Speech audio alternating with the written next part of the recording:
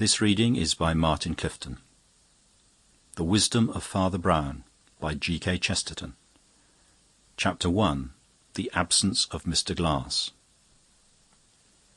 The consulting rooms of Dr. Orion Hood, the eminent criminologist and specialist in certain moral disorders, lay along the seafront at Scarborough, in a series of very large and well-lighted French windows, which showed the North Sea like one endless outer wall of blue-green marble. In such a place the sea had something of the monotony of a blue-green dado, for the chambers themselves were ruled throughout by a terrible tidiness, not unlike the terrible tidiness of the sea. It must not be supposed that Dr. Hood's apartments excluded luxury or even poetry. These things were there, in their place, but one felt that they were never allowed out of their place.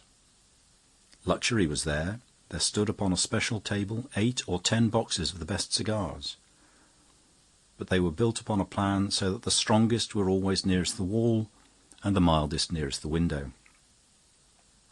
A tantalus containing 3 kinds of spirits, all of liqueur excellence, stood always on this table of luxury.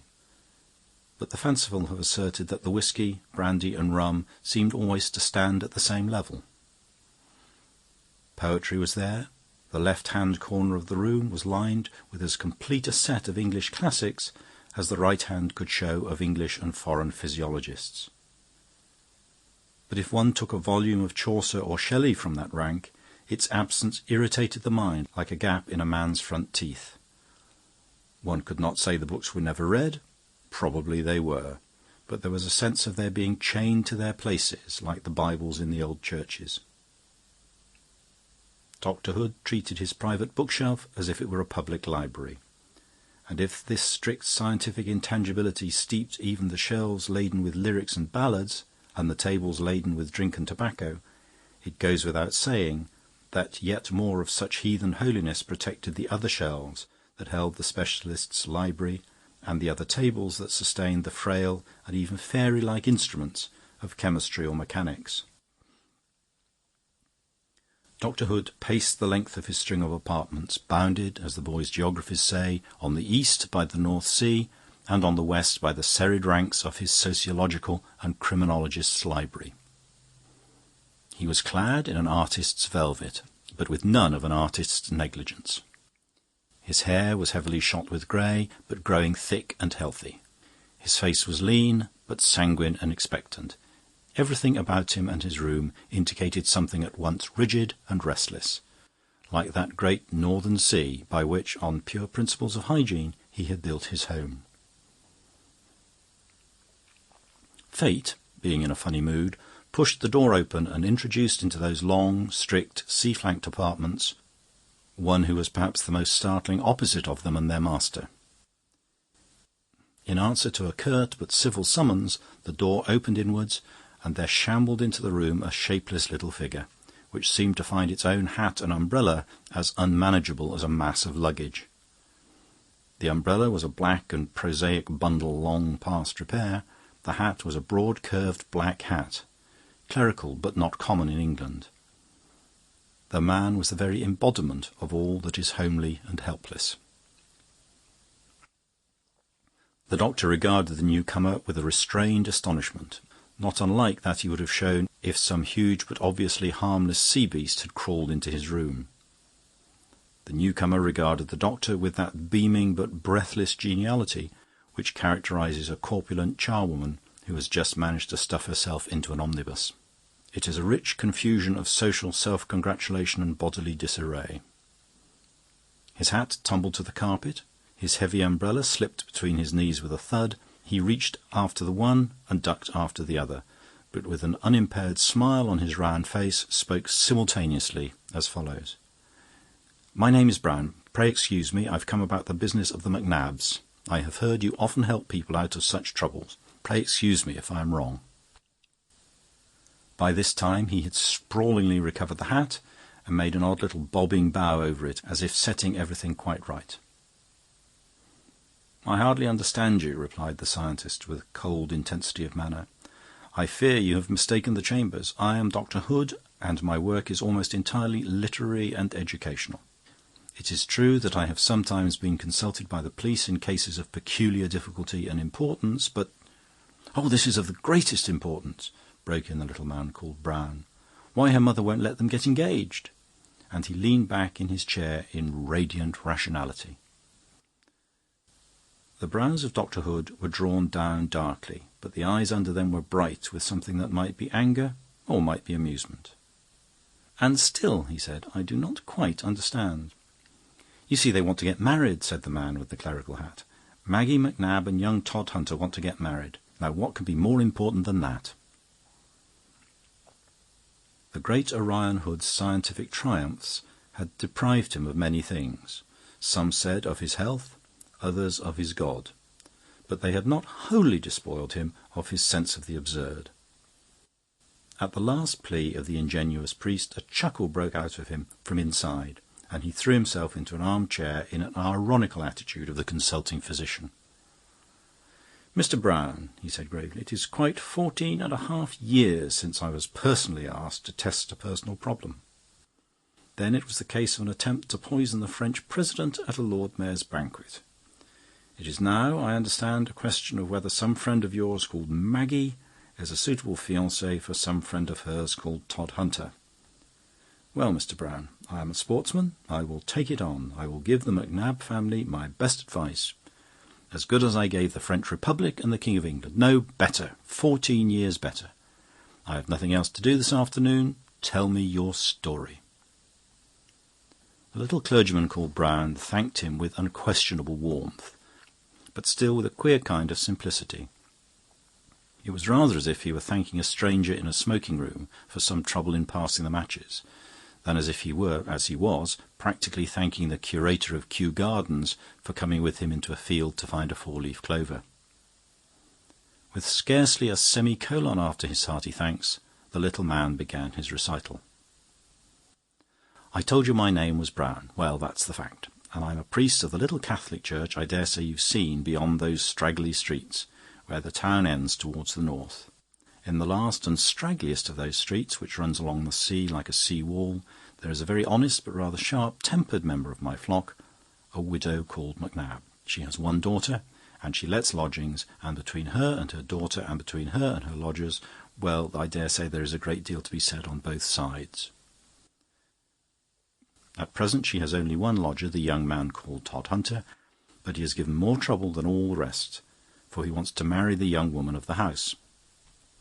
"And the young woman of the house," asked Dr. Hood, with huge and silent amusement, "what does she want?"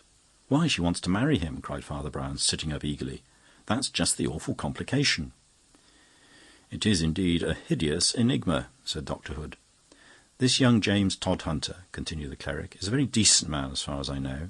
But then nobody knows very much. He's a bright, brownish little fellow, agile like a monkey, clean-shaven like an actor, and obliging like a born courtier.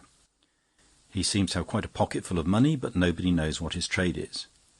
Mrs. McNab, therefore, being of a pessimistic turn, is quite sure it is something dreadful, and probably connected with dynamite.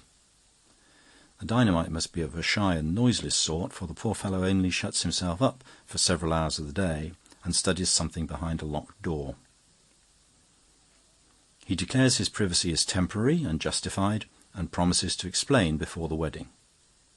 That is all that anyone knows for certain, but Mrs. McNab will tell you a great deal more than even she is certain of. You know how the tales grow like grass on such a patch of ignorance as that. There are tales of two voices heard talking in the room, though when the door is opened, Tod Hunter is always found alone.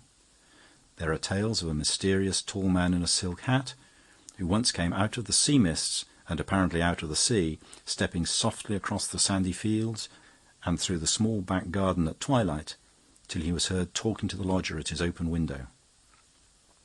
The colloquy seemed to end in a quarrel.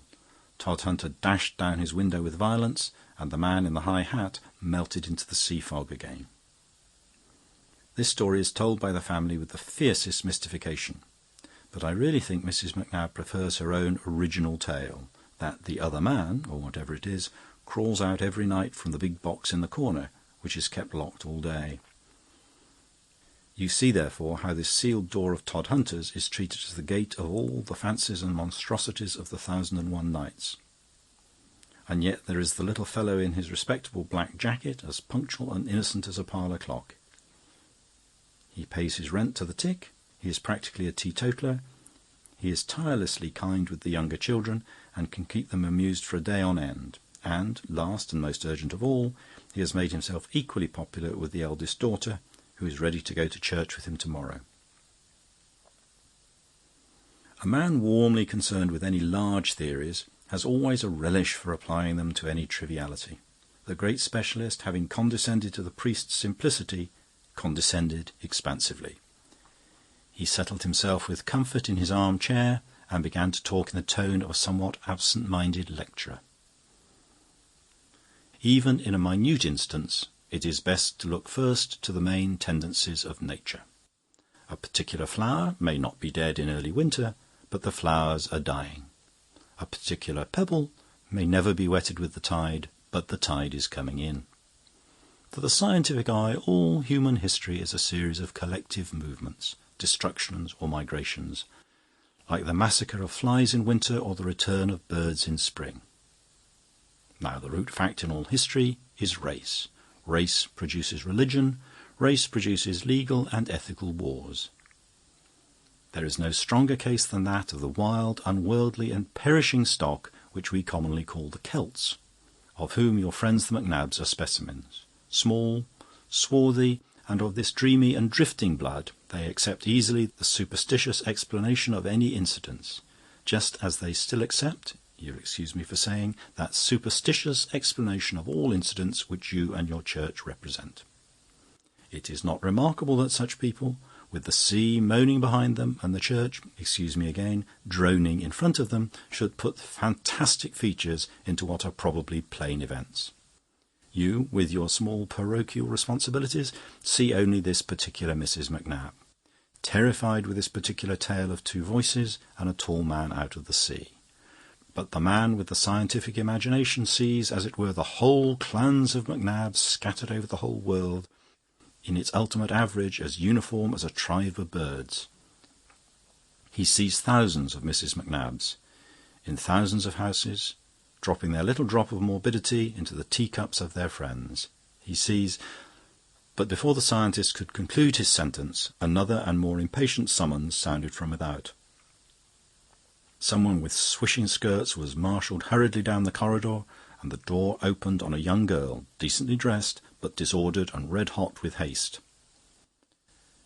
She had sea-blown blonde hair, and would have been entirely beautiful if her cheekbones had not been, in the Scottish manner, a little high in relief as well as in colour.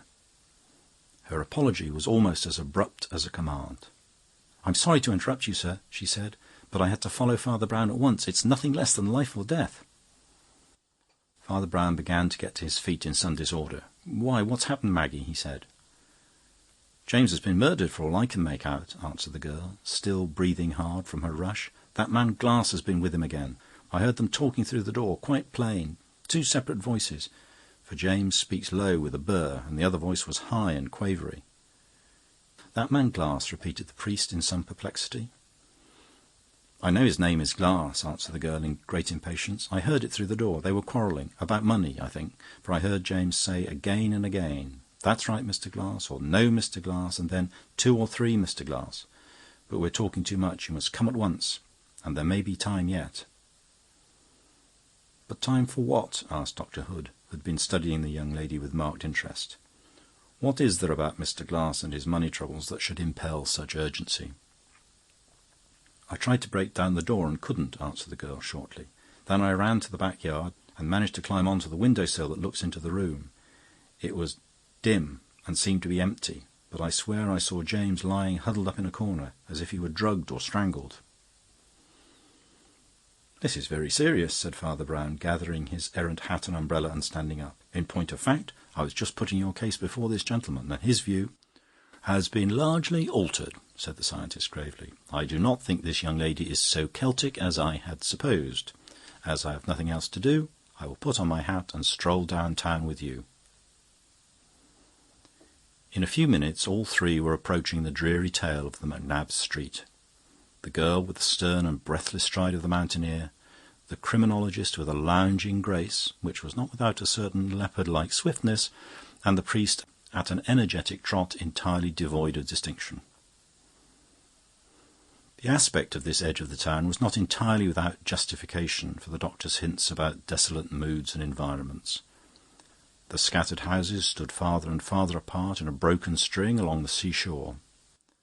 The afternoon was closing with a premature and partly lurid twilight. The sea was of an inky purple and murmuring ominously. In the scrappy back garden of the McNabs, which ran down towards the sand, two black, barren-looking trees stood up like demon hands held up in astonishment. And as Mrs. McNab ran down the street to meet them, with lean hands similarly spread and her fierce face in shadow, she was a little like a demon herself.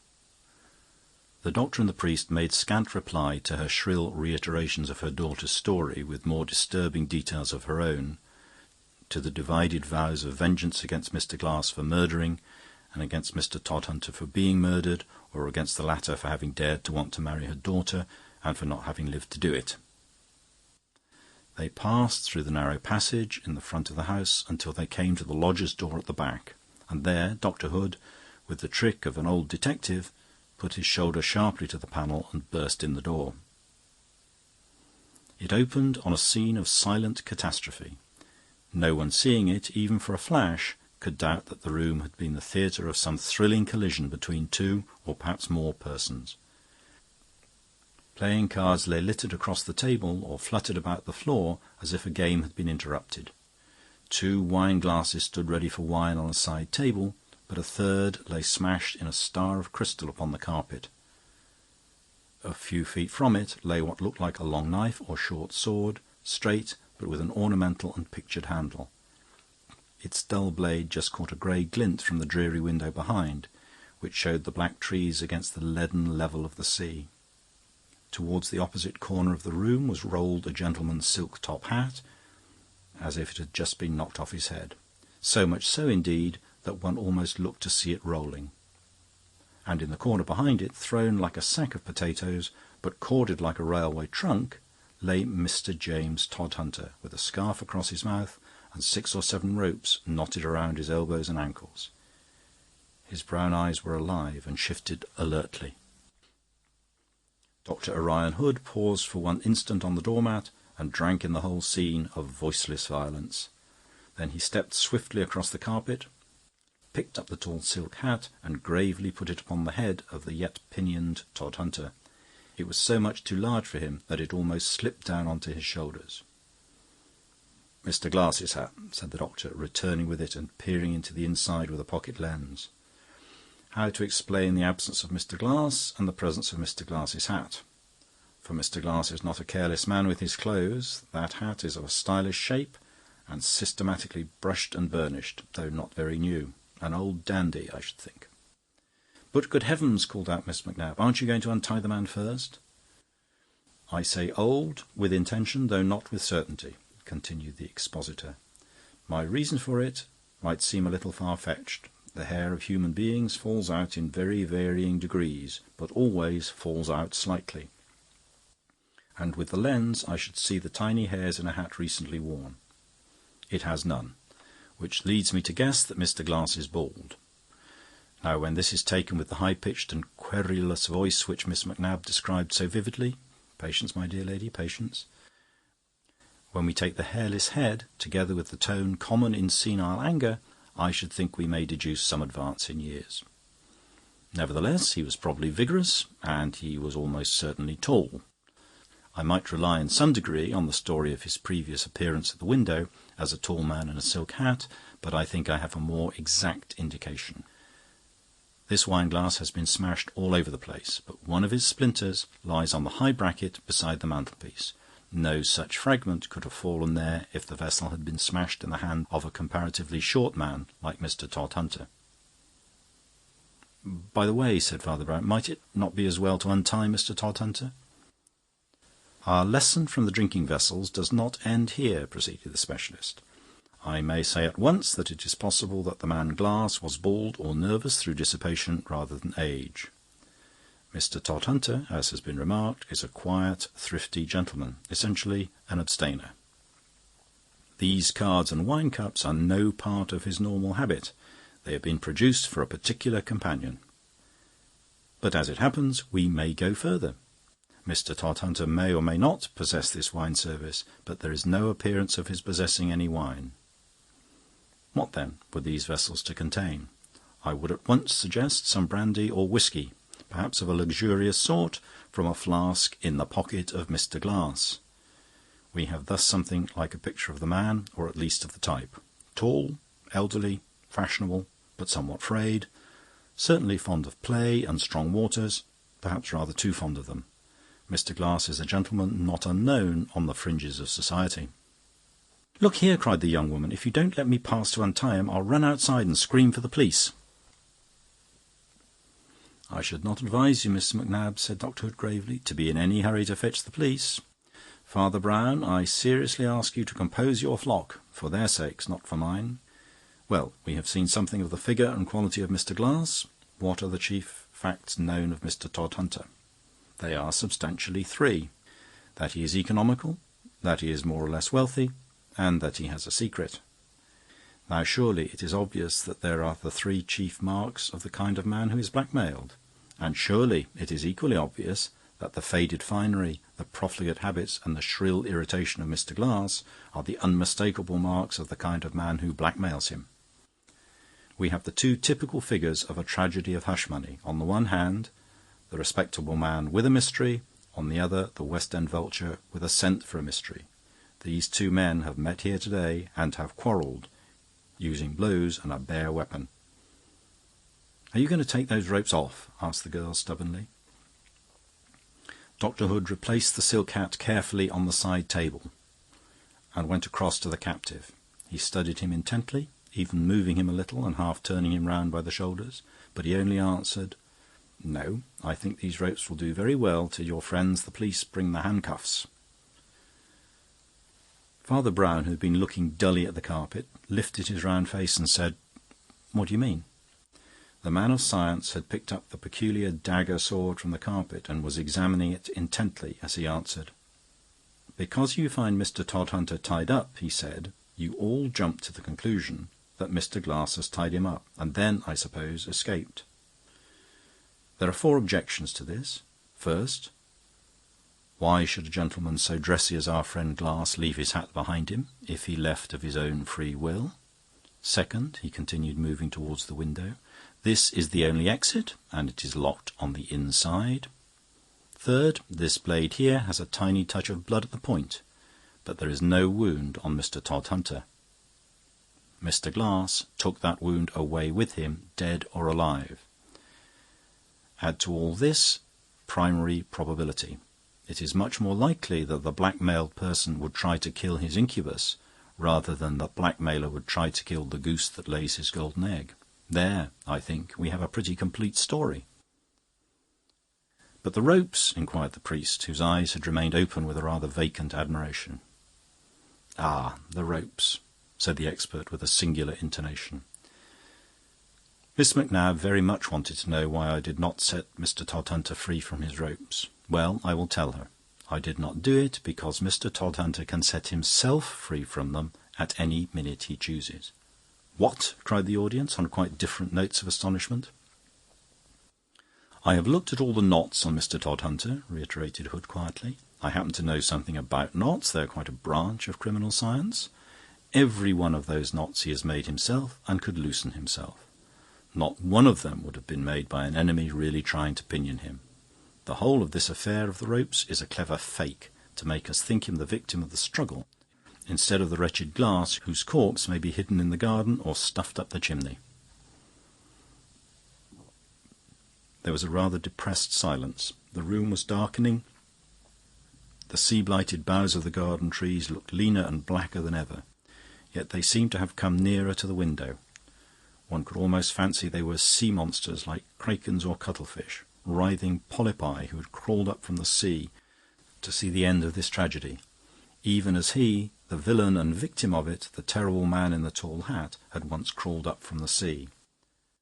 For the whole air was dense with the morbidity of blackmail, which is the most morbid of human things, because it is a crime concealing a crime, a black plaster on a blacker wound. The face of the little Catholic priest, which was commonly complacent and even comic, had suddenly become knotted with a curious frown. It was not the blank curiosity of his first innocence, it was rather the creative curiosity which comes when a man has the beginnings of an idea. "Say it again, please," he said in a simple, bothered manner. "Do you mean that Todhunter can tie himself up all alone and untie himself all alone?" "That is what I mean," said the doctor. "Jerusalem!" ejaculated Brown suddenly. "I wonder if it could possibly be that." He scuttled across the room rather like a rabbit and peered with a quite new impulsiveness into the partially covered face of the captive. Then he turned his own rather fatuous face to the company. "Yes, that's it," he cried, in a certain excitement. "Can't you see it in the man's face? Why, look at his eyes." Both the Professor and the girl followed the direction of his glance, and though the broad black scarf completely masked the lower half of Todhunter's visage, they did grow conscious of something struggling and intense about the upper part of it. "His eyes do look queer," cried the young woman, strongly moved. "You brutes, I believe it's hurting him." "Not that, I think," said Dr. Hood. "The eyes have certainly a singular expression, but I should interpret those transverse wrinkles as expressing rather such slight psychological abnormality." "Oh, bosh!" cried Father Brown. "Can't you see he's laughing?" "Laughing?" repeated the doctor with a start. "But what on earth can he be laughing at?" "Well," replied the Reverend Brown apologetically, "not to put too fine a point on it, I think he's laughing at you. And indeed, I'm a little inclined to laugh at myself, now I know about it." "Now you know about what?" asked Hood in some exasperation. "Now I know," replied the priest, "the profession of Mr. Todhunter." He shuffled about the room, looking at one object after another with what seemed to be a vacant stare, and then invariably bursting into an equally vacant laugh, a highly irritating process for those who had to watch it. He laughed very much over the hat, still more uproariously over the broken glass, but the blood on the sword point sent him into mortal convulsions of amusement. Then he turned to the fuming specialist. "Dr. Hood," he cried enthusiastically, "you are a great poet.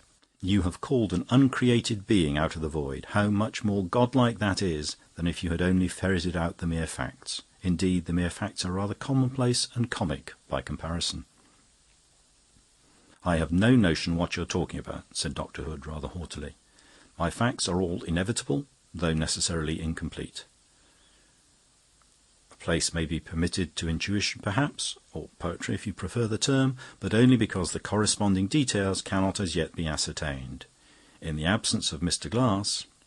That's it," said the little priest, nodding quite eagerly.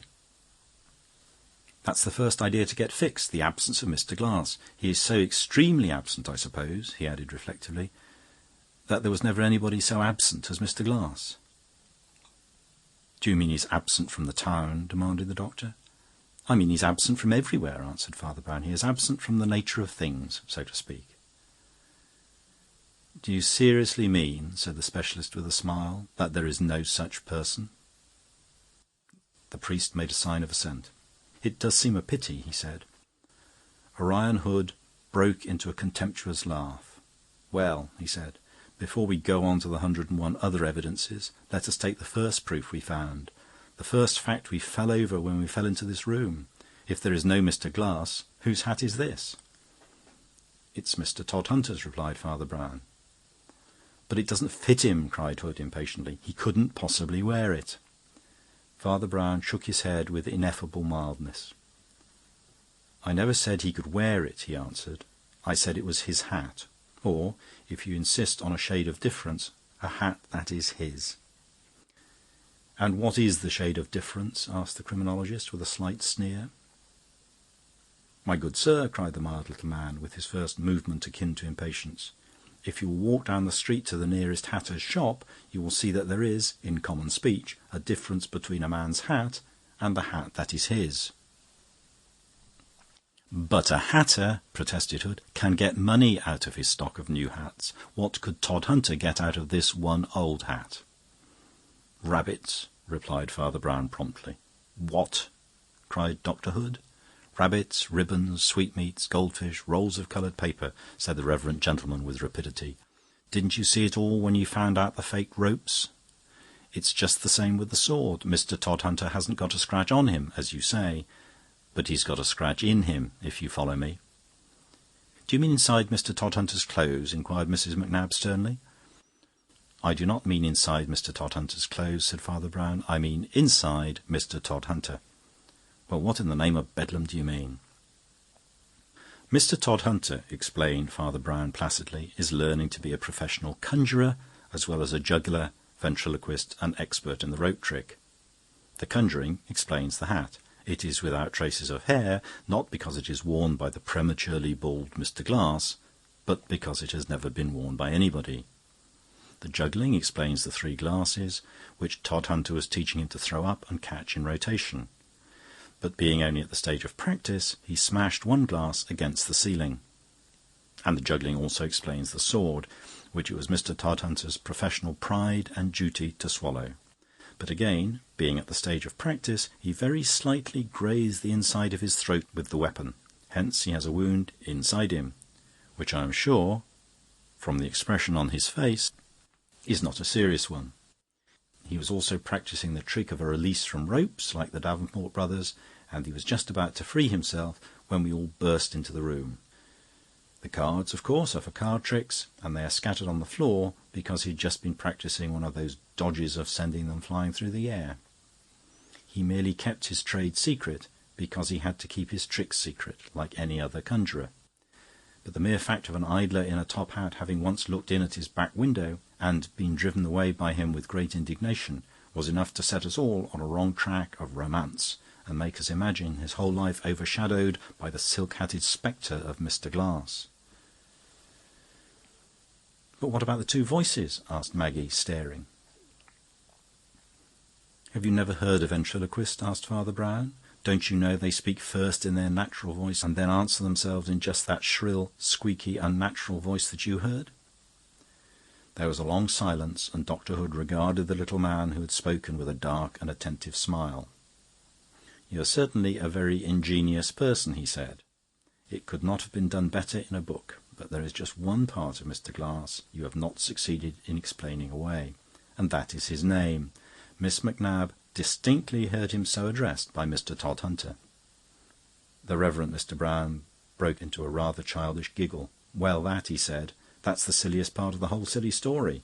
When our juggling friend here threw up the 3 glasses in turn, he counted them aloud as he caught them, and also commented aloud when he failed to catch them. What he really says was 1, 2, and 3, Mr. Glass, 1, 2, Mr. Glass, and so on." There was a second of stillness in the room, and then everyone with one accord burst out laughing. As they did so, the figure in the corner complacently uncoiled all the ropes and let them fall with a flourish. Then, advancing into the middle of the room with a bow, he produced from his pocket a big bill printed in blue and red, which announced that Zaladin, the world's greatest conjurer, contortionist, ventriloquist, and human kangaroo, would be ready with an entirely new series of tricks at the Empire Pavilion, Scarborough, on Monday next, at 8 o'clock precisely. End of chapter. Chapter 2. The Paradise of Thieves. The great Mascari, most original of the young Tuscan poets, walked swiftly into his favourite restaurant, which overlooked the Mediterranean, was covered by an awning, and fenced by little lemon and orange trees. Waiters in white aprons were already laying out on white tables the insignia of an early and elegant lunch, and this seemed to increase a satisfaction that already touched the top of swagger. Mascari had an eagle nose like Dante. His hair and neckerchief were dark and flowing. He carried a black cloak, and might almost have carried a black mask, so much did he bear with him a sort of Venetian melodrama. He acted as if a troubadour had still a definite social office, like a bishop. He went as near as his century permitted to walking the world literally like Don Juan, with rapier and guitar. For he never travelled without a case of swords, with which he had fought many brilliant duels, or without a corresponding case for his mandolin, with which he had actually serenaded Miss Ethel Harrogate, the highly conventional daughter of a Yorkshire banker on holiday. Yet he was neither a charlatan nor a child, but a hot, logical Latin, who liked a certain thing and was it. His poetry was as straightforward as anyone else's prose. He desired fame, or wine, or the beauty of women with a torrid directness inconceivable among the cloudy ideals or cloudy compromise of the North. To vaguer races his intensity smelt of danger or even crime. Like fire or the sea, he was too simple to be trusted. The banker and his beautiful daughter were staying at the hotel attached to Mascari's restaurant, and that was why it was his favourite restaurant. A glance flashed around the room told him at once, however, that the English party had not descended. The restaurant was glittering, but still comparatively empty. 2 priests were talking at a table in the corner, but Mascari, an ardent Catholic, took no more notice of them than of a couple of crows. But from a yet farther seat, partly concealed behind a dwarf tree golden with oranges, there rose and advanced towards the poet a person whose costume was the most aggressively opposite to his own. This figure was clad in tweeds of piebald check, with a pink tie, a sharp collar, and protuberant yellow boots. He contrived, in the true tradition of Harriet Margate, to look at once startling and commonplace. But as the Cockney apparition drew nearer, Mascari was astounded to observe that the head was distinctly different from the body. It was an Italian head, fuzzy, swarthy, and very vivacious, that rose abruptly out of the standing collar like cardboard and the comic pink tie. In fact, it was a head he knew. He recognised it, above all the dire erection of English holiday array, as the face of an old but forgotten friend named Ezza.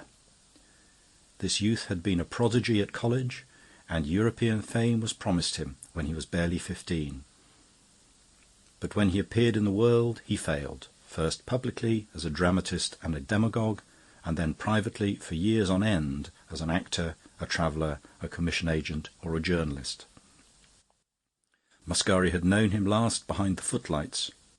He was but too well attuned to the excitements of that profession, and it was believed that some moral calamity had swallowed him up.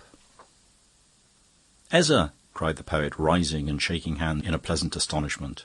"Well, I've seen you in many costumes in the green room, but I never expected to see you dressed up as an Englishman." "This," answered Ezza gravely, "is not the costume of an Englishman, but of the Italian of the future." "In that case," remarked Mascari, "I confess I prefer the Italian of the past." "That is your old mistake, Mascari," said the man in tweeds, shaking his head, "and the mistake of Italy. In the 16th century we Tuscans made the morning. We had the newest steel, the newest carving, the newest chemistry. Why should we not now have the newest factories, the newest motors, the newest finance, the newest clothes?" "Because they're not worth having," answered Mascari. "You cannot make Italians really progressive. They're too intelligent. Men who see the short cut to good living will never go by the new elaborate roads." "Well, to me, Marconi or D'Annunzio is the star of Italy," said the other. "That is why I have become a futurist and a courier." "A courier!" cried Mascari, laughing. "Is that the last of your list of trades? And whom are you conducting?" "Oh, a man of the name of Harrogate and his family, I believe." "Not the banker in this hotel?" inquired the poet with some eagerness. "That's the man," answered the courier. "Does it pay well?" asked the troubadour innocently. "It will pay me," said Ezza with a very enigmatic smile. "But I am a rather curious sort of courier." Then, as if changing the subject, he said abruptly, "He has a daughter and a son." "The daughter is divine," affirmed Mascari. "The father and son are, I suppose, human. But granted his harmless qualities, doesn't that banker strike you as a splendid instance of my argument? Harrogate has millions in his safes, and I have a hole in my pocket. But you can't say that he's cleverer than I, or bolder than I, or even more energetic. He's not clever, he's got eyes like blue buttons. He's not energetic, He moves from chair to chair like a paralytic. He's a conscientious, kindly old blockhead, but he's got money simply because he collects money, as a boy collects stamps. You're too strong-minded for business, Ezza. You won't get on. To be clever enough to get all that money, one must be stupid enough to want it." "I'm stupid enough for that," said Ezza gloomily. "But I should suggest a suspension of your critique of the banker, for here he comes." Mr. Harrogate, the great financier, did indeed enter the room, but nobody looked at him. He was a massive, elderly man with a boiled blue eye and faded grey sandy moustaches. But for his heavy stoop he might have been a colonel. He carried several unopened letters in his hand. His son Frank was a really fine lad, curly-haired, sunburnt and strenuous, but nobody looked at him either. All eyes, as usual, were riveted, for the moment at least, upon Ethel Harrogate, whose golden Greek head and colour of the dawn seemed set purposely above that sapphire sea, like a goddess. The poet Mascari drew a deep breath as if he were drinking something, as indeed he was. He was drinking the classic, which his fathers made. Ezza studied her with a gaze equally intense and far more baffling. Miss Harrogate was specially radiant and ready for conversation on this occasion, and her family had fallen into the easier continental habit, allowing the stranger Mascari and even the courier Ezza to share their table and their talk. In Ethel Harrogate, conventionality crowned itself with a perfection and splendour of its own. Proud of her father's prosperity, fond of fashionable pleasures, a fond daughter but an arrant flirt, she was all these things with a sort of golden good nature that made her very pride pleasing and her worldly respectability a fresh and hearty thing. They were in an eddy of excitement about some alleged peril in the mountain path they were to attempt that week. The danger was not from rock and avalanche, but from something yet more romantic. Ethel had been earnestly assured that brigands, the true cutthroats of the modern legend, still haunted that ridge and held that pass of the Apennines. "They say," she cried, with the awful relish of a schoolgirl, "that all that country isn't ruled by the King of Italy, but by the King of Thieves. Who is the King of Thieves?" "A great man," replied Mascari, "worthy to rank with your own Robin Hood, Signorina. Montano, the King of Thieves, was first heard of in the mountains some 10 years ago, when people said brigands were extinct. But his wild authority spread with the swiftness of a silent revolution. Men found his fierce proclamations nailed in every mountain village, his sentinels, gun in hand, in every mountain ravine. 6 times the Italian government tried to dislodge him, and was defeated in 6 pitched battles, as if by Napoleon." "Now that sort of thing," observed the banker weightily, "would never be allowed in England.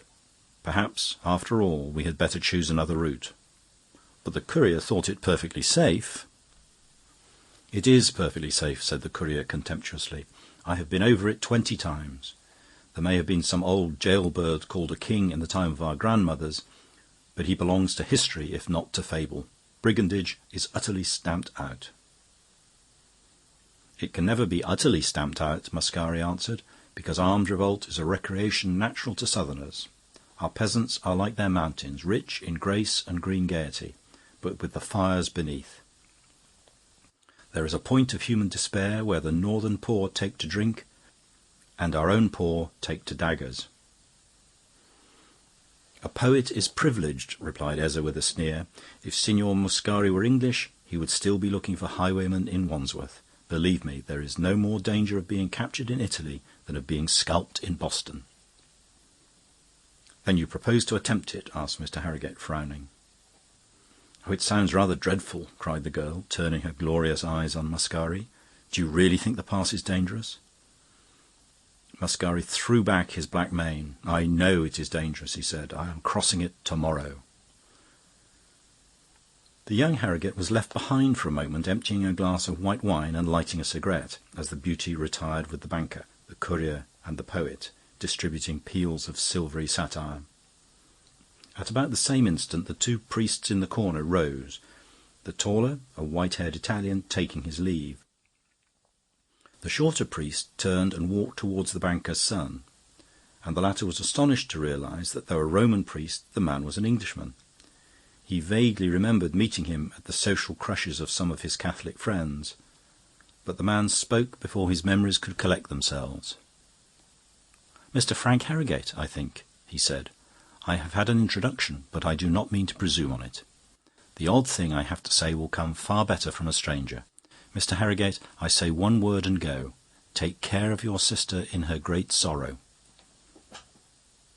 Even for Frank's truly fraternal indifference, the radiance and derision of his sister still seemed to sparkle and ring. He could hear her laughter still from the garden of the hotel, and he stared at his sombre adviser in puzzledom. "Do you mean the brigands?" he asked, and then, remembering a vague fear of his own, "Or can you be thinking of Mascari?" "One is never thinking of the real sorrow," said the strange priest. "One can only be kind when it comes." And he passed promptly from the room, leaving the other almost with his mouth open. A day or two afterwards, a coach containing the company was really crawling and staggering up the spurs of the menacing mountain range. Between Ezza's cheery denial of the danger and Mascari's boisterous defiance of it, the financial family were firm in their original purpose, and Mascari made his mountain journey coincide with theirs. A more surprising feature was the appearance at the coast town station of the little priest of the restaurant. He alleged merely that business led him also to cross the mountains of the Midland. But young Harrogate could not but connect his presence with the mystical fears and warnings of yesterday. The coach was a kind of commodious wagonette invented by the modernist talent of the courier, who dominated the expedition with his scientific activity and breezy wit. The theory of danger from thieves was banished from thought and speech, though so far conceded in formal act that some slight protection was employed. The courier and the young banker carried loaded revolvers, and Mascari, with much boyish gratification, buckled on a kind of cutlass under his black cloak.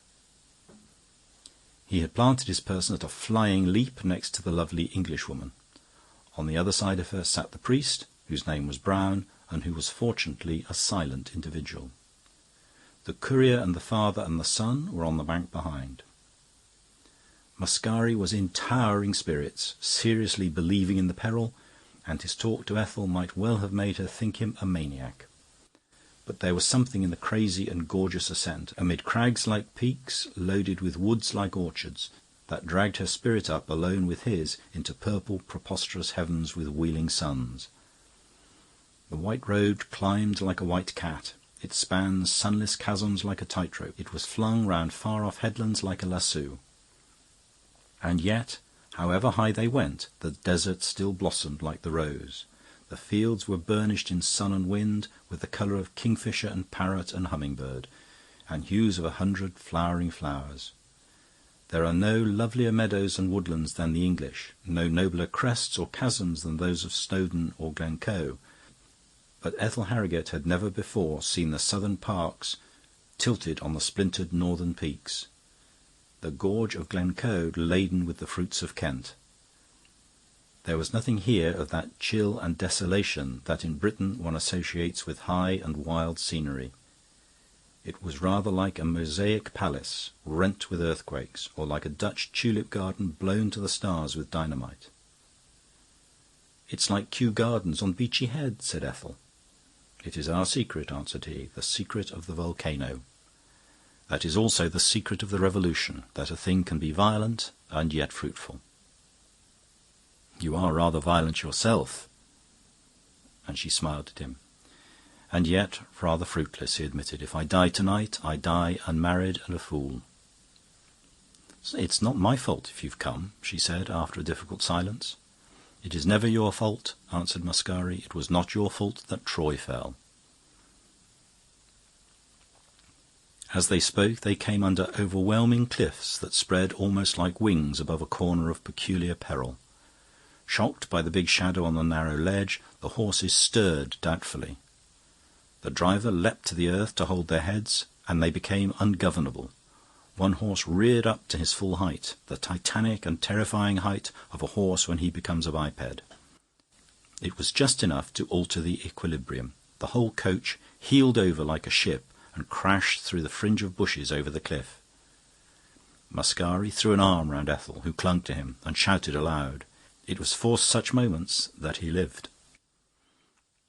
At the moment when the gorgeous mountain walls went round the poet's head like a purple windmill, a thing happened which was superficially even more startling. The elderly and lethargic banker sprang erect in the coach and leapt over the precipice before the tilted vehicle could take him there.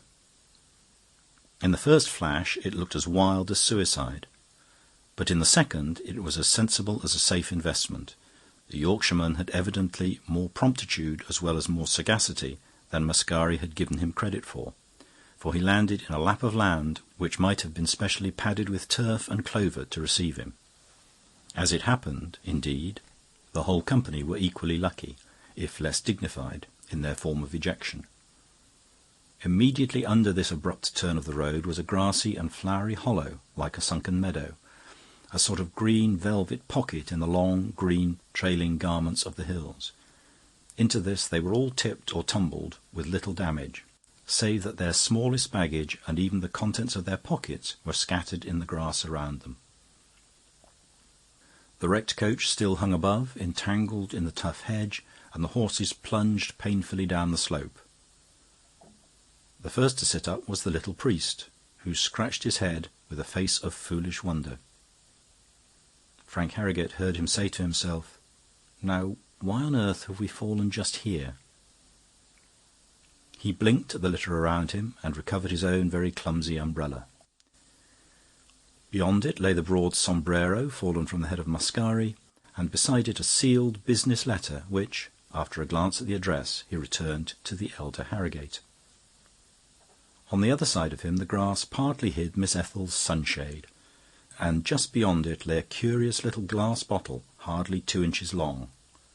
The priest picked it up. In a quick, unobtrusive manner he uncorked and sniffed it, and his heavy face turned the colour of clay. "Heaven deliver us," he muttered. "It can't be hers. Has her sorrow come on her already?" He slipped it into his own waistcoat pocket. "I think I'm justified," he said, "till I know a little more." He gazed painfully at the girl, at that moment being raised out of the flowers by Mascari, who was saying, "We have fallen into heaven. It is a sign. Mortals climb up and they fall down, but it is only the gods and goddesses who can fall upwards." And indeed she rode out of the sea of colours so beautiful and happy a vision that the priest felt his suspicion shaken and shifted.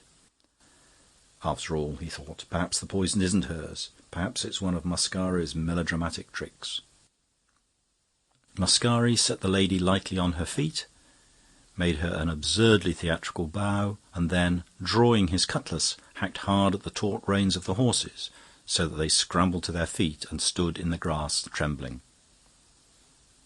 When he had done so, a most remarkable thing occurred. A very quiet man, very poorly dressed and extremely sunburnt, came out of the bushes and took hold of the horses' heads.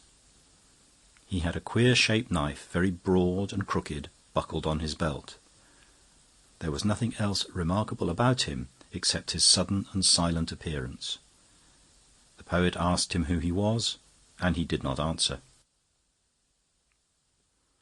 Looking around him at the confused and startled group in the hollow, Mascari then perceived that another tanned and tattered man, with a short gun under his arm, was looking at them from the ledge just below, leaning his elbows on the edge of the turf.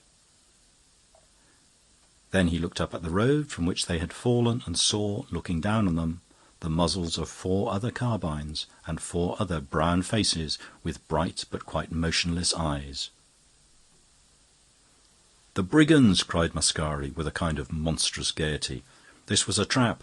Ezza, if you will oblige me by shooting the coachman first, we can cut our way out yet. There are only 6 of them."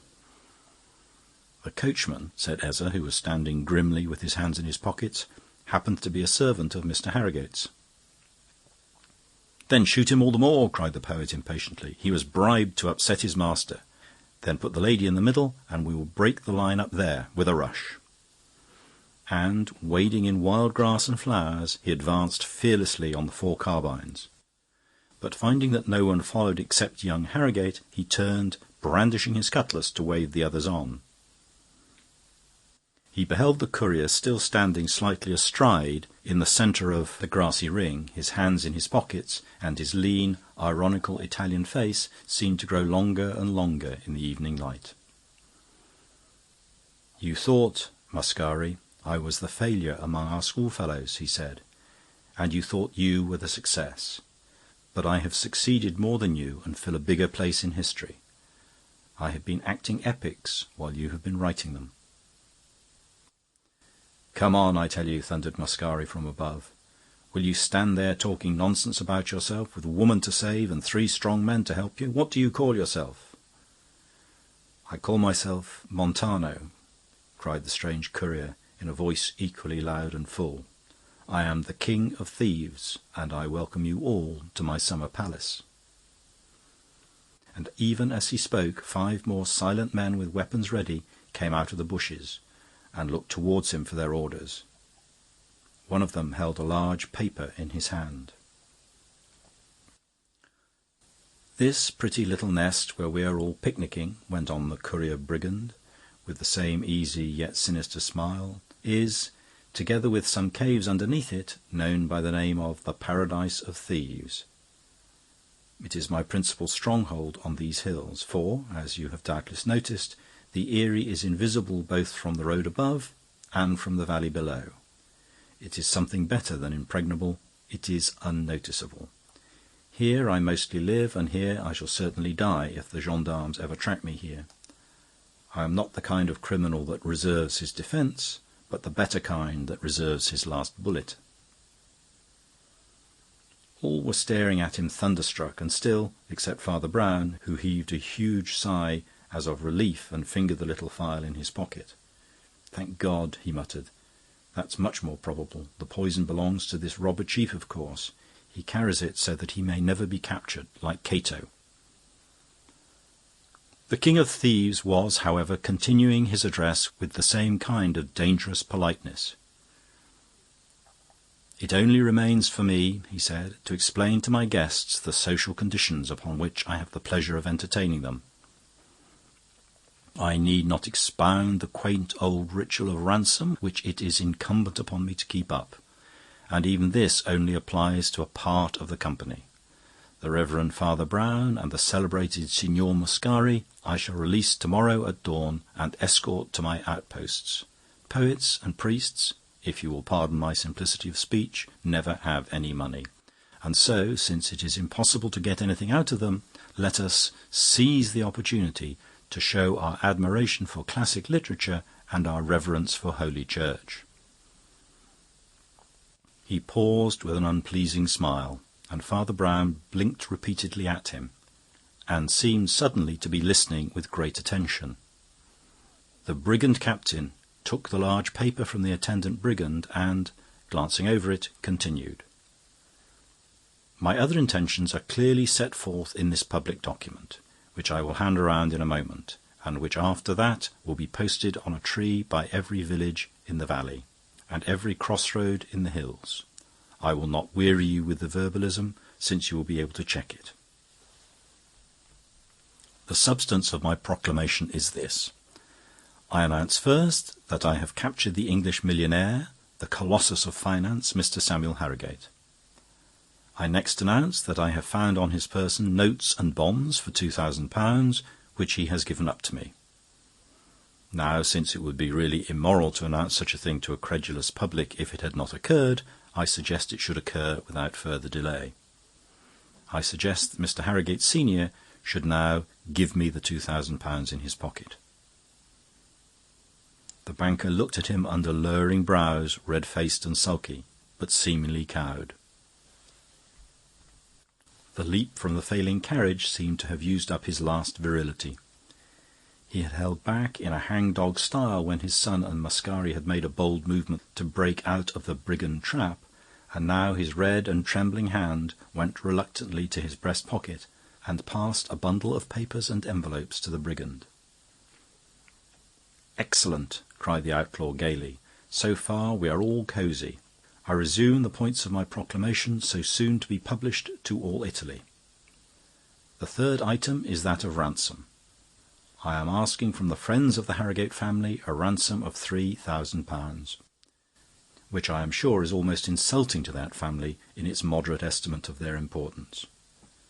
Who would not pay triple this sum for another day's association with such a domestic circle? I will not conceal from you that the document ends with certain legal phrases about the unpleasant things that may happen if the money is not paid. But meanwhile, ladies and gentlemen, let me assure you that I am comfortably off here for accommodation, wine and cigars, and bid you for the present a sportsmanlike welcome to the luxuries of the paradise of thieves."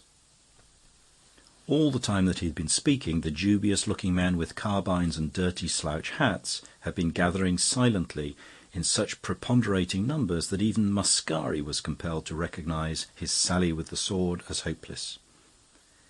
He glanced around him, but the girl had already gone over to soothe and comfort her father, for her natural affection for his person was as strong or stronger than her somewhat snobbish pride in his success. Mascari, with the illogicality of a lover, admired this filial devotion, and yet was irritated by it. He slapped his sword back in the scabbard and went and flung himself, somewhat sulkily, on one of the green banks. The priest sat down within a yard or two, and Mascari turned his aquiline nose on him in an instantaneous irritation. "Well," said the poet tartly, "do people still think me too romantic? Are there, I wonder, any brigands left in the mountains?" "There may be," said Father Brown agnostically. "What do you mean?" asked the other sharply. "I mean I am puzzled," replied the priest. "I am puzzled about Ezza or Montano, or whatever his name is. He seems to me much more inexplicable as a brigand even than when he was a courier." "But in what way?" persisted his companion. "Santa Maria, I should have thought the brigand was plain enough." "I find three curious difficulties," said the priest in a quiet voice. "I should like to have your opinion of them. First of all, I must tell you I was lunching in that restaurant at the seaside. As four of you left the room, you and Miss Harrogate went ahead, talking and laughing. The banker and the courier came behind, speaking sparely and rather low. But I could not help hearing Ezza say these words, 'Well, let her have a little fun. You know the blow may smash her at any minute.' Mr. Harrogate answered nothing, so the words must have had some meaning. On the impulse of the moment, I warned her brother that she might be in peril. I said nothing of its nature, for I did not know. But if it meant this capture in the hills, the thing is nonsense. Why should the brigand courier warn his patron, even by a hint, when it was his whole purpose to lure him into the mountain mousetrap? It could not have meant that. But if not, what is this disaster, known both to courier and banker, which hangs over Miss Harrogate's head?" "Disaster to Miss Harrogate!" ejaculated the poet, sitting up with some ferocity. "Explain yourself. Go on." "All my riddles, however, revolve around our bandit chief," resumed the priest reflectively. "And here is the second of them. Why did he put so prominently in his demand for ransom the fact that he had taken £2,000 from his victim on the spot? It had no faintest tendency to evoke the ransom. Quite the other way, in fact. Harrogate's friends would be far likelier to fear for his fate if they thought the thieves were poor and desperate. Yet the spoliation on the spot was emphasised and even put first in the demand. Why should Ezza Montano want so specifically to tell all Europe that he had picked the pocket before he levied the blackmail?" "I cannot imagine," said Mascari, rubbing up his black hair, for once with an unaffected gesture. "You may think you enlighten me, but you are leading me deeper in the dark." "What may be the third objection to the King of Thieves?" "The third objection," said Father Brown, still in meditation, "is this bank we are sitting on. Why does our brigand courier call this his chief fortress and the paradise of thieves? It is certainly a soft spot to fall on, and a sweet spot to look at. It is also quite true, as he says, that it is invisible from the valley and peak, and is therefore a hiding-place. But it is not a fortress. It never could be a fortress. I think it would be the worst fortress in the world, for it is actually commanded from above by the common high road across the mountains, the very place where the police would most probably pass. Why, 5 shabby short guns held us helpless here about half an hour ago. The quarter of a company of any kind of soldiers could have blown us over the precipice. Whatever is the meaning of this odd little nook of grass and flowers, it is not an entrenched position. It is something else. It has some other strange sort of importance, some value that I do not understand. It is more like an accidental theatre or a natural green room. It is like the scene of some romantic comedy. It is like... As the little priest's words lengthened and lost themselves in a dull and dreamy sincerity, Mascari, whose animal senses were alert and impatient, heard a new noise in the mountains. Even for him the sound was as yet very small and faint, but he could have sworn that the evening breeze bore with it something like the pulsation of horses' hooves and a distant hallooing. At the same moment, and long before the vibration had touched the less experienced English ears, Montano the brigand ran up the bank above them and stood in the broken hedge, steadying himself against a tree and peering down the road. He was a strange figure as he stood there, for he had assumed a flapped fantastic hat and swinging baldric and cutlass in his capacity of bandit king. But the bright prosaic tweed of the courier showed through in patches all over him. The next moment he turned his olive, sneering face and made a movement with his hand. The brigands scattered at the signal, not in confusion, but in what was evidently a kind of guerrilla discipline. Instead of occupying the road along the ridge, they sprinkled themselves along the side of it, behind the trees and the hedge, as if watching unseen for an enemy. The noise beyond grew stronger, beginning to shake the mountain road, and a voice could be clearly heard calling out orders. The brigands swayed and huddled, cursing and whispering, and the evening air was full of little metallic noises as they cocked their pistols or loosened their knives, or trailed their scabbards over the stones. Then the noises from both quarters seemed to meet on the road above. Branches broke, horses neighed, men cried out. "A rescue!" cried Mascari, springing to his feet and waving his hat. "The gendarmes are on them. Now for freedom and a blow for it. Now to be rebels against robbers. Come, don't let us leave everything to the police. That is so dreadfully modern. Fall on the rear of these ruffians. The gendarmes are rescuing us. Come, friends, let us rescue the gendarmes." And throwing his hat over the trees, he drew his cutlass once more and began to escalade the slope up to the road. Frank Harrogate jumped up and ran across to help him, revolver in hand, but was astounded to hear himself imperatively recalled by the raucous voice of his father, who seemed to be in great agitation. "I won't have it," said the banker in a choking voice. "I command you not to interfere." "But, father," said Frank very warmly, "an Italian gentleman has led the way. You wouldn't have it said that the English hung back." "It is useless," said the older man, who was trembling violently. "It is useless. We must submit to our lot." Father Brown looked at the banker. Then he put his hand instinctively, as if on his heart, but really on the little bottle of poison, and a great light came into his face, like the light of the revelation of death. Mascari, meanwhile, without waiting for support, had crested the bank up to the road and struck the brigand king heavily on the shoulder, causing him to stagger and swing round. Montano also had his cutlass unsheathed, and Mascari, without further speech, sent a slash at his head, which he was compelled to catch and parry. But even as the two short blades crossed and clashed, the king of thieves deliberately dropped his point and laughed. "What's the good, old man?" he said, in spirited Italian slang. "This damned farce will soon be over." "What do you mean, you shuffler?" panted the fire-eating poet. "Is your courage a sham as well as your honesty?" "Everything about me is a sham," responded the ex-courier in complete good humour. "I am an actor, and if I ever had a private character, I have forgotten it. I am no more a genuine brigand than I am a genuine courier.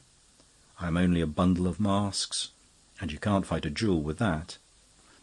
And he laughed with boyish pleasure and fell into his old straddling attitude with his back to the skirmish up the road. Darkness was deepening under the mountain walls, and it was not easy to discern much of the progress of the struggle, save that tall men were pushing their horses' muzzles through a clinging crowd of brigands, who seemed more inclined to harass and hustle the invaders than to kill them.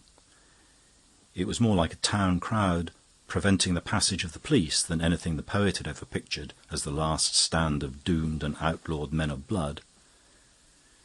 Just as he was rolling his eyes in bewilderment, he felt a touch on his elbow, and found the old little priest standing there like a small Noah with a large hat, and requesting the favour of a word or two.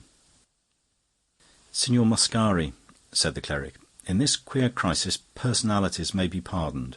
I may tell you without offence of a way in which you will do more good than by helping the gendarmes, who are bound to break through in any case. You will permit me the impertinent intimacy, but do you care about that girl? Care enough to marry her and make her a good husband, I mean?" "Yes," said the poet quite simply. "Does she care about you?" "I think so," was the equally grave reply. "Then go over there and offer yourself," said the priest. "Offer her everything you can. Offer her heaven and earth if you've got them. The time is short." "Why?" asked the astonished man of letters. "Because," said Father Brown, "her doom is coming up the road." "Nothing is coming up the road," argued Mascari, "except the rescue." "Well, you go over there," said his adviser, "and be ready to rescue her from the rescue." Almost as he spoke, the hedges were broken all along the ridge by a rush of the escaping brigands. They dived into bushes and thick grass like defeated men pursued, and the great cocked hats of the mounted gendarmerie were seen passing along above the broken hedge. Another order was given. There was a noise of dismounting, and a tall officer with a cocked hat, a grey imperial, and a paper in his hand appeared in the gap that was the gate of the paradise of thieves. There was a momentary silence, broken in an extraordinary way by the banker, who cried out in a hoarse and strangled voice, "Robbed! I've been robbed!" "Why, that was hours ago," cried his son in astonishment, "when you were robbed of £2,000. "Not of £2,000, said the financier with an abrupt and terrible composure, "only of a small bottle." The policeman with the grey imperial was striding across the green hollow. Encountering the king of thieves in his path, he clapped him on the shoulder with something between a caress and a buffet, and gave him a push that sent him staggering away. "You'll get into trouble too," he said, "if you play these tricks." Again, to Mascari's artistic eye, it seemed scarcely like the capture of a great outlaw at bay. Passing on, the policeman halted before the Harrogate group and said, "Samuel Harrogate, I arrest you in the name of the law for embezzlement of the funds of the Hull and Huddersfield Bank." The great banker nodded with an odd air of business assent, seemed to reflect a moment, and before they could interpose, took a half-turn and a step that brought him to the edge of the outer mountain wall. Then, flinging up his hands, he leapt exactly as he had leapt out of the coach. But this time he did not fall into a little meadow just beneath. He fell 1,000 feet below to become a wreck of bones in the valley. The anger of the Italian policeman, which he expressed volubly to Father Brown, was largely mixed with admiration. "It was like him to escape us at last," he said. "He was a great brigand, if you like." This last trick of his I believe to be absolutely unprecedented. He fled with the company's money to Italy, and actually got himself captured by sham brigands in his own pay, so as to explain both the disappearance of the money and the disappearance of himself. That demand for ransom was really taken seriously by most of the police, but for years he's been doing things as good as that, quite as good as that. He will be a serious loss to his family. Mascari was leading away the unhappy daughter, who held hard to him, as she did for many a year after, but even in that tragic wreck he could not help having a smile and a hand of half-mocking friendship for the indefensible Ezza Montano. "And where are you going next?" he asked him over his shoulder. "Birmingham," answered the actor, puffing a cigarette. "Didn't I tell you I was a futurist? I really do believe in those things if I believe in anything. Change, bustle, and new things every morning. I'm going to Manchester, Liverpool, Leeds, Hull, Huddersfield, Glasgow, Chicago, in short, to enlightened, energetic, civilized society. In short, said Muscari, to the real paradise of thieves. End of chapter. Chapter 3. The Duel of Dr. Hirsch. M. Maurice Brun and M. Armand Armagnac were crossing the sunlit Champs-Elysees with a kind of vivacious respectability. They were both short, brisk, and bold.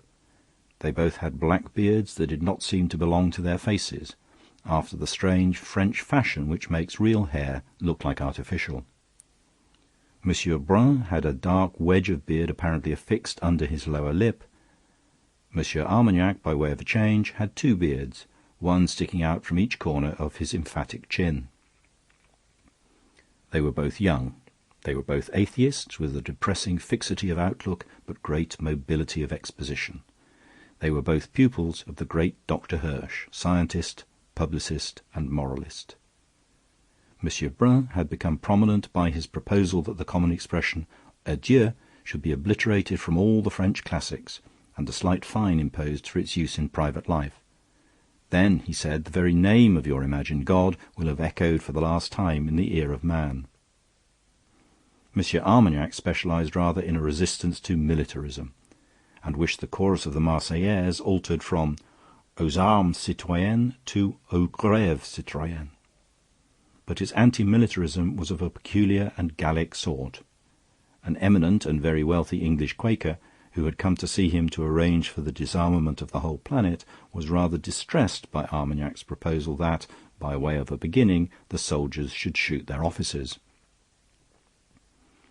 And indeed it was in this regard that the two men differed most from their leader and father in philosophy.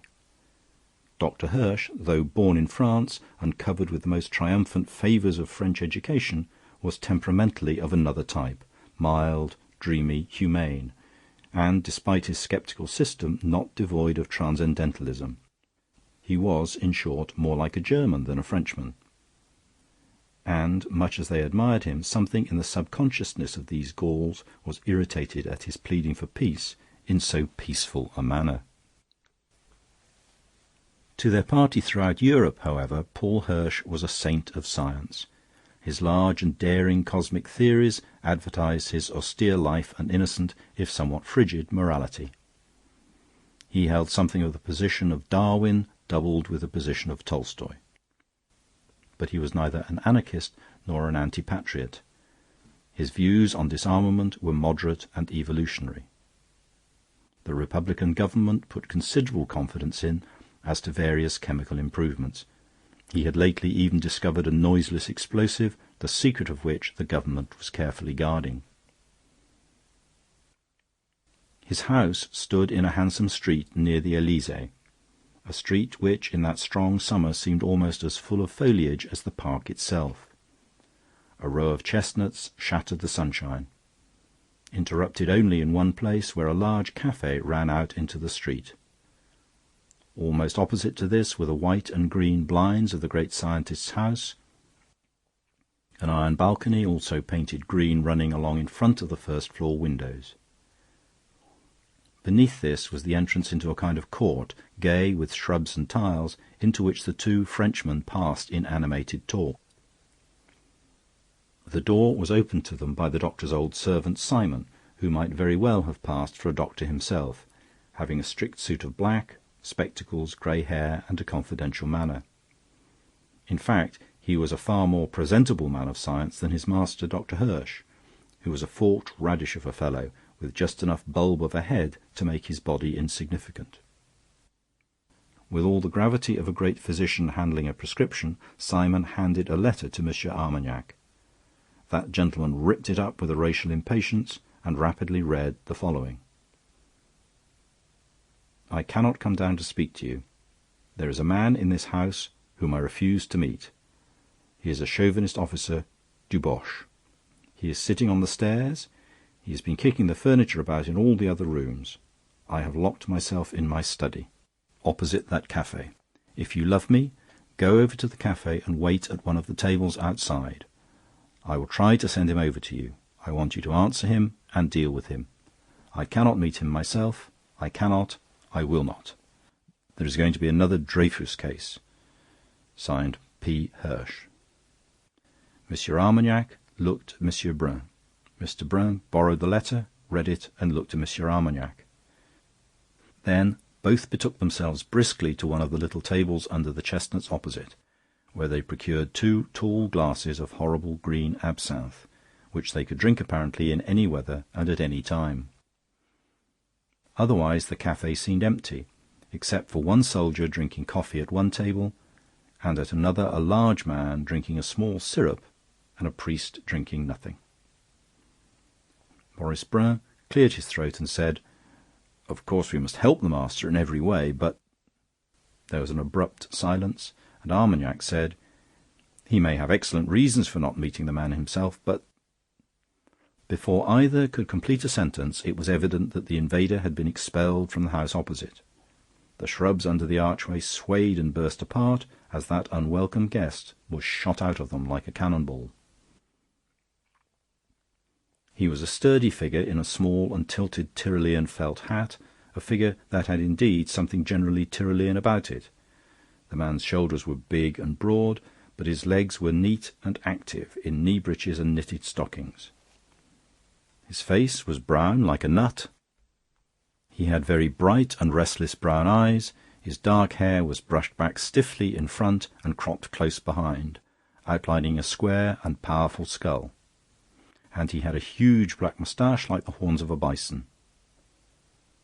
Such a substantial head is generally based on a bull neck, but this was hidden by a big coloured scarf, swathed round up the man's ears and falling in front inside his jacket like a sort of fancy waistcoat. It was a scarf of strong dead colours, dark red, old gold, and purple, probably of Oriental fabrication. Altogether the man had something a shade barbaric about him, more like a Hungarian squire than an ordinary French officer. His French, however, was obviously that of a native, and his French patriotism was so impulsive as to be slightly absurd. His first act, when he burst out of the archway, was to call in a clarion voice down the street, "Are there any Frenchmen here?" as if he were calling for Christians in Mecca. Armagnac and Brun instantly stood up, but they were too late. Men were already running from the street corners. There was a small but ever clustering crowd. With the prompt French instinct for the politics of the street, the man with the black moustache had already run across to a corner of the café, sprung on one of the tables, and seizing a branch of chestnut to steady himself, shouted as Camille Desmoulins once shouted when he scattered the oak leaves among the populace. "Frenchmen," he volleyed, "I cannot speak. God help me, that is why I am speaking. The fellows in their filthy parliament who learn to speak also learn to be silent, silent as that spy cowering in the house opposite, silent as he is when I beat on his bedroom door, silent as he is now, though he hears my voice across this street and shakes where he sits. Oh, they can be silent eloquently, the politicians, but the time has come when we that cannot speak must speak. You are betrayed to the Prussians, betrayed at this moment, betrayed by that man. I am Jules Dubosc, Colonel of Artillery, Belfort. We caught a German spy in Vosges yesterday, and a paper was found on him, a paper I hold in my hand. Oh, they tried to hush it up. But I took it direct to the man who wrote it, the man in that house. It is in his hand, it is signed with his initials, it is a direction for finding the secret of this new noiseless powder. Hirsch invented it. Hirsch wrote this note about it. The note is in German and was found in a German's pocket. Tell the man the formula for powder is in grey envelope in first drawer to the left of the secretary's desk, War Office, in red ink. He must be careful. P.H." He rattled short sentences like a quick-firing gun, but he was plainly the sort of man who is either mad or right. The mass of the crowd was nationalist, and already in threatening uproar, and a minority of equally angry intellectuals, led by Armagnac and Brun, only made the matter more militant. "If this is a military secret," shouted Brun, "why do you yell about it in the street?" "I will tell you why I do," roared Dubosc above the roaring crowd. I went to this man in a straight and civil style. If he had any explanation, it could have been given in complete confidence. He refuses to explain. He refers me to two strangers in a café as to two flunkies. He has thrown me out of the house, but I am going back into it with the people of Paris behind me." A shout seemed to shake the very façade of mansions, and two stones flew, one breaking a window above the balcony. The indignant colonel plunged once more under the archway, and was heard crying and thundering inside. Every instant the human sea grew wider and wider. It surged up against the rails and steps of the traitor's house. It was already certain that the place would be burst into like the Bastille when the broken French window opened and Dr. Hirsch came out on the balcony. For an instant the fury half turned to laughter, for he was an absurd figure in such a scene.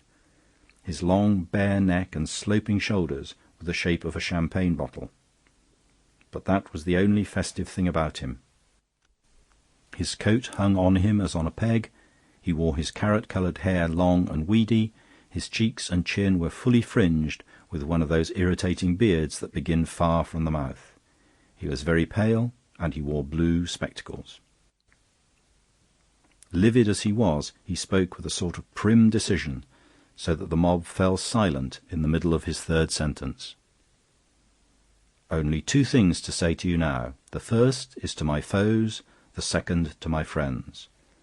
To my foes I say, it is true I will not meet Monsieur Dubosc, though he is storming outside this very room. It is true I have asked for two other men to confront him for me, and I will tell you why.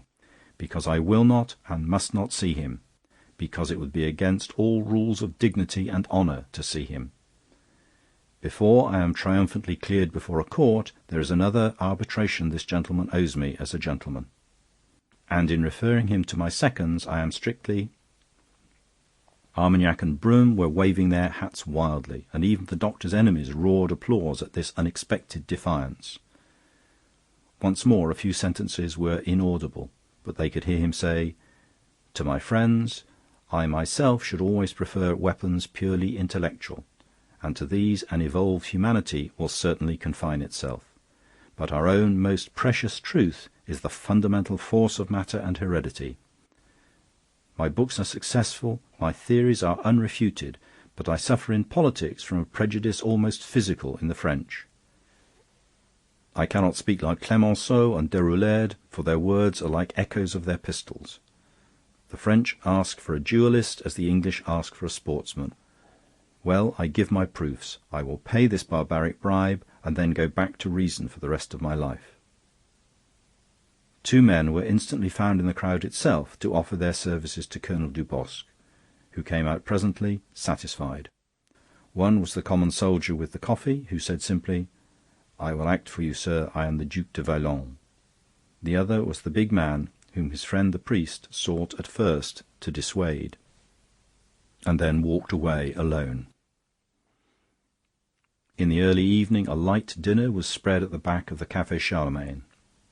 Though unroofed by any glass or gilt plaster, the guests were nearly all under a delicate and irregular roof of leaves, for the ornamental trees stood so thick around and among the tables as to give something of the dimness and dazzle of a small orchard. At one of the central tables a very stumpy little priest sat in complete solitude and applied himself to a pile of whitebait with the gravest sort of enjoyment. His daily living being very plain, he had a peculiar taste for sudden and isolated luxuries. He was an abstemious epicure. He did not lift his eyes from his plate, round which red pepper, lemons, brown bread and butter, etc., were rigidly ranked, until a tall shadow fell across the table, and his friend Flambeau sat down opposite. Flambeau was gloomy. "I'm afraid I must chuck this business," he said heavily. "I'm all on the side of the French soldiers like Dubosc, and I'm all against the French atheists like Hirsch, but it seems to me in this case we've made a mistake.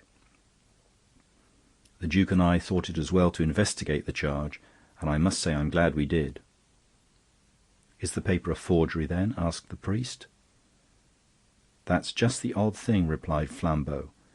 "It's exactly like Hirsch's writing, and nobody can point out any mistake in it. But it wasn't written by Hirsch. If he's a French patriot, he didn't write it because it gives information to Germany. And if he's a German spy, he didn't write it, well, because it doesn't give information to Germany." "You mean the information is wrong?" asked Father Brown. "Wrong," replied the other, "and wrong exactly where Dr. Hirsch would have been right. About the hiding place of his own secret formula in his own official department. By favour of Hirsch and the authorities, the Duke and I have actually been allowed to inspect the secret drawer at the War Office where the Hirsch formula is kept. We are the only people who have ever known it, except the inventor himself and the Minister for War. But the Minister permitted it to save Hirsch from fighting. After that, we really can't support Deboche if his revelation is a mare's nest." "And it is?" asked Father Brown. "It is," said his friend gloomily. "It is a clumsy forgery by somebody who knew nothing of the real hiding place. It says the paper is in the cupboard on the right of the secretary's desk. As a fact, the cupboard with the secret drawer is some way to the left of the desk. It says the grey envelope contains a long document written in red ink. It isn't written in red ink, but in ordinary black ink. It is manifestly absurd to say that Hirsch can have made a mistake about a paper that nobody knew of but himself, or can have tried to help a foreign thief by telling him to fumble in the wrong drawer. I think we must chuck it up and apologise to old Carrots." Father Brown seemed to cogitate. He lifted a little whitebait on his fork. "You're sure the grey envelope was in the left cupboard?" he asked. "Positive," replied Flambeau. "The grey envelope, it was a white envelope really, was—" Father Brown put down the small silver fish and the fork and stared across at his companion. "What?" he asked, in an altered voice. "Well, what?" replied Flambeau, eating heartily. "It was not grey," said the priest. "Flambeau, you frighten me." "What the deuce are you frightened of?" "I'm frightened of a white envelope," said the other seriously. "If it had only just been grey, hang it all, it might as well have been grey. But if it was white, the whole business is black. The doctor has been dabbling in some of the old brimstone after all." "But I tell you he couldn't have written such a note," cried Flambeau. "The note is utterly wrong about the facts, and, innocent or guilty, Dr. Hirsch knew all about the facts." "The man who wrote that note knew all about the facts," said his clerical companion soberly. "He could never have got 'em so wrong without knowing about 'em. You have to know an awful lot to be wrong on every subject. Like the devil." "Do you mean—" "I mean a man telling lies on chance would have told some of the truth," said his friend firmly. "Suppose someone sent you to find a house with a green door and a blue blind, with a front garden but no back garden, with a dog but no cat, and where they drank coffee but not tea. You would say, if you found no such house, that it was all made up. But I say no. I say if you found a house where the door was blue and the blind green, where there was a back garden and no front garden, where cats were common and dogs instantly shot, where tea was drunk in quarts and coffee forbidden, then you would know that you had found the house. The man must have known that particular house to be so accurately inaccurate." "But what could it mean?" demanded the diner opposite. "I can't conceive," said Brown. "I don't understand this Hirsch affair at all. As long as it was only the left drawer instead of the right, and red ink instead of black, I thought it must be the chance blunders of a forger, as you say. But 3 is a mystical number. It finishes things. It finishes this, that the direction about the drawer, the colour of the ink, the colour of the envelope, should none of them be right by accident, that can't be a coincidence. It wasn't." "What was it then? Treason?" asked Flambeau, resuming his dinner. "I don't know that either," answered Brown, with a face of blank bewilderment. "The only thing I can think of— Well, I never understood the Dreyfus case. I can always grasp moral evidence easier than the other sorts.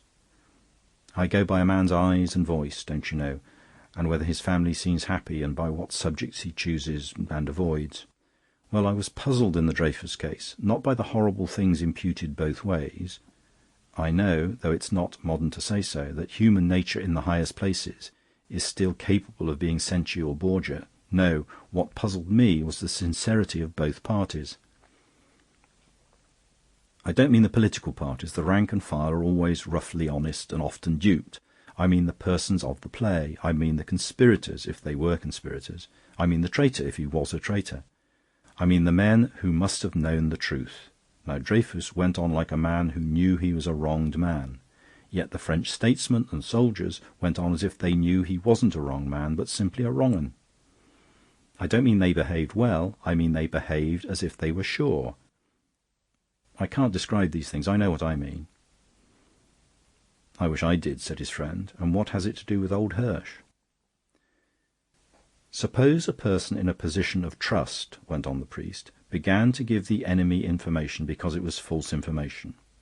Suppose he even thought he was saving his country by misleading the foreigner. Suppose this brought him into spy circles, and little loans were made to him and little ties tied on to him. Suppose he kept up his contradictory position in a confused way by never telling the foreign spies the truth, but letting it more and more be guessed. The better part of him, what was left of it, would still say, "I have not helped the enemy. I said it was the left drawer."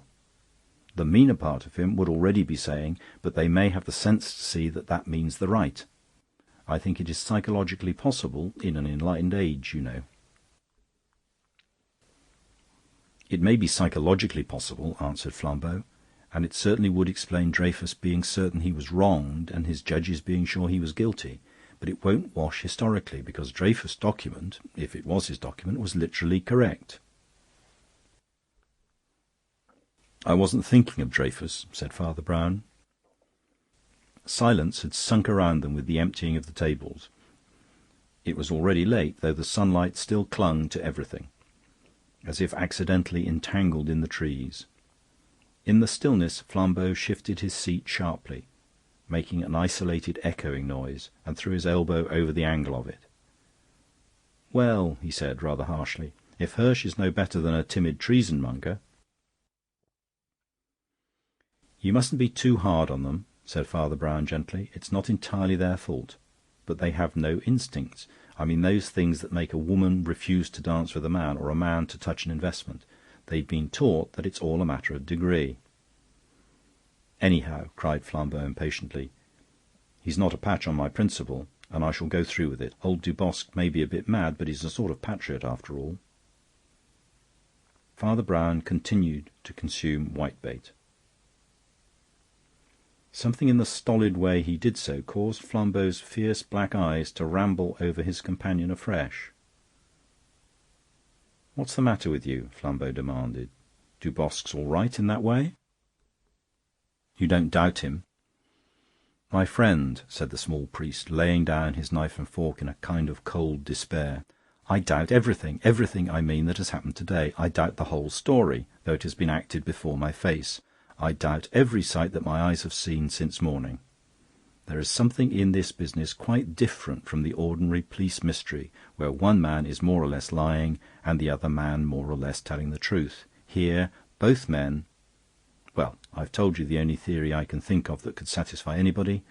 It doesn't satisfy me." "Nor me either," replied Flambeau, frowning, while the other went on eating fish with an air of entire resignation. "If all you can suggest is that notion of a message conveyed by contraries, I call it uncommonly clever, but, well, what would you call it?" "I should call it thin," said the priest promptly. "I should call it uncommonly thin. But that's the queer thing about the whole business. The lie is like a schoolboy's. There are only three versions: Dubosc's and Hirsch's and that fancy of mine.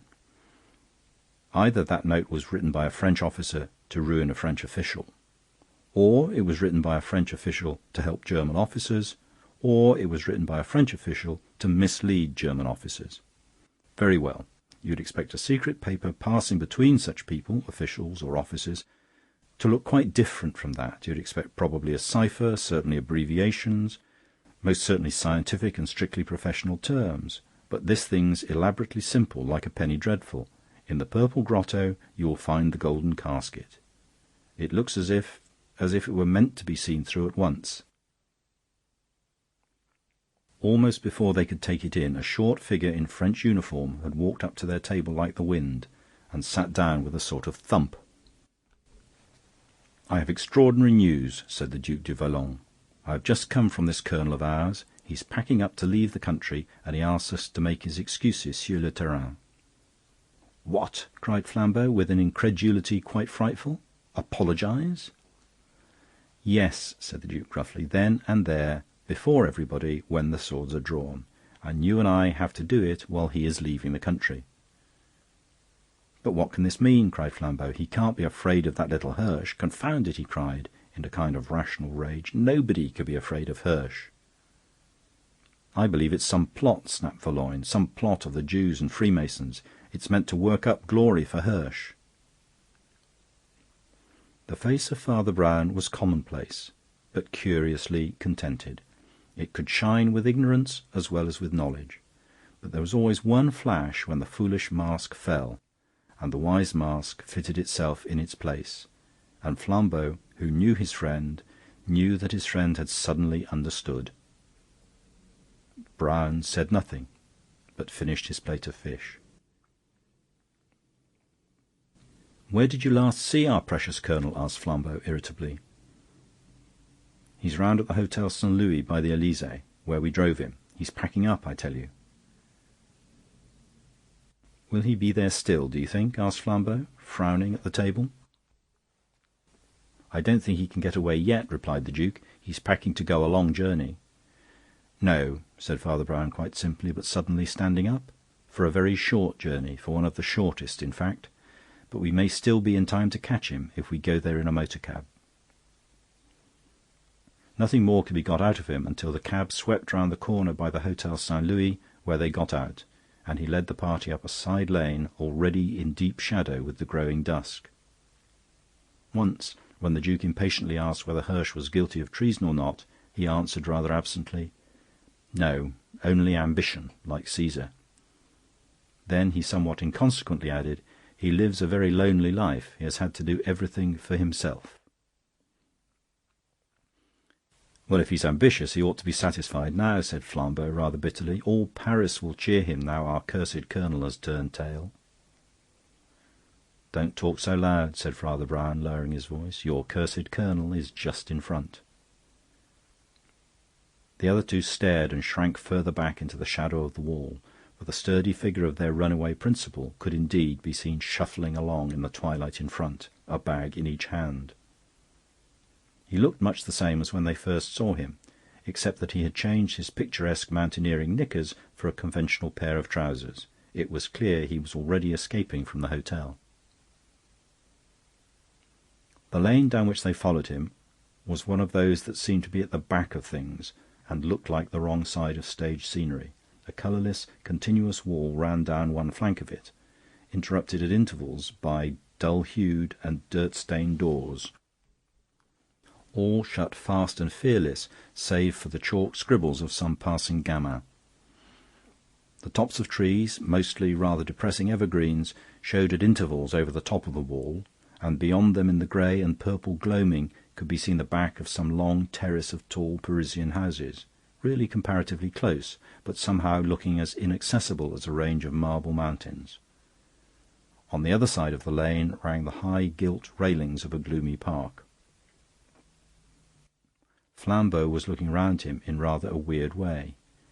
"Do you know," he said, "there is something about this place that—" "Hallo!" called out the Duke sharply. "That fellow's disappeared, vanished like a blasted fairy."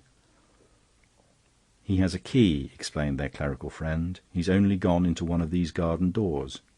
And as he spoke they heard one of the dull wooden doors close again with a click in front of them.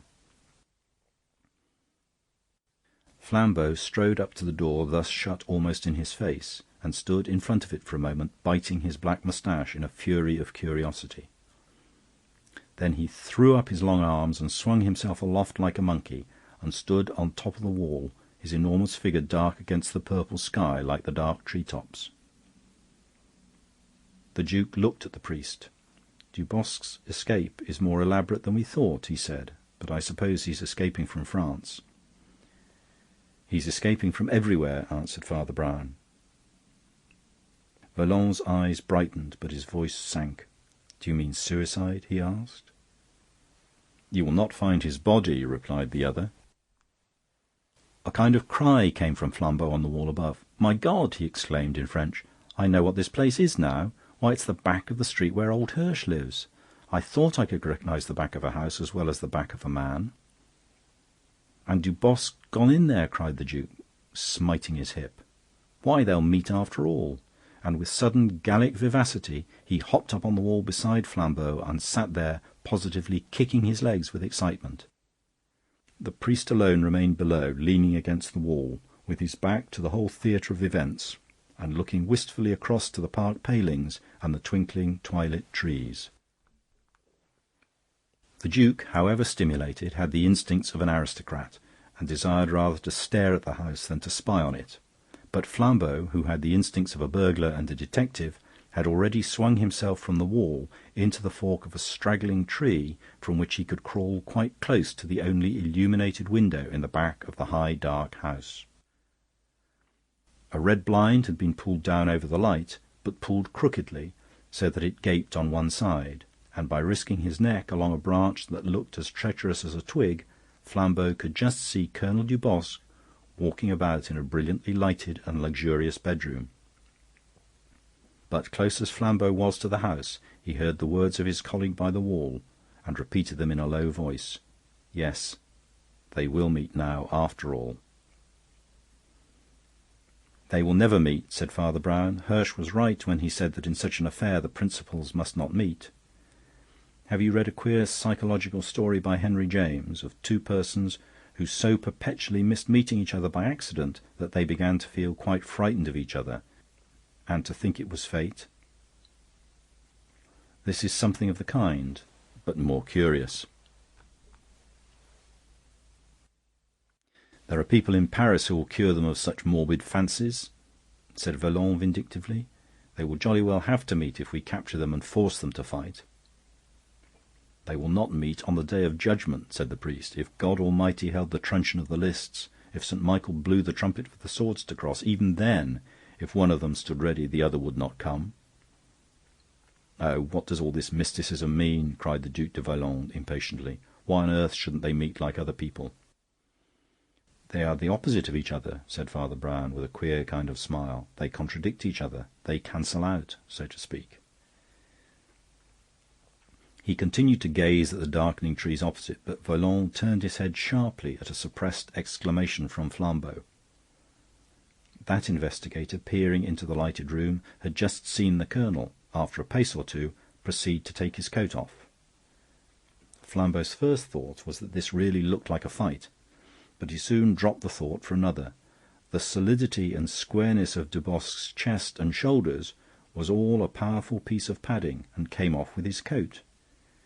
In his shirt and trousers he was a comparatively slim gentleman, who walked across the bedroom to the bathroom with no more pugnacious purpose than that of washing himself.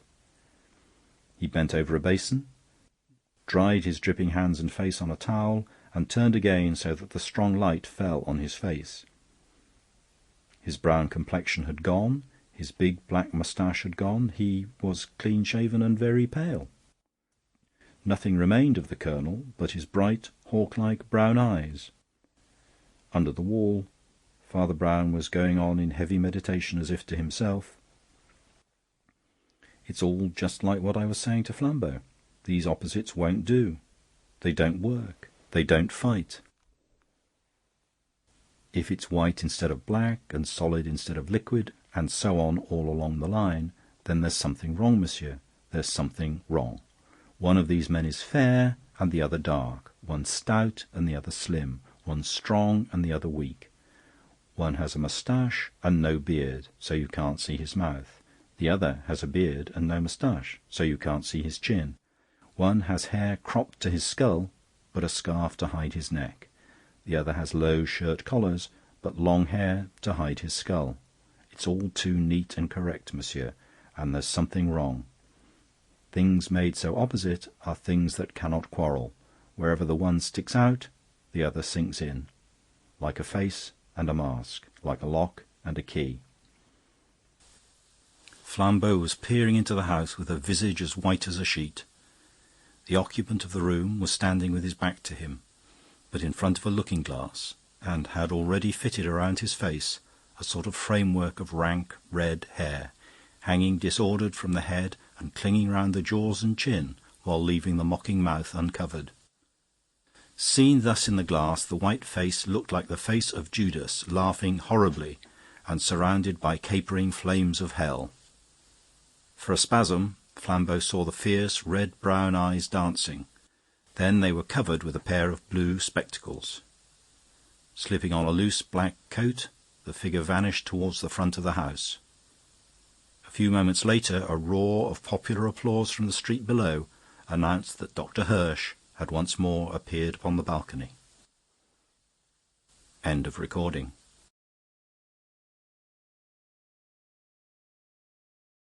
Chapter 4. The Man in the Passage. Two men appeared simultaneously at the two ends of a sort of passage running along the side of the Apollo Theatre in the Adelphi. The evening daylight in the streets was large and luminous, opalescent and empty. The passage was comparatively long and dark, so each man could see the other as a mere black silhouette at the other end. Nevertheless, each man knew the other, even in that inky outline, for they were both men of striking appearance, and they hated each other. The covered passage opened at one end on one of the steep streets of the Adelphi, and at the other on a terrace overlooking the sunset-coloured river. One side of the passage was a blank wall, for the building it supported was an old, unsuccessful theatre-restaurant, now shut up. The other side of the passage contained two doors, one at each end. Neither was what was commonly called the stage door. They were a sort of special and private stage doors used by very special performers, and in this case by the star actor and actress in the Shakespearean performance of the day. Persons of that eminence often liked to have such private exits and entrances, for meeting friends or avoiding them. The two men in question were certainly two such friends, men who evidently knew the doors and counted on their opening, for each approached the door at the upper end with equal coolness and confidence. Not, however, with equal speed. But the man who walked fast was the man from the other end of the tunnel, so they both arrived before the secret stage door almost at the same instant. They saluted each other with civility, and waited a moment before one of them, the sharper walker, who seemed to have the shorter patience, knocked at the door. In this and everything else each man was opposite, and neither could be called inferior. As private persons, both were handsome, capable, and popular. As public persons, both were in the first public rank. But everything about them, from their glory to their good looks, was of a diverse and incomparable kind. Sir Wilson Seymour was a kind of man whose importance is known to everybody who knows. The more you mixed with the innermost ring in every polity or profession, the more often you met Sir Wilson Seymour. He was the one intelligent man on 20 unintelligent committees, on every sort of subject, from the reform of the Royal Academy to the project of bimetallism for Greater Britain. In the arts especially he was omnipotent. He was so unique that nobody could quite decide whether he was a great aristocrat who had given up art, or a great artist whom the aristocrats had given up. But you could not meet him for 5 minutes without realizing that you had really been ruled by him all your life. His appearance was distinguished in exactly the same sense. It was at once conventional and unique. Fashion could have found no fault with his high silk hat, yet it was unlike anyone else's hat, a little higher, perhaps, and adding something to his natural height. His tall, slender figure had a slight stoop, yet it looked the reverse of feeble. His hair was silver-grey, but he did not look old. It was worn longer than the common, yet it did not look effeminate. It was curly, but it did not look curled. His carefully pointed beard made him look more manly and militant than otherwise, as it does in those old admirals of Velasquez, with whose dark portraits his house was hung. His grey gloves were a shade bluer, his silver-knobbed cane a shade longer than scores of such gloves and canes flapped and flourished about the theatres and the restaurants. The other man was not so tall, yet he would have struck nobody as short, but merely as strong and handsome. His hair was also curly, but fair and cropped close to a strong, massive head, the sort of head you break a door with, as Chaucer said of the millers. His military moustache and the carriage of his shoulders showed him a soldier, but he had a pair of those peculiar, frank and piercing blue eyes which are more common in sailors. His face was somewhat square, his jaw was square, and his shoulders were square. Even his jacket was square. Indeed, in the wild school of caricature then current, Mr. Max Beerbohm had represented him as a proposition in the 4th book of Euclid. For he also was a public man, though with quite another sort of success. You did not have to be in the best society to have heard of Captain Cutler, the siege of Hong Kong, and the great march across China. You could not get away from hearing of him wherever you were. His portrait was on every other postcard, his maps and battles in every other illustrated paper, songs in his honour in every other music-hall turn or on every other barrel-organ. His fame, though probably more temporary, was 10 times more wide, popular, and spontaneous than the other man's. In thousands of English homes he appeared enormous above England, like Nelson. Yet he had infinitely less power in England than Sir Wilson Seymour. The door was opened to them by an aged servant or dresser, whose broken-down face and figure and black shabby coat and trousers contrasted queerly with the glittering interior of the great actress's dressing-room. It was fitted and filled with looking-glasses at every angle of refraction, so that they looked like 100 facets of one huge diamond, if one could get inside a diamond. The other features of luxury, a few flowers, a few coloured cushions, a few scraps of stage costume, were multiplied by all the mirrors into the madness of the Arabian Nights, and danced and changed places perpetually as the shuffling attendant shifted mirrors outwards or shot one back against the wall. They both spoke to the dingy dresser by name, calling him Parkinson, and asking for the lady as Miss Aurora Rome. Parkinson said she was in the other room, but he would go and tell her. A shade crossed the brow of both visitors, for the other room was the private room of the great actor with whom Miss Aurora was performing, and she was of the kind that does not inflame admiration without inflaming jealousy. In about half a minute, however, the inner door opened, and she entered, as she always did, even in private life, so that the very silence seemed to be a roar of applause, and one well deserved. She was clad in a somewhat strange garb of peacock green and peacock blue satins that gleamed like blue and green metals, such as delight children and aesthetes, and her heavy, hot brown hair framed one of those magic faces which are dangerous to all men, but especially to boys and to men growing grey. In company with her male colleague, the great American actor Isidore Bruno, she was producing a particularly poetical and fantastic interpretation of Midsummer Night's Dream, in which the artistic prominence was given to Oberon and Titania, or, in other words, to Bruno and herself. Set in dreamy and exquisite scenery and moving in mystical dances, the green costume, like burnished beetle wings, expressed all the elusive individuality of an elfin queen. But when personally confronted in what was still broad daylight, the man looked only at the woman's face.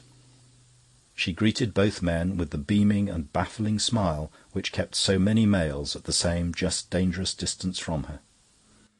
She accepted some flowers from Cutler, which were as tropical and expensive as his victories, and another sort of present from Sir Wilson Seymour, offered later on and more nonchalantly by that gentleman, for it was against his breeding to show eagerness, and against his conventional unconventionality to give anything so obvious as flowers. He had picked up a trifle, he said, which was rather a curiosity. It was an ancient Greek dagger of the Mycenaean epoch, and might well have been worn in the time of Theseus and Hippolyta. It was made of brass, like all the heroic weapons, but, oddly enough, sharp enough to prick anyone still.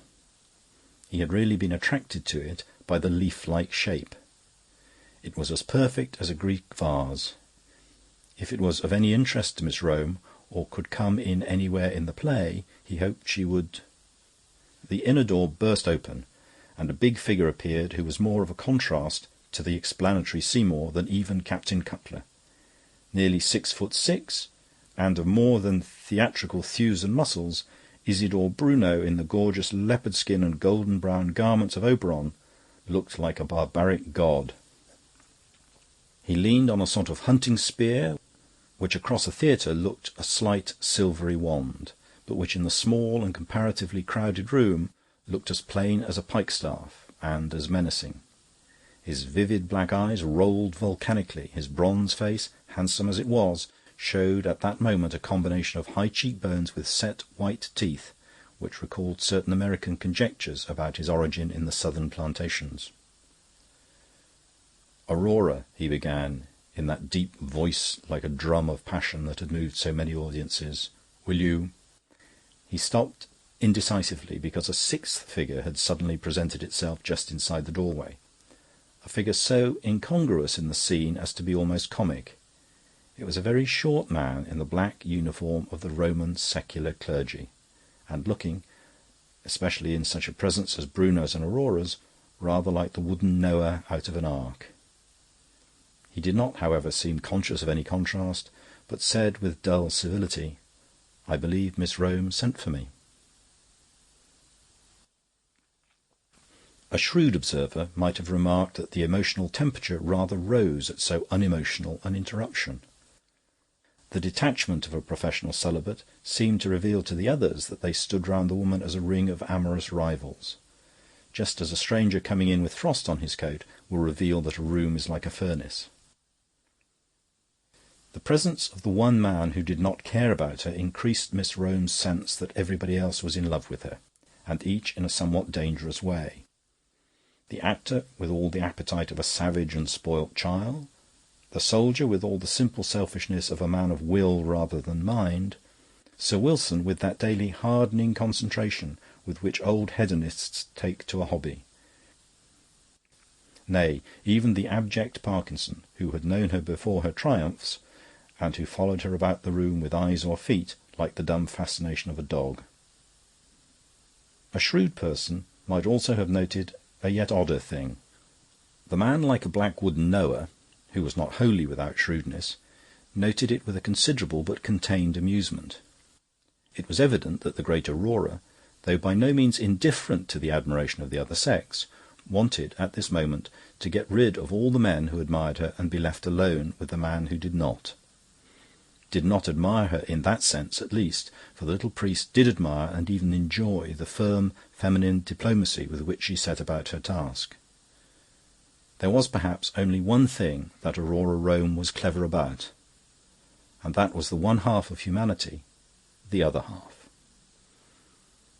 The little priest watched, like a Napoleonic campaign, the swift precision of her policy for expelling all while banishing none. Bruno, the big actor, was so babyish that it was easy to send him off in brute sulks, banging the door. Cutler, the British officer, was pachydermatous to ideas, but punctilious about behaviour. He would ignore all hints, but he would die rather than ignore a definite commission from a lady. As to old Seymour, he had to be treated differently. He had to be left to the last. The only way to move him was to appeal to him in confidence as an old friend, to let him into the secret of the clearance. The priest did really admire Miss Rome as she achieved all these three objects in one selected action. She went across to Captain Cutler and said in her sweetest manner, "I shall value all these flowers because they must be your favourite flowers, but they won't be complete, you know, without my favourite flower. Do go over to that shop round the corner and get me some lilies of the valley, and then it will be quite lovely." The first object of her diplomacy, the exit of the enraged Bruno, was at once achieved. He had already handed his spear in a lordly style like a sceptre to the piteous Parkinson, and was about to assume one of the cushioned seats like a throne.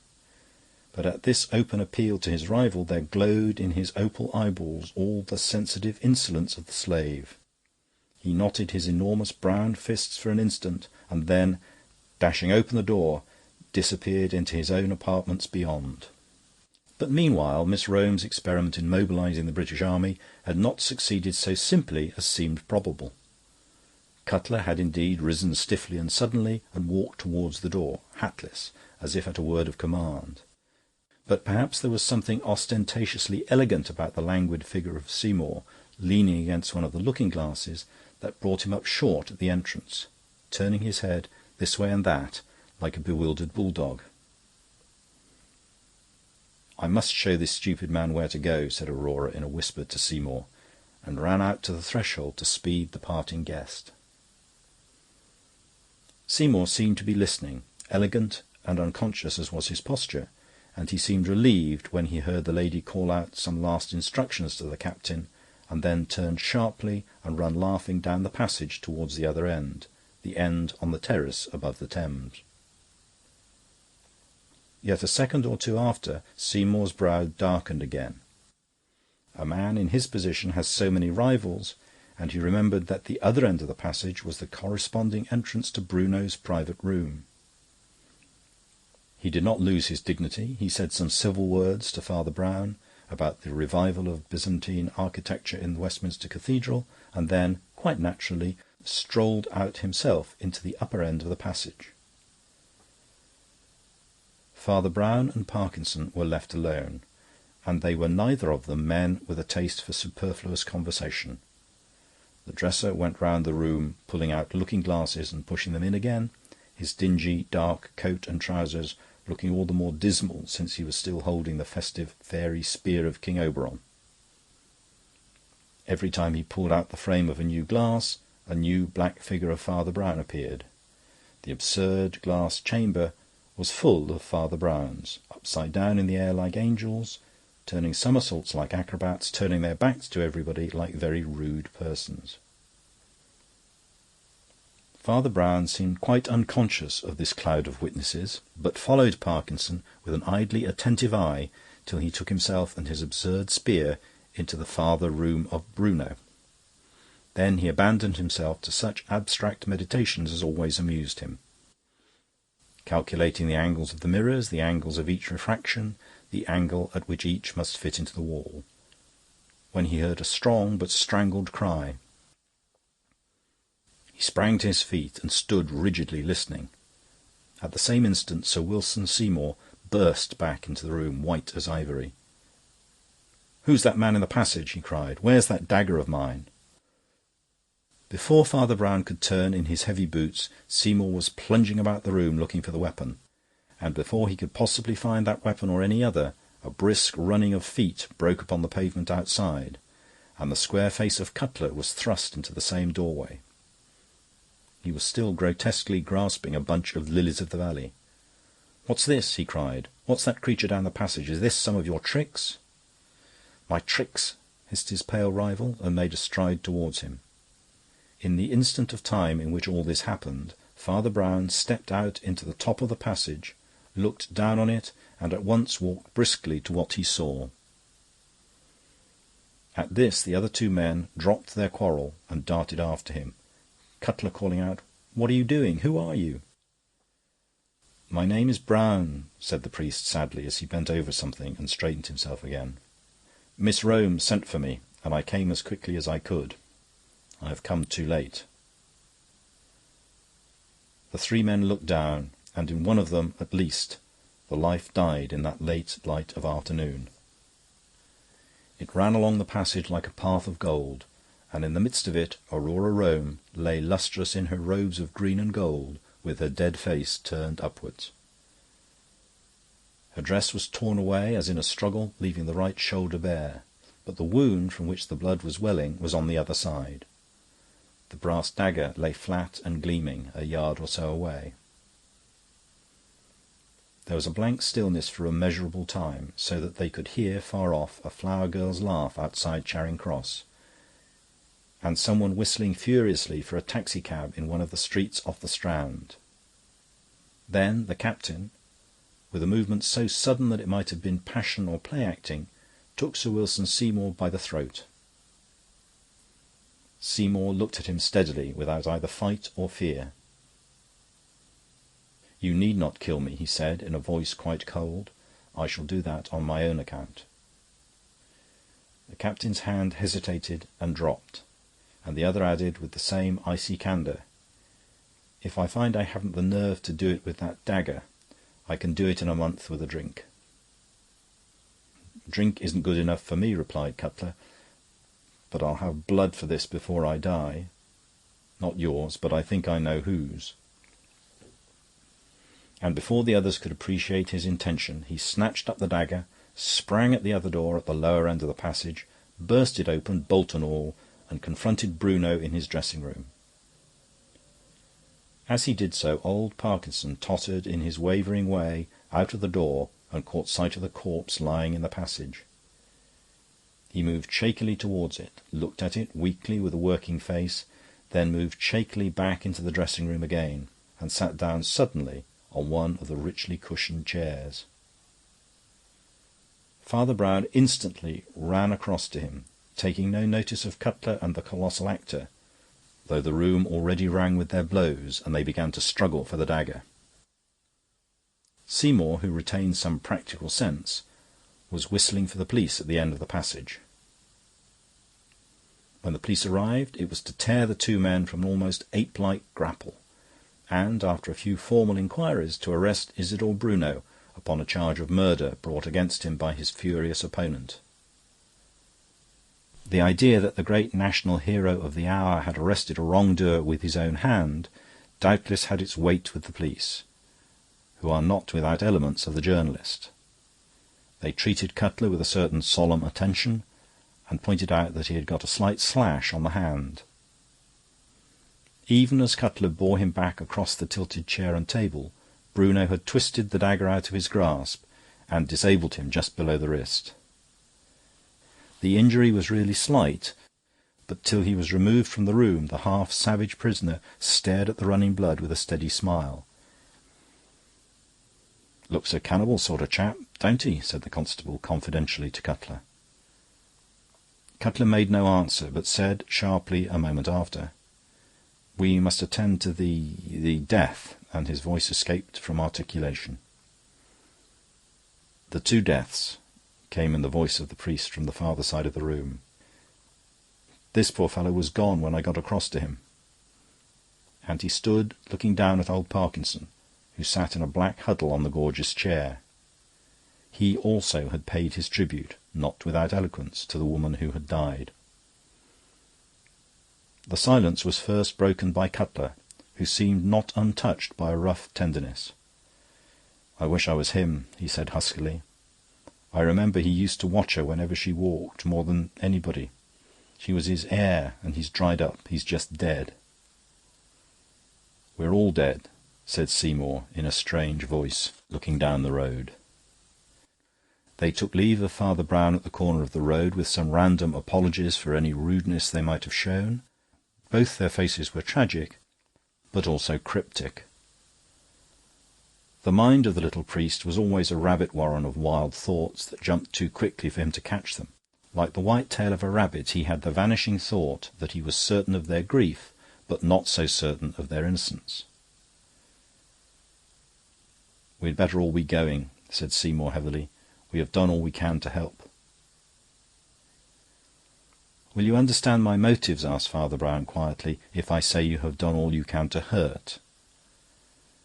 They both stared as if guiltily, and Cutler said sharply, "To hurt whom?" "To hurt yourselves," answered the priest. "I would not add to your troubles if it weren't common justice to warn you. You've done nearly everything you could do to hang yourselves, if this actor should be acquitted.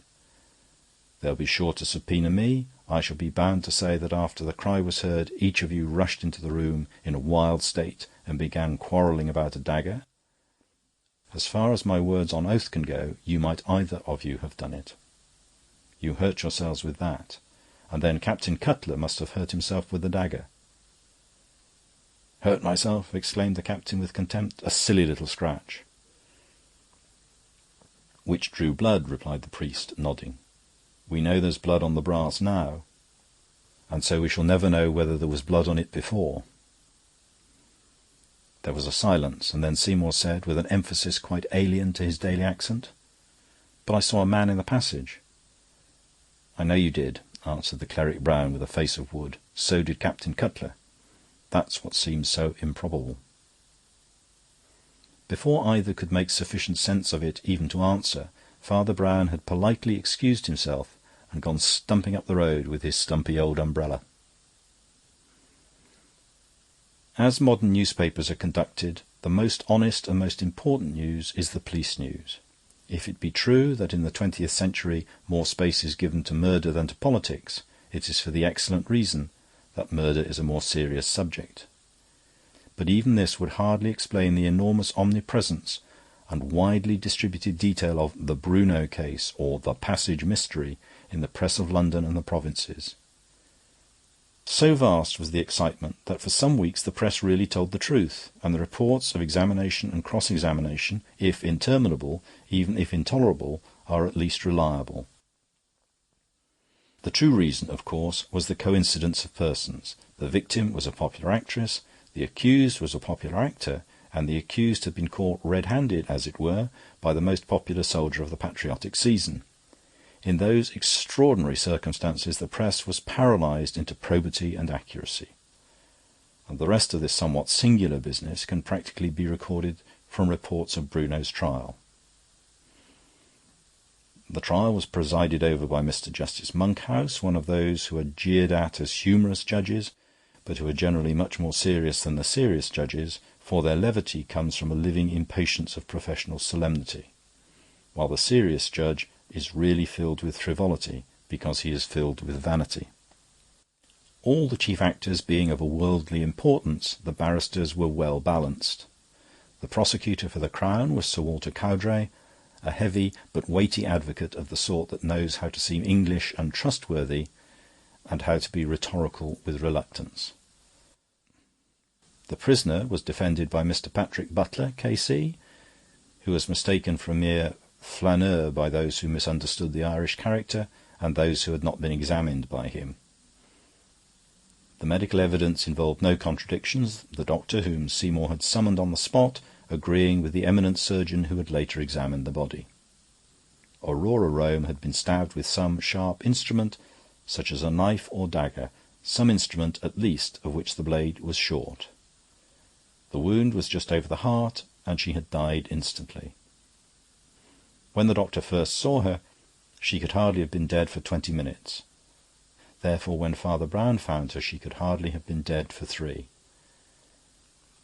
Some official detective evidence followed, chiefly concerned with the presence or absence of any proof of a struggle. The only suggestion of this was the tearing of the dress at the shoulder, and this did not seem to fit in particularly well with the direction and finality of the blow. When these details had been supplied, though not explained, the first of the important witnesses was called. Sir Wilson Seymour gave evidence, as he did everything else that he did at all, not only well, but perfectly. Though himself much more of a public man than the judge, he conveyed exactly the fine shade of self-effacement before the King's justice. And though everyone looked at him as they would at the Prime Minister or the Archbishop of Canterbury, they could have said nothing of his part in it but that it was that of a private gentleman, with an accent on the noun. He was also refreshingly lucid, as he was on the committees. He had been calling on Miss Rome at the theatre, he had met Captain Cutler there, they had been joined for a short time by the accused, who had then returned to his own dressing-room. They had been joined by a Roman Catholic priest, who asked for the deceased lady and said his name was Brown. Miss Rome had then gone just outside the theatre to the entrance of the passage, in order to point out to Captain Cutler a flower shop at which he was to buy her some more flowers, and the witness had remained in the room, exchanging a few words with the priest. He had then distinctly heard the deceased, having sent the captain on his errand, turn round laughing and run down the passage towards its other end, where was the prisoner's dressing-room. In idle curiosity as to the rapid movement of his friends, he had strolled out to the head of the passage himself and looked down it towards the prisoner's door. Did he see anything in the passage? Yes, he saw something in the passage. Sir Walter Cowdray allowed an impressive interval, during which the witness looked down, and for all his usual composure seemed to have more than his usual pallor. Then the barrister said in a lower voice, which seemed at once sympathetic and creepy, "Did you see it distinctly?" Sir Wilson Seymour, however moved, had his excellent brains in full working order. Very distinctly as regards its outline, but quite indistinctly, indeed not at all, as regards the details inside the outline.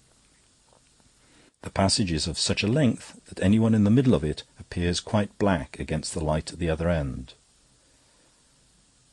The witness lowered his steady eyes once more and added, "I had noticed the fact before, when Captain Cutler first entered it." There was another silence, and the judge leaned forward and made a note. "Well," said Sir Walter, patiently, "what was the outline like? Was it, for instance, like the figure of the murdered woman?" "Not in the least," answered Seymour quietly. "What did it look like to you?" "It looked to me," replied the witness, "like a tall man." Everyone in court kept his eyes riveted on his pen, or his umbrella handle, or his book, or his boots, or whatever else he happened to be looking at. They seemed to be holding their eyes away from the prisoner by main force. But they felt his figure in the dock, and they felt it as gigantic. Tall as Bruno was to the eye, he seemed to swell taller and taller when an eyes had been torn away from him.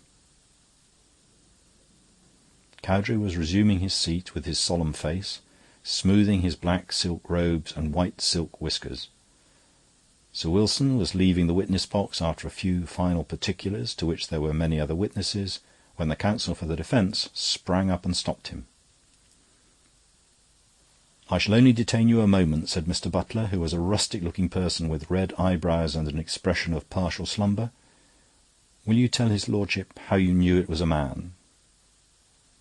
A faint, refined smile seemed to pass over Seymour's features.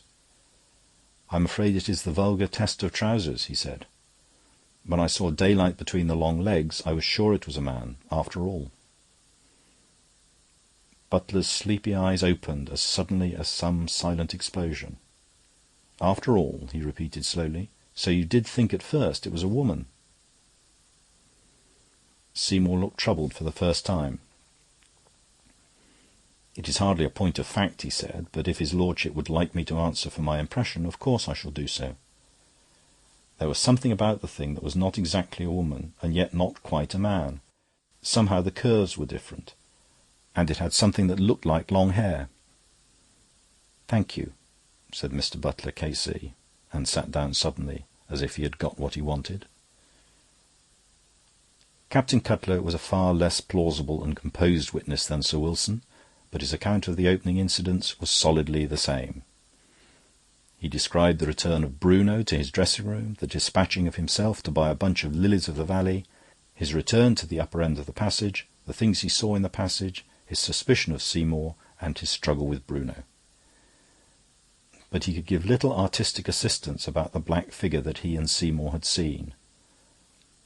Asked about its outline, he said he was no art critic, with a somewhat too obvious sneer at Seymour. Asked if it was a man or a woman, he said it looked more like a beast, with a too obvious snarl at the prisoner. But the man was plainly shaken with sorrow and sincere anger, and Cowdray quickly excused him from confirming facts that were already fairly clear. The defending counsel also was again brief in his cross-examination, although, as was his custom even in being brief, he seemed to take a long time about it. "You used a remarkable expression," he said, looking at Cutler sleepily. "What do you mean by saying that it looked more like a beast than a man or a woman?" Cutler seemed seriously agitated. "Perhaps I oughtn't to have said that," he said. "But when the brute has huge humped shoulders like a chimpanzee, and bristles sticking out of its head like a pig..." Mr. Butler cut short his curious impatience in the middle. "Never mind whether its hair was like a pig's," he said. "Was it like a woman's?" "A woman's?" cried the soldier. "Great Scott, no!"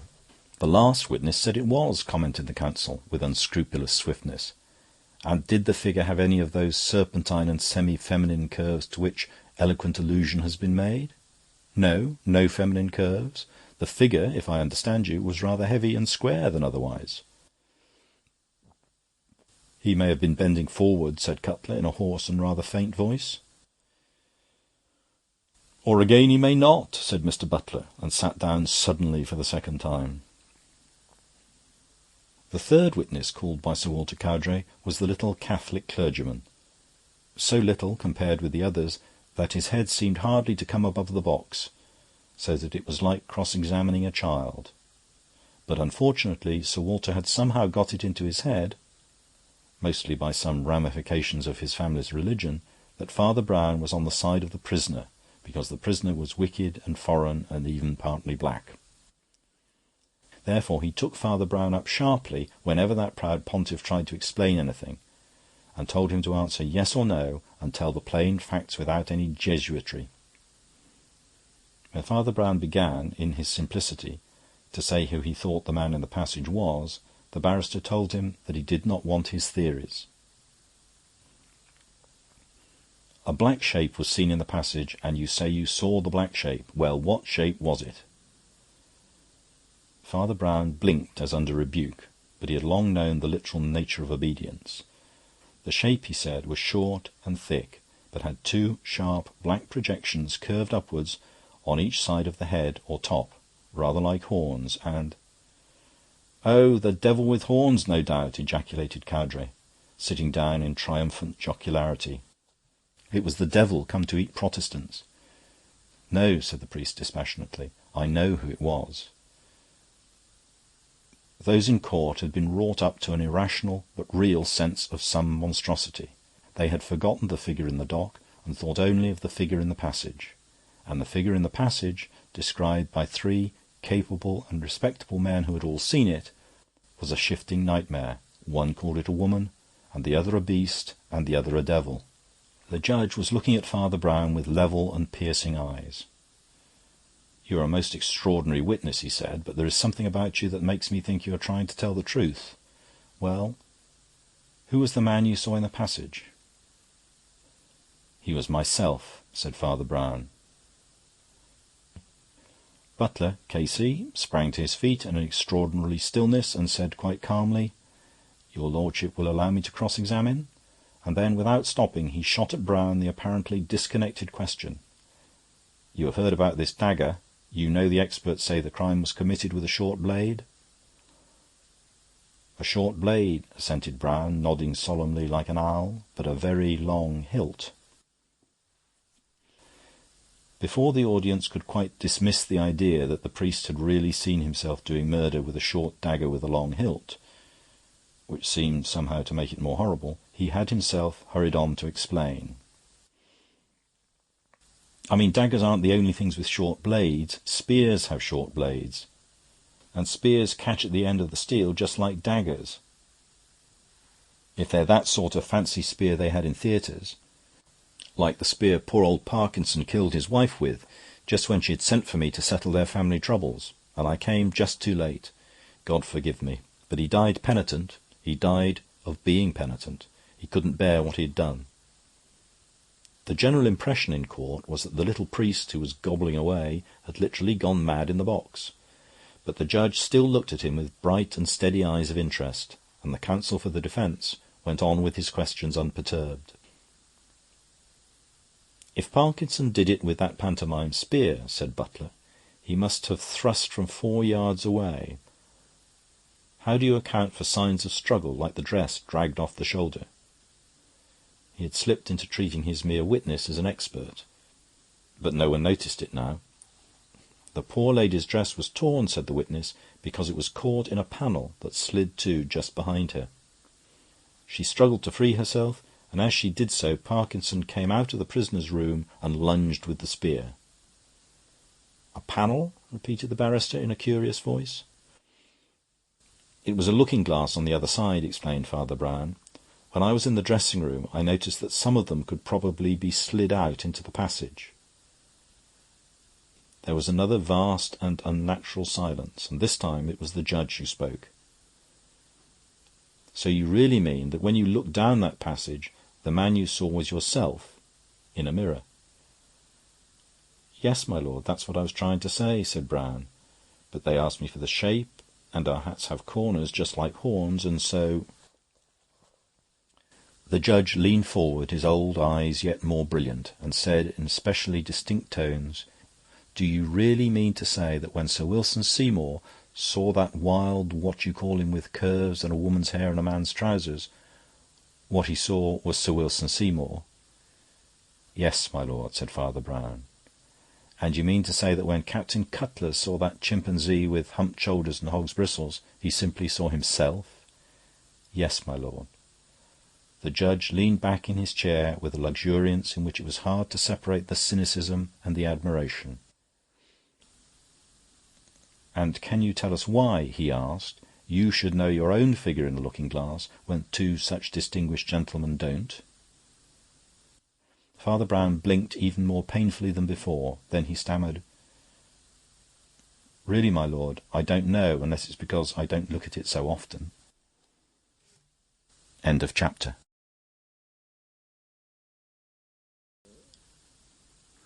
Chapter 5. The Mistake of the Machine. Flambeau and his friend the priest were sitting in the Temple Gardens about sunset, and their neighbourhood or some such accidental influence had turned their talk to matters of legal process. From the problem of the licence in cross-examination, their talk strayed to Roman and medieval torture, to the examining magistrate in France, and the third degree in America. "I've been reading," said Flambeau, "of this new psychometric method they talk about so much, especially in America. You know what I mean. They put a pulsometer on a man's wrist and judge by how his heart goes at the pronunciation of certain words. What do you think of it?" "I think it's very interesting," replied Father Brown. "It reminds me of that interesting idea in the Dark Ages that blood would flow from a corpse if the murderer touched it." "Do you really mean," demanded his friend, "that you think the two methods are equally valuable?" "I think them equally valueless," replied Brown. "Blood flows, fast or slow, in dead folk or living, for so many more million reasons than we can ever know. Blood will have to flow very funnily, blood will have to flow up the Matterhorn, before I will take it as a sign that I am to shed it." "The method," remarked the other, "has been guaranteed by some of the greatest American men of science." "What sentimentalists men of science are!" exclaimed Father Brown. "And how much more sentimental must American men of science be? Who but a Yankee would think of proving anything from heart-throbs? Why, they must be as sentimental as a man who thinks a woman is in love with him if she blushes. That's a test from the circulation of the blood, discovered by the immortal Harvey, and a jolly rotten test, too." "But surely," insisted Flambeau, "it might point pretty straight at something or other." "There's a disadvantage in a stick pointing straight," answered the other. "What is it? Why, the other end of the stick always points the opposite way. It depends whether you get hold of the stick by the right end. I saw the thing done once, and I've never believed in it since." And he proceeded to tell the story of his disillusionment. It happened nearly 20 years before, when he was chaplain to his co-religionists in a prison in Chicago, where the Irish population displayed a capacity both for crime and penitence which kept him tolerably busy. The official second in command under the governor was an ex-detective named Greywood Usher, a cadaverous, carefully spoken Yankee philosopher, occasionally varying a very rigid visage with an odd, apologetic grimace. He liked Father Brown in a slightly patronising way, and Father Brown liked him, though he heartily disliked his theories. His theories were extremely complicated and were held with extreme simplicity. One evening he had sent for the priest, who, according to his custom, took a seat in silence at a table piled and littered with papers, and waited. The official selected from the papers a scrap of newspaper cutting, which he handed across to the cleric, who read it gravely. It appeared to be an extract from one of the pinkest of American society papers, and ran as follows: "Society's brightest widower is once more on the freak dinner stunt. All our exclusive citizens will recall the perambulator parade dinner, in which last trick Todd, at his palatial home at Pilgrim's Pond, caused so many of our prominent debutantes to look even younger than their years.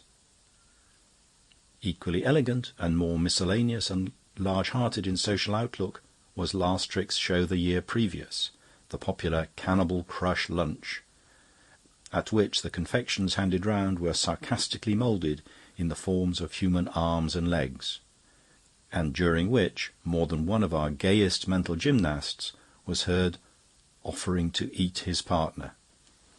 The witticism which will inspire this evening is as yet in Mr. Todd's pretty reticent intellect, or locked in the jewelled bosoms of our city's gayest leaders.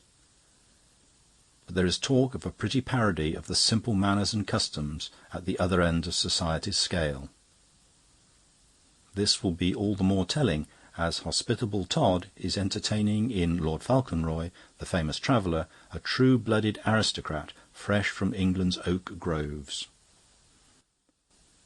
Lord Falconroy's travels began before his ancient feudal title was resurrected. He was in the Republic in his youth, and fashion murmurs a sly reason for his return.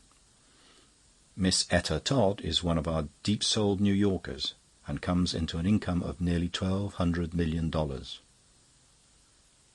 "Well," asked Usher, "does that interest you?" "My words rather fail me," answered Father Brown. "I cannot think at this moment of anything in this world that would interest me less. And unless the just anger of the Republic is at last going to electrocute journalists for writing like that, I don't quite see why it should interest you either." "Ah," said Mr. Usher dryly, and handing across another scrap of newspaper. "Well, does that interest you?" The paragraph was headed, "Savage Murder of a Warder. Convict Escapes," and ran: "Just before dawn this morning, a shout for help was heard in the convict settlement at Sequa in this state. The authorities, hurrying in the direction of the cry, found the corpse of the warder who patrols the top of the north wall of the prison, the steepest and most difficult exit, for which one man has always been found sufficient. The unfortunate officer had, however, been hurled from the high wall, his brains beaten out as with a club, and his gun was missing. Further inquiries showed that one of the cells was empty. It had been occupied by a rather sullen ruffian giving his name as Oscar Rian. He was only temporarily detained for some comparatively trivial assault, but he gave everyone the impression of a man with a black past and a dangerous future. Finally, when daylight had fully revealed the scene of murder, it was found that he had written on the wall above the body a fragmentary sentence, apparently with a finger dipped in blood. This was self-defence, and he had the gun. I meant no harm to him or any man but one. I am keeping the bullet for Pilgrim's Pond. Signed O.R. A man must have used most fiendish treachery or most savage and amazing bodily daring to have stormed such a wall in spite of an armed man." "Well, the literary style is somewhat improved," admitted the priest cheerfully, "but still I don't see what I can do for you. I should cut a poor figure with my short legs running about this state after an athletic assassin of that sort. I doubt whether anybody could find him. The convict settlement at Sequa is 30 miles from here. The country between is wild and tangled enough, and the country beyond, where he will surely have the sense to go, is a perfect no-man's land, tumbling away to the prairies. He may be in any hole or up any tree." "He isn't in any hole," said the governor. "He isn't up any tree." "Why, how do you know?" asked Father Brown, blinking. "Would you like to speak to him?" inquired Usher. Father Brown opened his innocent eyes wide. "He's here!" he exclaimed. "Why, how did your men get hold of him?" "I got hold of him myself," drawled the American, rising and lazily stretching his lanky legs before the fire.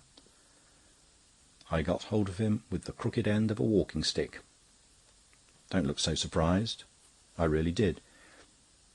You know I sometimes take a turn in the country lanes outside this dismal place. Well, I was walking early this evening up a steep lane with dark hedges and grey-looking ploughed fields on both sides, and a young moon was up and silvering the road. By the light of it I saw a man running across the field towards the road, running with his body bent and at a good mile-race trot.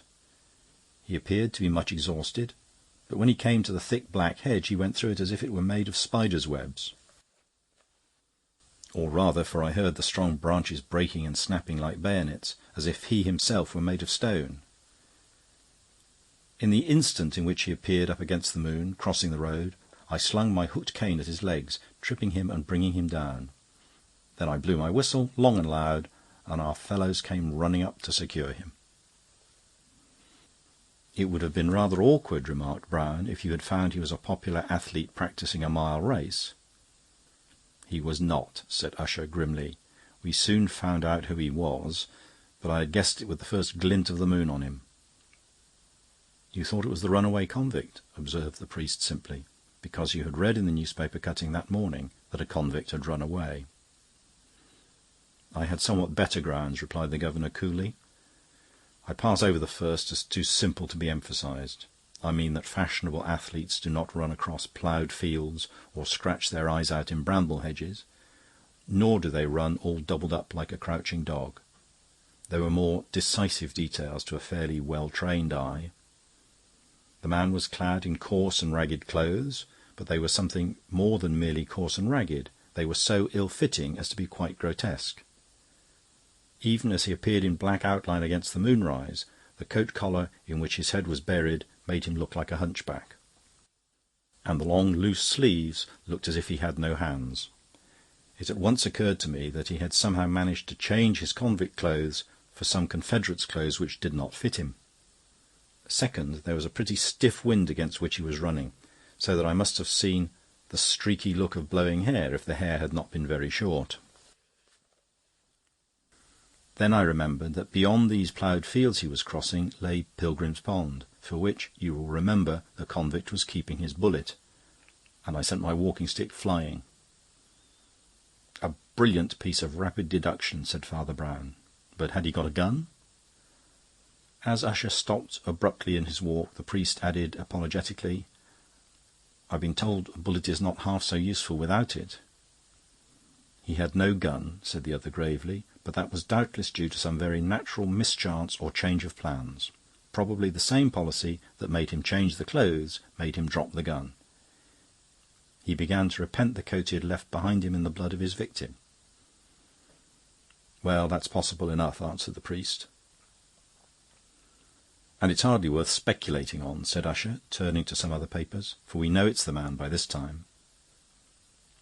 His clerical friend asked faintly, "But how?" And Greywood Usher threw down the newspapers and took up the two press cuttings again. "Well, since you're so obstinate," he said, "let's begin at the beginning. You will notice that these two cuttings have only one thing in common, which is the mention of Pilgrim's Pond, the estate, as you know, of the millionaire Ireton Todd. You also know that he's a remarkable character, one of those that rose on stepping-stones of our dead selves to higher things," assented his companion. "Yes, I know that. Petroleum, I think." "Anyhow," said Usher, "last trick Todd counts for a great deal in this rum affair." He stretched himself once more before the fire and continued talking in his expansive, radiantly explanatory style. "To begin with, on the face of it, there is no mystery here at all. It is not mysterious, it is not even odd, that a jailbird should take his gun to Pilgrim's Pond. Our people aren't like the English, who will forgive a man for being rich if he throws away money on hospitals or horses. Last trick Todd has made himself big by his own considerable abilities, and there's no doubt that many of those on whom he has shown his abilities would like to show theirs on him with a shotgun. Todd might easily get dropped by some man he's never even heard of, some labourer he's locked out, or some clerk in a business he's busted. Last Trick is a man of mental endowments and a high public character, but in this country the relations of employees and employed are considerably strained. That's how the whole thing looks, supposing this Rian made for Pilgrim's Pond to kill Todd. So it looked to me, till another little discovery woke up what I have of the detective in me. When I had my prisoner safe, I picked up my cane again and strolled down the 2 or 3 turns of country road that brought me to one of the side entrances of Todd's grounds, the one nearest to the pool or lake after which the place is named. It was some 2 hours ago, about 7 by this time. The moon was more luminous, and I could see the long white streaks of it lying on the mysterious mere with its grey, greasy, half-liquid shores in which they say our fathers used to make witches walk until they sank. I've forgotten the exact tale, but you know the place I mean. It lies north of Todd's house towards the wilderness, and has 2 queer wrinkled trees, so dismal that they look more like huge fungoids than decent foliage. As I stood peering at this misty pool, I fancied I saw the faint figure of a man moving from the house towards it.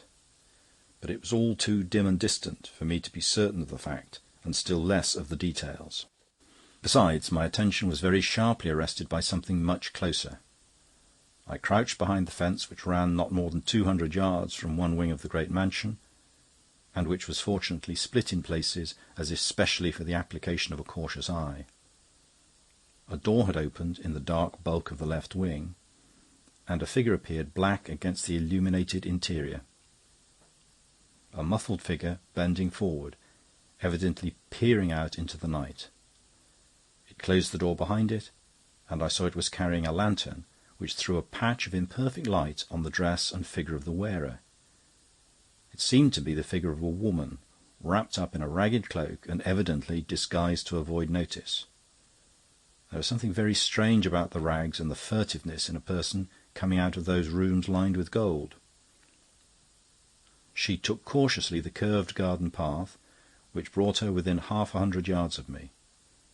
Then she stood up for an instant on the terrace of turf that looks towards the slimy lake, and holding her flaming lantern above her head, she deliberately swung it 3 times to and fro, as for a signal. As she swung it the second time, a flicker of its light fell for a moment on her own face, a face that I knew. She was unnaturally pale, and her head was bundled in her borrowed plebeian shawl, but I am certain it was Etta Todd, the millionaire's daughter. She retraced her steps in equal secrecy, and the door closed behind her again. I was about to climb the fence and follow, when I realised that the detective fever that had lured me into the adventure was rather undignified, and that in a more authoritative capacity I already held all the cards in my hand. I was just turning away when a new noise broke on the night. A window was thrown up in one of the upper floors, but just round the corner of the house so that I could not see it, and a voice of terrible distinctness was heard shouting across the dark garden to know where Lord Fauconroy was, for he was missing from every room in the house. There was no mistaking that voice. I've heard it on many political platform or meeting of directors. It was Ayrton Todd himself. Some of the others seemed to have gone to the lower windows or onto the steps, and were calling up to him that Fauconroy had gone for a stroll down to the Pilgrim's Pond an hour before, and could not be traced since. Then Todd cried, "Mighty murder!" and shut down the window violently, and I could hear him plunging down the stairs inside. Repossessing myself of my former and wiser purpose, I whipped out of the way of the general search that must follow, and returned here not later than 8 o'clock. I now ask you to recall that little society paragraph which seemed to you so painfully lacking in interest. If the convict was not keeping the shot for Todd, as he evidently wasn't, it is most likely that he was keeping it for Lord Fauconroy. And it looks as if he had delivered the goods.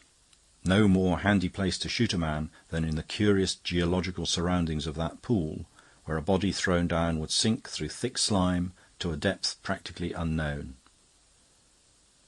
Let us suppose, then, that our friend with the cropped hair came to kill Fauconroy and not Todd. But, as I have pointed out, there are many reasons why people in America might want to kill Todd. There is no reason why anybody in America should want to kill an English lord newly landed, except for the one reason mentioned in the pink paper, that the lord is paying his attentions to the millionaire's daughter. Our crop-haired friend, despite his ill-fitting clothes, must be an aspiring lover. I know the notion will seem to you jarring and even comic, but that's because you're English. It sounds to you like saying the Archbishop of Canterbury's daughter will be married in St. George's, Hanover Square, to a crossing sweeper on ticket leave. You don't do justice to the climbing and aspiring power of our more remarkable citizens. You see a good-looking grey-haired man in evening dress with a sort of authority about him, and you know he is a pillar of the state, and you fancy he had a father. You are in error. You do not realise that a comparatively few years ago he may have been in a tenement or, quite likely, in a jail. You don't allow for our national buoyancy and uplift. Many of our most influential citizens have not only risen recently, but risen comparatively late in life. Todd's daughter was fully 18 when her father first made his pile, so there isn't really anything impossible in her having a hanger-on in low life, or even in her hanging on to him, as I think she must be doing to judge by the lantern business. If so, the hand that held the lantern may not be unconnected with the hand that held the gun. This case, sir, will make a noise." "Well," said the priest patiently, "and what did you do next?" "I reckon you'll be shocked," replied Greywood Usher. "As I know you don't cotton to the march of science in these matters, I'm given a good deal of discretion here, and perhaps take a little more than I'm given. And I thought it was an excellent opportunity to test that psychometric machine I told you about. Now, in my opinion, that machine can't lie." "No machine can lie," said Father Brown, "nor can it tell the truth." "It did in this case, as I'll show you," went on Usher positively. "I sat the man in the ill-fitting clothes in a comfortable chair and simply wrote words on a blackboard, and the machine simply recorded the variations of his pulse, and I simply observed his manner. The trick is to introduce some word connected with the supposed crime in a list of words connected with something quite different, yet a list in which it occurs quite naturally. Thus I wrote heron and eagle and owl, and when I wrote falcon, he was tremendously agitated, and when I began to make an R at the end of the word, that machine just bounded. Who else in this republic has any reason to jump at the name of a newly arrived Englishman like Falconroy, except the man who shot him? Isn't that better evidence than a lot of gabble from witnesses? It's the evidence of a reliable machine." "You always forget," observed his companion, "that the reliable machine always has to be worked by an unreliable machine." "Why, what do you mean?" asked the detective. "I mean man," said Father Brown, "the most unreliable machine I know of.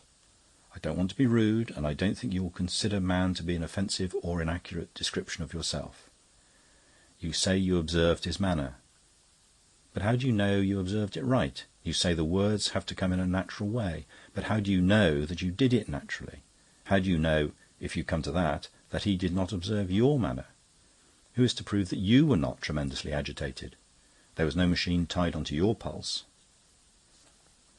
"I tell you," cried the American in the utmost excitement, "I was as cool as a cucumber." "Criminals also can be as cool as cucumbers," said Brown with a smile, "and almost as cool as you." "Well, this one wasn't," said Usher, throwing the papers about. "Oh, you make me tired." "I'm sorry," said the other. "I only point out what seems a reasonable possibility. If you could tell by his manner when the word that might hang him had come, why shouldn't he tell from your manner that the word that might hang him was coming? I should ask for more than words myself before I hanged anybody." Usher smote the table and rose in a sort of angry triumph. "And that," he cried, "is just what I'm going to give you. I tried the machine first, just in order to test the thing in other ways afterwards, and the machine, sir, is right." He paused a moment and resumed with less excitement. "I rather want to insist, if it comes to that so far I had very little to go on except the scientific experiment. There was really nothing against the man at all. His clothes were ill-fitting, as I've said, but they were rather better, if anything, than those of the submerged class to which he evidently belonged. Moreover, under all the stains of his plunging through ploughed fields or bursting through dusty hedges, the man was comparatively clean. This might mean, of course, that he had only just broken prison, but it reminded me more of the desperate decency of the comparatively respectable poor. His demeanour was, I am bound to confess, quite in accordance with theirs. He was silent and dignified as they are. He seemed to have a big but buried grievance, as they do. He professed total ignorance of the crime and the whole question, and showed nothing but a sullen impatience for something sensible that might come to take him out of his meaningless scrape. He asked me more than once if he could telephone for a lawyer who had helped him a long time ago in a trade dispute, and in every sense acted as you would expect an innocent man to act.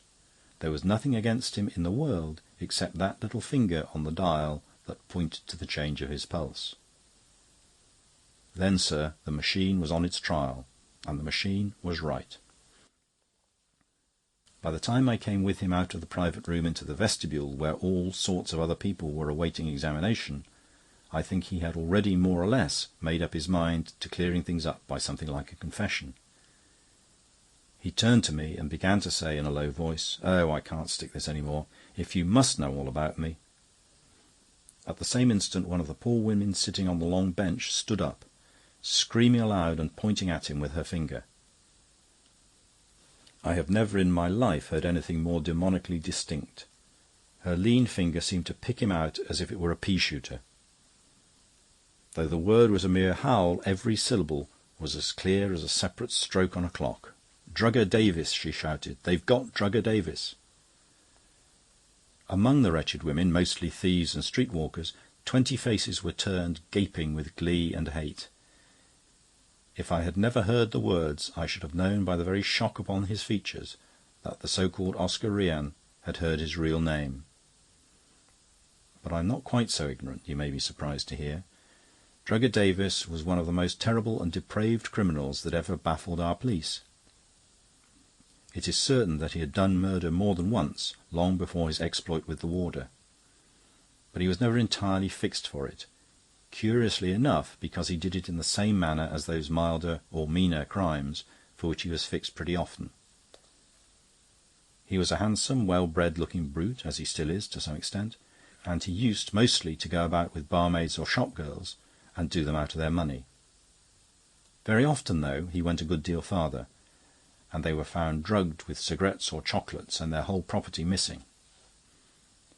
Then came one case where the girl was found dead, but deliberation could not quite be proved, and, what was more practical still, the criminal could not be found. I heard a rumour of his having reappeared somewhere in the opposite character this time, lending money instead of borrowing it. But still to such poor widows as he might personally fascinate, but still with the same bad result for them. Well, there is your innocent man, and there is his innocent record. Even, since then, 4 criminals and 3 warders have identified him and confirmed the story. Now, what have you got to say to my poor little machine after that? Hasn't the machine done for him? Or do you prefer to say that the women and I have done for him? "As to what you've done for him," replied Father Brown, rising and shaking himself in a floppy way, "you've saved him from the electrical chair. I don't think they can kill Drugger Davis on that old vague story of the poison. And as for the convict who killed the warder, I suppose it's obvious that you haven't got him. Mr. Davis is innocent of that crime, at any rate." "What do you mean?" demanded the other. "Why should he be innocent of that crime?" "Why, bless us all," cried the small man in one of his rare moments of animation. "Why, because he's guilty of the other crimes. I don't know what you people are made of. You seem to think that all sins are kept together in a bag.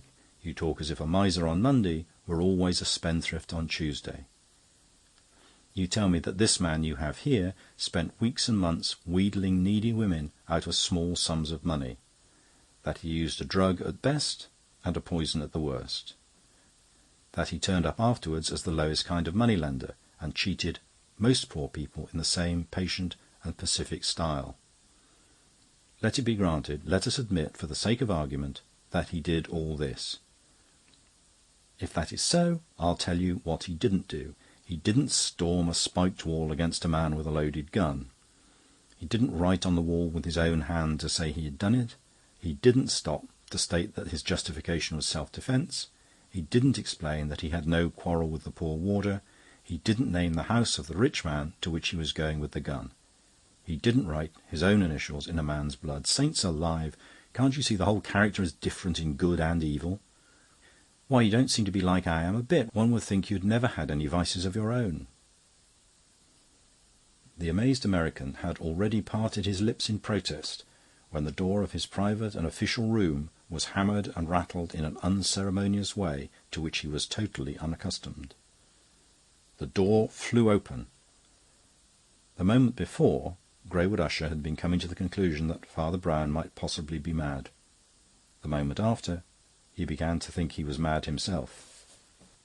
There burst and fell into his private room a man in the filthiest rags, with a greasy squash hat still askew on his head, and a shabby green shade shoved up from one of his eyes, both of which were glaring like tigers. The rest of his face was almost undiscoverable, being masked with a matted beard and whiskers, through which the nose could barely thrust itself, and further buried in a squalid red scarf or handkerchief. Mr. Usher prided himself on having seen most of the roughest specimens in the state, but he thought he had never seen such a baboon dressed as a scarecrow as this. But above all, he had never in all his placid scientific existence heard a man like that speak to him first. "See here, old man Usher," shouted the being in the red handkerchief, "I'm getting tired. Don't you try any of your hide-and-seek on me. I don't get fooled any. Leave go of my guests, and I'll let up on the fancy clockwork. Keep him here for a split instant, and you'll feel pretty mean. I reckon I'm not a man with no pull." The eminent Usher was regarding the bellowing monster with an amazement which had dried up all other sentiments. The mere shock to his eyes had rendered his ears almost useless. At last he rang a bell with a hand of violence. While the bell was still strong and pealing, the voice of Father Brown fell soft but distinct. "I have a suggestion to make," he said, "but it seems a little confusing. I don't know this gentleman, but I think I know him. Now, you know him quite well, but you don't know him naturally. Sounds paradoxical, I know." "I reckon the cosmos is cracked," said Usher, and fell asprawl in his round office chair. "Now, see here," vociferated the stranger, striking the table, but speaking in a voice that was all the more mysterious because it was comparatively mild and rational, though still resounding. "I won't let you in. I want—" "Who in hell are you?" yelled Usher, suddenly sitting up straight. "I think the gentleman's name is Todd," said the priest. Then he picked up the pink slip of newspaper. "I fear you don't read the society papers properly," he said, and began to read out in a monotonous voice. "Or locked in the jewelled bosoms of our city's gayest leaders, but there is talk of a petty parody of the manners and customs of the other end of society's scale. There's been a big slum dinner up at Pilgrim's Pond tonight, and a man, one of the guests, disappeared. Mr. Ireton Todd is a good host and has tracked him here, without even waiting to take off his fancy dress." "What do you mean?" "I mean the man with comically ill-fitting clothes you saw running across the ploughed field. Hadn't you better go and investigate him? He will be rather impatient to get back to his champagne, from which he ran away in such a hurry when the convict with the gun hove in sight." "Do you seriously mean—" began the official. "Why, look here, Mr. Usher," said Father Brown quietly. "You said the machine couldn't make a mistake, and in one sense it didn't. But the other machine did, the machine that worked it. You assumed that the man in rags jumped at the name of Lord Falconroy because he was Lord Falconroy's murderer. He jumped at the name of Lord Falconroy because he is Lord Falconroy." "Then why the blazes didn't he say so?" demanded the staring Usher. "He felt his plight and recent panic were hardly patrician," replied the priest, "so he tried to keep the name back at first. But he was just going to tell it you when—" and Father Brown looked down at his boots, "when a woman found another name for him." "But you can't be so mad as to say," said Greywood Usher, very white, "that Lord Falconroy was Drugger Davis." The priest looked at him very earnestly, but with a baffling and undecipherable face. "I'm not saying anything about it," he said. "I leave all the rest to you. Your pink paper says that the title was recently revived for him. But those papers are very unreliable. It says he was in the States in youth, but the whole story seems very strange. Davis and Falconroy are both pretty considerable cowards, but so are lots of men.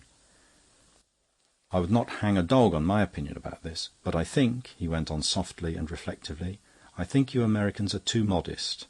I think you idealise the English aristocracy, even in assuming it to be so aristocratic.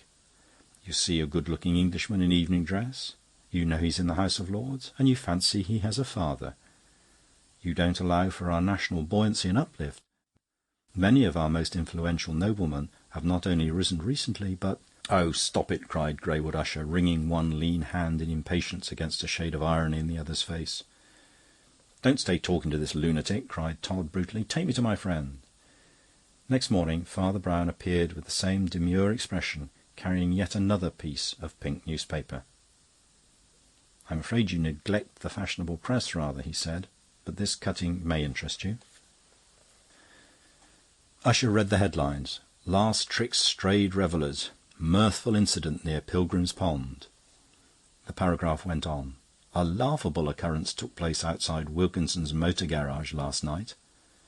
A policeman on duty had his attention drawn by larrikins to a man in prison dress who was stepping with considerable coolness into the steering seat of a pretty high-toned Panhard.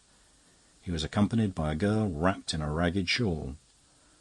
On the police interfering, the young woman threw back her shawl, and all recognised millionaire Todd's daughter, who had just come from the slum freak dinner at the Pond, where all the choicest guests were in a similar déshabille. She and the gentleman, who had donned prison uniform, were going for the customary joy-ride." Under the pink slip, Mr. Usher found a strip of a later paper headed "Astounding Escape of Millionaire's Daughter with Convict." She had arranged freak dinner, now safe in... Mr. Greenwood Usher lifted his eyes, but Father Brown was gone. End of chapter. Chapter 6. The Head of Caesar. There is somewhere in Brompton or Kensington an interminable avenue of tall houses, rich but largely empty, that looks like a terrace of tombs. The very steps up to the dark front doors seem as steep as the side of pyramids. One would hesitate to knock at the door, lest it should be opened by a mummy. But a yet more depressing feature in the grey façade is its telescopic length and changeless continuity. The pilgrim walking down it begins to think he will never come to a break or a corner. But there is one exception, a very small one, but hailed by the pilgrim almost with a shout. There is a sort of mews between two of the tall mansions, a mere slit like the crack of a door by comparison with the street, but just large enough to permit a pygmy ale-house or eating-house, still allowed by the rich to their stable servants, to stand in the angle. There is something cheery in its very dinginess, and something free and elfin in its very insignificance. At the feet of those grey stone giants it looks like a lighted house of dwarves. Anyone passing the place during a certain autumn evening, itself almost fairy-like, might have seen a hand pull aside the red half-blind, which, along with some large white lettering, half hid the interior from the street, and a face peer out not unlike a rather innocent goblin's. It was, in fact, the face of one with the harmless human name of Brown, formerly priest of Cobhole in Essex, and now working in London. His friend Flambeau, a semi-official investigator, was sitting opposite him and making his last notes of a case he had cleared up in the neighbourhood. They were sitting at a small table, close up to the window, when the priest pulled the curtain back and looked out. He waited till a stranger in the street had passed the window, to let the curtain fall into its place again. Then his round eyes rolled to the large white lettering on the window above his head, and then strayed to the next table, at which sat only a navvy with beer and cheese, and a young girl with red hair and a glass of milk. Then, seeing his friend put away the pocket-book, he said softly, If you've got 10 minutes, I wish you'd follow that man with the false nose." Flambeau looked up in surprise, but the girl with the red hair also looked up, and with something that was stronger than astonishment. She was simply and even loosely dressed in light brown sacking stuff, but she was a lady, and even, on a second glance, a rather needlessly haughty one. "The man with the false nose," repeated Flambeau. "Who's he?" "I haven't a notion," asked Father Brown. "I want you to find out. I ask it as a favour." He went down there, and he jerked his thumb over his shoulder in one of his undistinguished gestures. "And can't have passed 3 lamp-posts yet. I only want to know the direction." Flambeau gazed at his friend for some time, with an expression between perplexity and amusement, and then, rising from the table, squeezed his huge form out of the little door of the Dwarf Tavern and melted into the twilight. Father Brown took a small book out of his pocket and began to read steadily. He betrayed no consciousness of the fact that the red-haired lady had left her own table and sat down opposite him. At last she leaned over and said in a low, strong voice, "Why do you say that? How do you know it's false?" He lifted his rather heavy eyelids, which fluttered in considerable embarrassment. Then his dubious eye roamed again to the white lettering on the glass front of the public house. The young woman's eyes followed his and rested there also, but in pure puzzledom.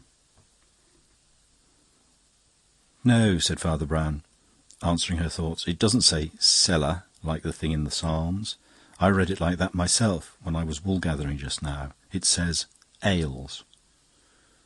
"Well," inquired the staring young lady, "what does it matter what it says?" His ruminating eye moved to the girl's light canvas sleeve, round the wrist of which ran a very slight thread of artistic pattern, just enough to distinguish it from a working dress of a common woman and make it more like the working dress of a lady art student. He seemed to find much food for thought in this, but his reply was very slow and hesitant. "You see, madam," he said, "from the outside the place looks... well, it is a perfectly decent place, but ladies like you don't generally think so. They never go into such places from choice, except..." "Well," she repeated. "Except an unfortunate few who don't go in to drink milk." "You are a most singular person," said the young lady. "What is your object in all this?" "Not to trouble you about it," he replied very gently. "Only to arm myself with knowledge enough to help you, if ever you freely ask my help." "But why should I need help?" He continued his dreamy monologue. "You couldn't have come in to see protégés, humble friends, or that sort of thing, or you'd have gone through into the parlour. And you couldn't have come in because you were ill, or you'd have spoken to the woman of the place, who's obviously respectable. Besides, you don't look ill in that way, but only unhappy. This street is the only original long lane that has no turning, and the houses on both sides are shut up. I could only suppose that you'd seen somebody coming whom you didn't want to meet, and found the public house was the only shelter in this wilderness of stone. I don't think I went beyond the licence of a stranger in glancing at the only man who passed immediately after, and as I thought he looked like the wrong sort and you looked like the right sort, I held myself ready to help if he annoyed you, that is all. As for my friend, he'll be back soon, and he certainly can't find out anything by stumping down a road like this." "I didn't think he could." "Then why did you send him out?" she cried, leaning forward with yet warmer curiosity. She had the proud, impetuous face that goes with reddish colouring and a Roman nose, as it did in Marie Antoinette. He looked at her steadily for the first time and said, "Because I hoped you would speak to me." She looked back at him for some time with a heated face, in which there hung a red shadow of anger. Then, despite her anxieties, humour broke out of her eyes and the corners of her mouth, and she answered almost grimly, "Well, if you are so keen on my conversation, perhaps you'll answer my question." After a pause, she added, "I had the honour to ask you why you thought the man's nose was false." "The wax always spots like that, just a little in this weather," answered Father Brown with entire simplicity. "But it's such a crooked nose," remonstrated the red-haired girl. The priest smiled in his turn. "I don't say it's the sort of nose one would wear out of mere foppery," he admitted. "This man, I think, wears it because his real nose is so much nicer." "But why?" she insisted. "What is the nursery rhyme?" observed Brown absent-mindedly. "There was a crooked man, and he went a crooked mile. That man, I fancy, has gone a very crooked road by following his nose." "Why? What's he done?" she demanded rather shakily. "I don't want to force your confidence by a hair," said Father Brown very quietly, "but I think you could tell me more about that than I can tell you." The girl sprang to her feet and stood quietly, but with clenched hands like one about to stride away. Then her hands loosened slowly and she sat down again. "You are more of a mystery than all the others," she said desperately, "but I feel there might be a heart in your mystery." "What we all dread most," said the priest in a low voice, "is a maze with no centre. That is why atheism is only a nightmare." "I will tell you everything," said the red-haired girl doggedly, "except why I'm telling you, and that I don't know." She picked at the darned tablecloth and went on. "You look as if you knew what isn't snobbery as well as what is, and when I say that ours is a good family, you'll understand it is a necessary part of the story. Indeed, my chief danger is in my brother's high and dry notions, noblesse oblige and all that. Well, my name is Christabel Carstairs, and my father was that Colonel Carstairs you've probably heard of, who made the famous Carstairs collection of Roman coins. I could never describe my father to you. The nearest I can say is that he was very like a Roman coin himself. He was as handsome and as genuine and as valuable and as metallic and as out of date. He was prouder of his collection than of his coat of arms. Nobody could say more than that. His extraordinary character came out most in his will. He had 2 sons and 1 daughter. He quarrelled with one son, my brother Giles, and sent him to Australia on a small allowance. He then made a will leaving the Carstairs collection, actually with a yet smaller allowance, to my brother Arthur. He meant it as a reward, as the highest honour he could offer, in the acknowledgment of Arthur's loyalty and rectitude, and the distinctions he had already gained in mathematics and economics at Cambridge. He left me practically all his pretty large fortune, and I'm sure he meant it in contempt.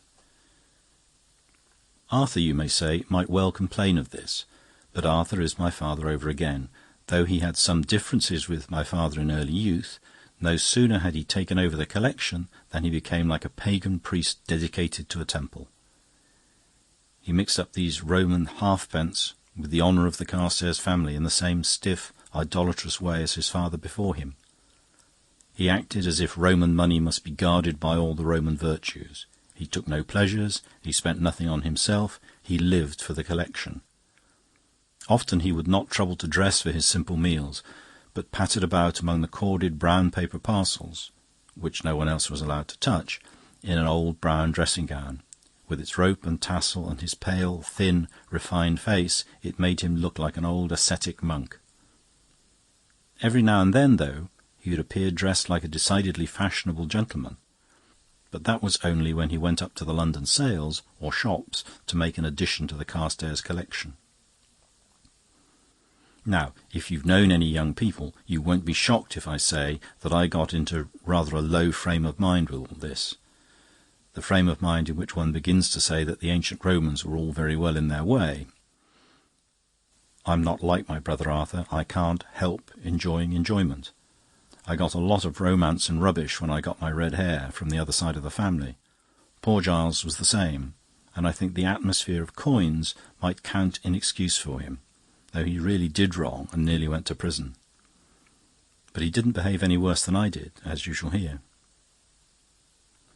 I come now to the silly part of the story. I think a man as clever as you can guess the sort of thing that would begin to relieve the monotony for an unruly girl of 17 placed in such a position. But I am so rattled with more dreadful things that I can hardly read my own feeling, and don't know whether I despise it now as a flirtation or bear it as a broken heart. We lived then at a little seaside watering place in South Wales, and a retired sea captain living a few doors off had a son about 5 years older than myself, who had been a friend of Giles before he went to the colonies.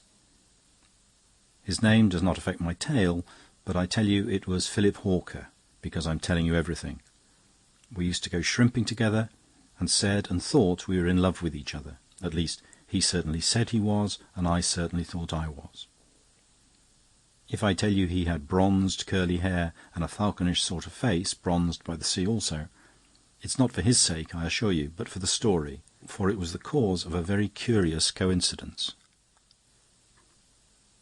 One summer afternoon, when I had promised to go shrimping along the sands with Philip, I was waiting rather impatiently in the front drawing-room, watching Arthur handle some packets of coins he had just purchased, and slowly shunt them one or two at a time into his own dark study and museum, which was at the back of the house.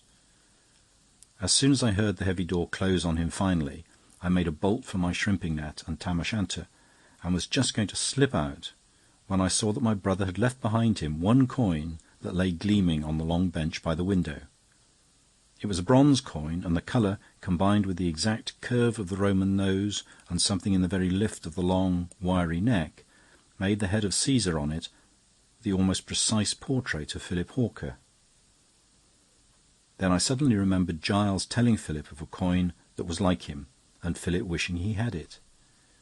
Perhaps you can fancy the wild, foolish thoughts with which my head went round. I felt as if I had had a gift from the fairies. It seemed to me that if I could only run away with this and give it to Philip like a wild sort of wedding ring, it would be a bond between us for ever. I felt 1,000 such things at once. Then they yawned under me like the pit, the enormous, awful notion of what I was doing. Above all, the unbearable thought, which was like touching hot iron, of what Arthur would think of it, a Carstairs, a thief, and a thief of the Carstairs treasure. I believed my brother could see me burned like a witch for such a thing. But then the very thought of such fanatical cruelty heightened my old hatred of his dingy old antiquarian fussiness, and my longing for the youth and liberty that called to me from the sea. Outside was strong sunlight with a wind, and a yellow head of some broom or gorse in the garden rapped against the glass of the window. I thought of that living and growing gold calling to me from all the heaths of the world, and then of that dead, dull gold and bronze and brass of my brothers, growing dustier and dustier as life went by. Nature and the Carstairs collection had come to grips at last. Nature is older than the Carstairs collection. As I ran down the streets to the sea, the coin clenched tight in my fist, I felt all the Roman Empire on my back, as well as the Carstairs pedigree. It was not only the old lion argent that was roaring in my ear, but all the eagles of the Caesars seemed flapping and screaming in pursuit of me. And yet my heart rose higher and higher like a child's kite, until I came over the very loose, dry sandhills and to the flat, wet sands, where Philip stood already up to his ankles in the shallow, shining water, some 100 yards out to sea. There was a great red sunset, and the long stretch of low water, hardly rising over the ankle for half a mile, was like a lake of ruby flame. It was not till I had torn off my shoes and stockings and waded out to where he stood, which was well away from the dry land, that I turned and looked around. We were quite alone in a circle of sea-water and wet sand, and I gave him the head of Caesar.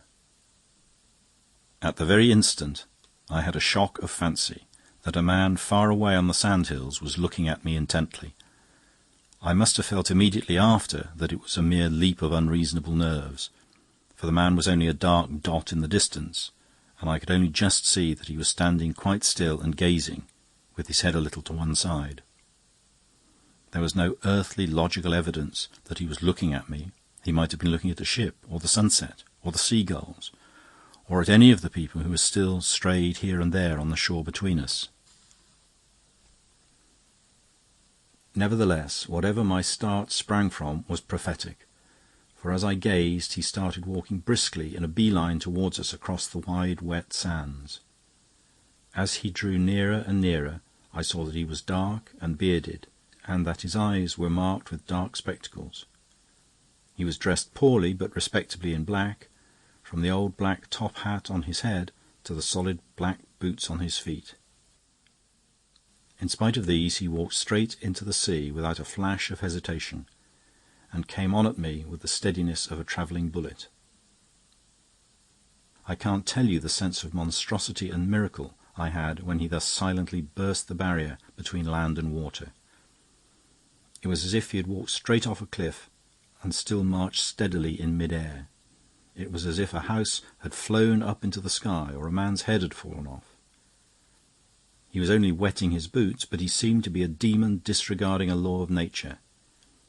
If he had hesitated an instant at the water's edge, it would have been nothing. As it was, he seemed to look so much at me alone as not to notice the ocean. Philip was some yards away, with his back to me, bending over his net. The stranger came on till he stood within 2 yards of me, the water washing halfway up his knees. Then he said, with a clearly modulated and rather mincing articulation, "Would it discommode you to contribute elsewhere a coin with a somewhat different superscription?" With one exception, there was nothing definably abnormal about him. His tinted glasses were not really opaque, but of a blue kind common enough, nor his eyes behind them shifty, but regarded me steadily. His dark beard was not really long or wild, but he looked rather hairy, because the beard began very high up in his face, just under the cheekbones. His complexion was neither sallow nor livid, but on the contrary rather clear and youthful. Yet this gave a pink and white waxed look, which somehow, I don't know why, rather increased the horror. The only oddity one could fix was that his nose, which was otherwise of a good shape, was just slightly turned sideways at the tip, as if, when it was soft, it had been tapped on one side with a toy hammer. The thing was hardly a deformity, yet I cannot tell you what a living nightmare it was to me. As he stood there in the sunset-stained water, he affected me as some hellish sea-monster just risen roaring out of a sea like blood. I don't know why a touch on the nose should affect my imagination so much. I think it seemed as if he could move his nose like a finger, and as if he had just that moment moved it. "Any little assistance," he continued with the same queer priggish accent, "that may obviate the necessity of my communicating with the family." Then it rushed over me that I was being blackmailed for the theft of the bronze piece, and all my merely superstitious fears and doubts were swallowed up in one overpowering practical question. How could he have found out? I'd stolen the thing suddenly and on impulse. I was certainly alone, for I always made sure of being unobserved when I slipped out to see Philip in this way. I had not, to all appearances, been followed in the street, and if I had, they could not X-ray the coin in my closed hand. The man standing on the sandhills could no more have seen what I gave Philip than shoot a fly in one eye, like the man in the fairy tale. "Philip," I cried helplessly, "ask this man what he wants." When Philip lifted his head at last from mending his net, he looked rather red, as if sulky or ashamed. But it may have been only the exertion of stooping and the red evening light. I may have only had another of the morbid fancies that seemed to be dancing about me. He merely gruffly said to the man, "You clear out of this," and motioning me to follow, set off wading shoreward without paying further attention to him. He stepped onto a stone breakwater that ran out from among the roots of the sandhills, and so struck homeward, perhaps thinking our incubus would find it less easy to walk on such rough stones, green and slippery with seaweed, than we who were young and used to it. But my persecutor walked as daintily as he talked, and he still followed me, picking his way and picking his phrases. I heard his delicate, detestable voice appealing to me over my shoulder, until at last, when we had crested the sandhills, Philip's patience, which was by no means so conspicuous on most occasions, seemed to snap. He turned suddenly, saying, "Go back, I can't talk to you now." And as the man hovered and opened his mouth, Philip struck him a buffet on it that sent him flying from the top of the tallest sandhill to the bottom. I saw him crawling out below, covered with sand. This stroke comforted me somehow, though it might well increase my peril, but Philip showed none of his usual elation at his own prowess. Though as affectionate as ever, he still seemed cast down. And before I could ask him anything fully, he parted with me at his own gate with two remarks that struck me as strange. He said that, all things considered, I ought to put the coin back in the collection, but that he himself would keep it for the present. And then he added, quite suddenly and irrelevantly, "You know Giles is back from Australia." The door of the tavern opened, and the gigantic shadow of the investigator Flambeau fell across the table. Father Brown presented him to the lady in his own slight, persuasive style of speech, mentioning his knowledge and sympathy in such cases, and, almost without knowing, the girl was soon reiterating her story to two listeners. But Flambeau, as he bowed and sat down, handed the priest a small slip of paper. Brown accepted it with some surprise, and read on it, "Cab to Wagga Wagga, 379 Mafeking Avenue, Putney." The girl was going on with her story. I went up the street to my own house with my head in a whirl. It had not begun to clear when I came to the doorstep, on which I found a milk can and the man with the twisted nose. The milk can told me the servants were all out, for, of course, Arthur, browsing about in his brown dressing-gown in a brown study, would not hear or answer a bell. Thus there was no one to help me in the house except my brother, whose help must be my ruin. In desperation I thrust 2 shillings into the horrid thing's hand, and told him to call again in a few days when I had thought it out. He went off sulking, but more sheepishly than I had expected. Perhaps he'd been shaken by his fall, and I watched the star of sand splashed on his back receding down the road with a horrid, vindictive pleasure. He turned a corner some 6 houses down. Then I let myself in, made myself some tea, and tried to think it out. I sat at the drawing-room window, looking onto the garden, which still glowed with the last full evening light. But I was too distracted and dreamy to look at the lawns and flower-pots and flower-beds with any concentration. So I took the shock the more sharply, because I'd seen it so slowly. The man or monster I'd sent away was standing quite still in the middle of the garden. Oh, we've all read a lot about pale-faced phantoms in the dark, but this was more dreadful than anything of that kind could ever be, because, though he cast a long evening shadow, he still stood in warm sunlight, and because his face was not pale, but had that waxen bloom still upon it that belongs to a barber's dummy. He stood quite still, with his face towards me, and I can't tell you how horrid he looked among the tulips and all those tall, gaudy, almost hothouse-looking flowers. It looked as if we'd stuck up a waxwork instead of a statue in the centre of our garden.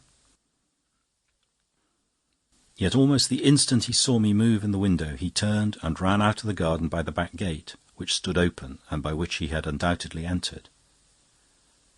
This renewed timidity on his part was so different from the impudence with which he had walked into the sea that I felt vaguely comforted. I fancied, perhaps, that he feared confronting Arthur more than I knew. Anyhow, I settled down at last and had a quiet dinner alone, for it was against the rules to disturb Arthur when he was rearranging the museum. And my thoughts, a little released, fled to Philip and lost themselves, I suppose. Anyhow, I was looking blankly, but rather pleasantly than otherwise, at another window, uncurtained, but by this time black as slate with the final nightfall. It seemed to me that something like a snail was on the outside of the window-pane, but when I stared harder, it was more like a man's thumb pressed on the pane. It had that curled look that a thumb has.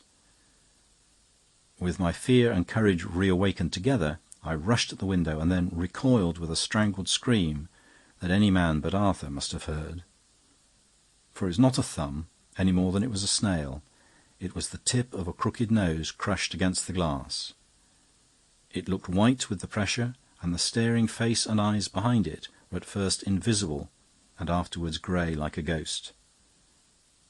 I slammed the shutters together somehow, rushed up to my room and locked myself in. but even as I passed I could swear I saw a second black window with something on it that was like a snail. It might be best to go to Arthur after all. If the thing was crawling close all around the house like a cat, it might have purposes worse even than blackmail. My brother might cast me out and curse me forever, but he was a gentleman and would defend me on the spot. After 10 minutes' curious thinking, I went down, knocked on the door, and then went in, to see the last and worst sight. My brother's chair was empty, and he was obviously out, but the man with the crooked nose was sitting waiting for his return, with his hat still insolently on his head, and actually reading one of my brother's books under my brother's lamp. His face was composed and occupied, but his nose tip still had the air of being the most mobile part of his face, as if it had just turned from left to right like an elephant's proboscis. I had thought him poisonous enough while he was pursuing and watching me, but I think his unconsciousness of my presence was more frightful still. I think I screamed loud and long, but that doesn't matter. What I did next does matter. I gave him all the money I had, including a good deal in paper, which, though it was mine, I dare say I had no right to touch. He went off at last, with hateful, tactful regrets all in long words, and I sat down feeling ruined in every sense. And yet I was saved that very night by a pure accident. Arthur had gone off suddenly to London, as he so often did, for bargains, and returned late but radiant, having nearly secured a treasure that was an added splendour even to the family collection. He was so resplendent that I was almost emboldened to confess the abstraction of the lesser gem. But he bore down all other topics with his overpowering project. Because the bargain might still misfire at any moment, he insisted on my packing at once and going up with him to lodgings he had already taken in Fulham, to be near the curio shop in question. Thus, in spite of myself, I fled from my foe almost in the dead of night, but from Philip also. My brother was often at the South Kensington Museum, and, in order to make some sort of secondary life for myself, I paid for a few lessons at the art schools. I was coming back from them this evening when I saw the abomination of desolation walking alive down the long straight street, and the rest is as this gentleman has said. I've got only one thing to say. I don't deserve to be helped, and I don't question or complain of my punishment. It is just. It ought to have happened. But I still question, with bursting brains, how it can have happened.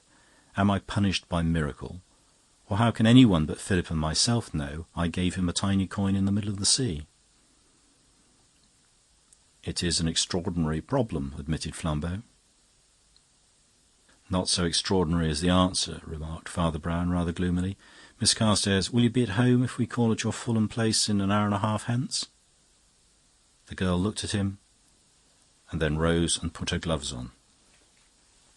"Yes," she said, "I'll be there," and almost instantly left the place.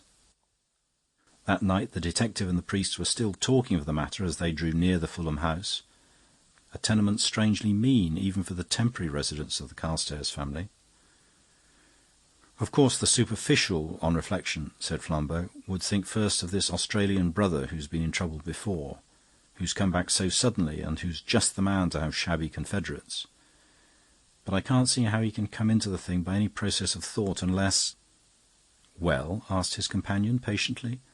Flambeau lowered his voice. "Unless the girl's lover comes in too, and he would be the blacker villain. The Australian chap did know that Hawker wanted the coin, but I can't see how on earth he could know that Hawker had got it, unless Hawker signalled to him or his representative across the shore." "That's true," assented the priest with respect. "Have you noted another thing?" went on Flambeau eagerly. "This Hawker hears his love insulted, but doesn't strike till he's got to the soft sandhills, where he can be victor in a mere sham fight. If he'd struck amid rocks and sea, he might have hurt his ally." "That's true again," said Father Brown, nodding. "And now, take it from the start. It lies between few people, but at least three. You want one person for suicide, 2 people for murder, but at least 3 people for blackmail." "Why?" asked the priest softly. "Well, obviously," cried his friend, "there must be one to be exposed, one to threaten exposure, and one at least whom exposure would horrify. After a long, ruminant pause, the priest said, "You miss a logical step. 3 persons are needed as ideas, only 2 are needed as agents." "What can you mean?" asked the other. "Why shouldn't a blackmailer," asked Brown in a low voice, "threaten his victim with himself? Suppose a wife became a rigid teetotaler in order to frighten her husband into concealing his pub frequenting, and then wrote him blackmailing letters in another hand threatening to tell his wife. Why shouldn't it work? Suppose a father forbade a son to gamble and then, following him in a good disguise, threatened the boy with his own sham paternal strictness. Suppose. But here we are, my friend." "My God!" cried Flambeau, "you don't mean—" An active figure ran down the steps of the house and showed under the golden lamplight the unmistakable head that resembled the Roman coin. "Miss Carstairs," said Hawker without ceremony, "wouldn't go in till you came." "Well," observed Brown confidently, "don't you think it's the best thing she can do to stop outside, with you to look after her? You see, I rather guess you've guessed it all yourself." "Yes," said the young man in an undertone. "I guessed on the sands, and now I know. That's why I let him fall soft." Taking a latchkey from the girl and a coin from Hawker, Flambeau let himself and his friend into the empty house and passed into the outer parlour. It was empty of all occupants but one. The man whom Father Brown had seen pass the tavern was standing against the wall as if at bay, unchanged, save that he had taken off his black coat and was wearing a brown dressing-gown. "We have come," said Father Brown politely, "to give back this coin to its owner." And he handed it to the man with the nose. Flambeau's eyes rolled. "Is this man a coin collector?" he asked. "This man is Mr. Arthur Carstairs," said the priest positively, "and he is a coin collector of a somewhat singular kind." The man changed colour so horribly that the crooked nose stood out on his face like a separate and comic thing. He spoke, nevertheless, with a sort of despairing dignity. "You shall see, then," he said, "that I have not lost all the family's qualities." And he turned suddenly and strode into an inner room, slamming the door. "Stop him!" shouted Father Brown, bounding and half falling over a chair. And, after a wrench or two, Flambeau had the door open. But it was too late. In dead silence, Flambeau strode across and telephoned for a doctor and police. An empty medicine bottle lay on the floor. Across the table, the body of the man in the brown dressing-gown lay amid his burst and gaping brown paper parcels, out of which poured and rolled, not Roman, but very modern, English coins. The priest held up the bronze head of Caesar. This, he said, was all that was left of the Carstairs collection. After a silence he went on with more than common gentleness. "It was a cruel will that his father made, and you see he did resent it a little. He hated the Roman money he had and grew fonder of the real money denied him. He not only sold the collection bit by bit, but sank bit by bit to the basest ways of making money, even to blackmailing his own family in disguise. He blackmailed his brother from Australia for his little forgotten crime. That is why he took the cab to Wagga Wagga in Putney. He blackmailed his sister for the theft he alone could have noticed. And that, by the way, is why she had that supernatural guess when he was away on the sand dunes. Mere figure and gait, however distant, are more likely to remind us of somebody than a well-made-up face quite close." There was another silence. "Well," growled the detective, "and so this great numismatist and coin collector was nothing but a vulgar miser." "Is there so great a difference?" asked Father Brown in the same strange, indulgent tone. "What is there wrong about a miser that is not often as wrong about a collector?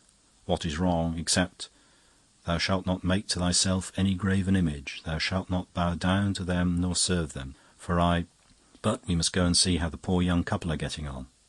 "I think," said Flambeau, "that in spite of everything they are probably getting on very well." End of chapter. Chapter 7. The Purple Wig. Mr. Edward Nutt, the industrious editor of the Daily Reformer, sat at his desk, opening letters and marking proofs to the merry tune of a typewriter, worked by a vigorous young lady. He was a stoutish, fair man in his shirt sleeves.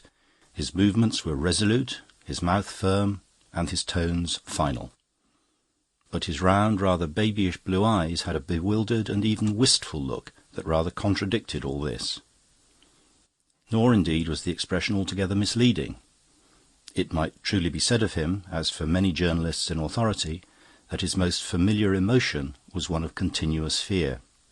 Fear of libel actions, fear of lost advertisements, fear of misprints, fear of the sack. His life was a series of distracted compromises between the proprietor of the paper and of him, who was a senile soap boiler with 3 ineradicable mistakes in his mind, and the very able staff he had collected to run the paper, some of whom were brilliant and experienced men and, what was even worse, sincere enthusiasts for the political policy of the paper. A letter from one of these lay immediately before him, and, rapid and resolute as he was, he seemed almost to hesitate before opening it. He took up a strip of proof instead, ran down it with a blue eye and a blue pencil, altered the word adultery to the word impropriety, and the word Jew to the word alien, rang a bell, and sent it flying upstairs. Then, with a more thoughtful eye, he ripped open the letter from his more distinguished contributor, which bore a postmark of Devonshire, and read as follows. Dear Nutt, as I see you're working spooks and dukes at the same time, what about an article on that rum business of the heirs of Exmoor, or, as the old women call it down here, the devil's ear of air? The head of the family, you know, is the Duke of Exmoor. He's one of a few really stiff old Tory aristocrats left. A sound old crusted tyrant it is quite in our line to make trouble about. And I think I'm on the track of a story that will make trouble. Of course, I don't believe in the old legend about James I, and as for you, you don't believe in anything, not even in journalism. The legend, you'll probably remember, was about the blackest business in English history, the poisoning of Overbury by that witch's cat Frances Howard, and the quite mysterious terror which forced the king to pardon the murderers. There was a lot of alleged witchcraft mixed up with it, and the story goes that a manservant listening at the keyhole heard the truth in a talk between the king and Carr, and the bodily ear with which he heard grew large and monstrous, as by magic, so awful was the secret. And though he had to be loaded with lands and gold and made an ancestor of dukes, the elf-shaped ear is still recurrent in the family. Well, you don't believe in black magic, and if you did, you couldn't use it for copy. If a miracle happened in your office, you'd have to hush it up. Now so many bishops are agnostics. But that's not the point. The point is that there really is something queer about Exmoor and his family. Something quite natural, I dare say, but quite abnormal.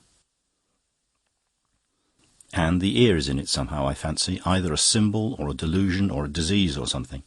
Another tradition says that cavaliers just after James I began to wear their hair long only to cover the ear of the first Lord Exmoor. This is also no doubt fanciful. The reason I point it out to you is this. It seems to me that we make a mistake in attacking aristocracy entirely for its champagne and diamonds. Most men rather admire the nobs for having a good time, but I think we surrender too much when we admit that aristocracy has made even the aristocrats happy. I suggest a series of articles pointing out how dreary, how inhuman, how downright diabolist is the very smell and atmosphere of some of these great houses. There are plenty of instances, but you couldn't begin with a better one than the ear of the heirs. By the end of the week, I think I can get you the truth about it. Yours ever, Francis Finn. Mr. Nutt reflected a moment, staring at his left boot. Then he called out in a strong, loud, and entirely lifeless voice, in which every syllable sounded alike, "Miss Barlow, take down a letter to Mr. Finn, please." Dear Finn, I think it would do. Copy should reach us second post Saturday. Yours, E. Nutt. This elaborate epistle he articulated as if it were all one word, and Miss Barlow rattled it down as if it were all one word.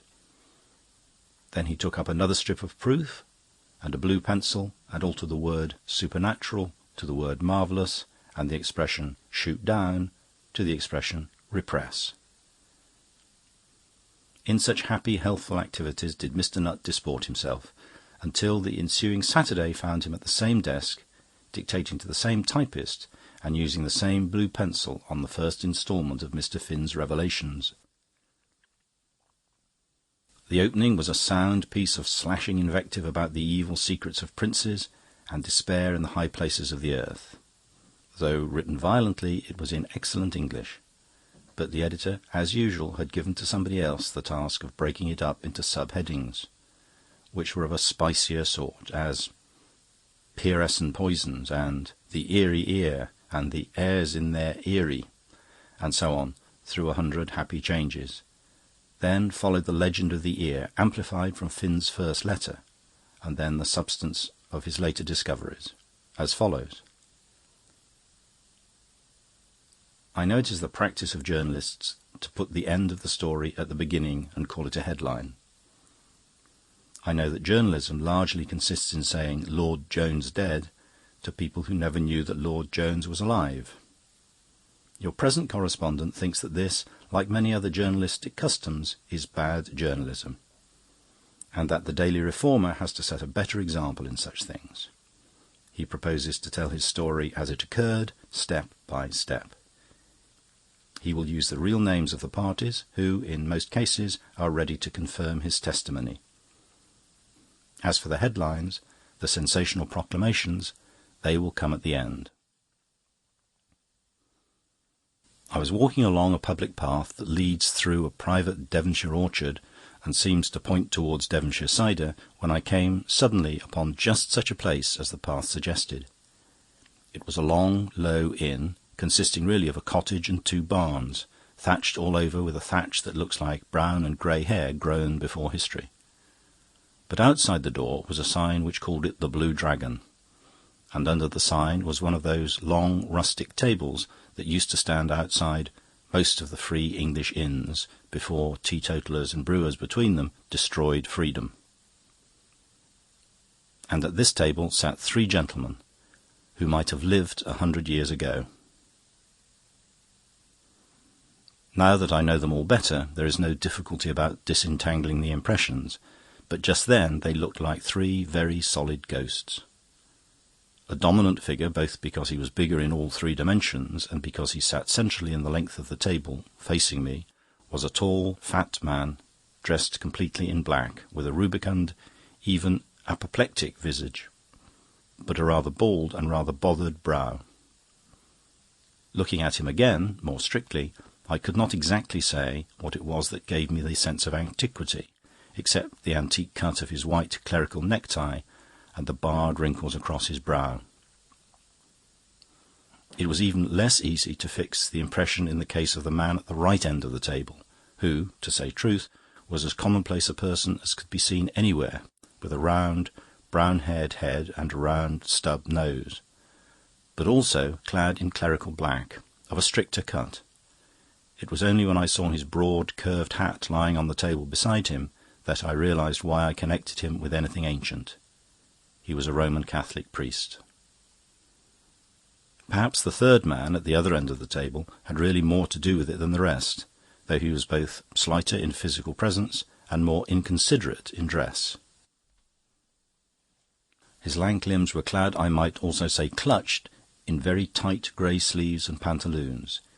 He had a long, sallow, aquiline face, which seemed somehow all the more saturnine because his lantern jaws were imprisoned in his collar and neckcloth, more in the style of the old stock, and his hair, which ought to have been dark brown, was of an odd, dim, russet colour, which, in conjunction with his yellow face, looked rather purple than red.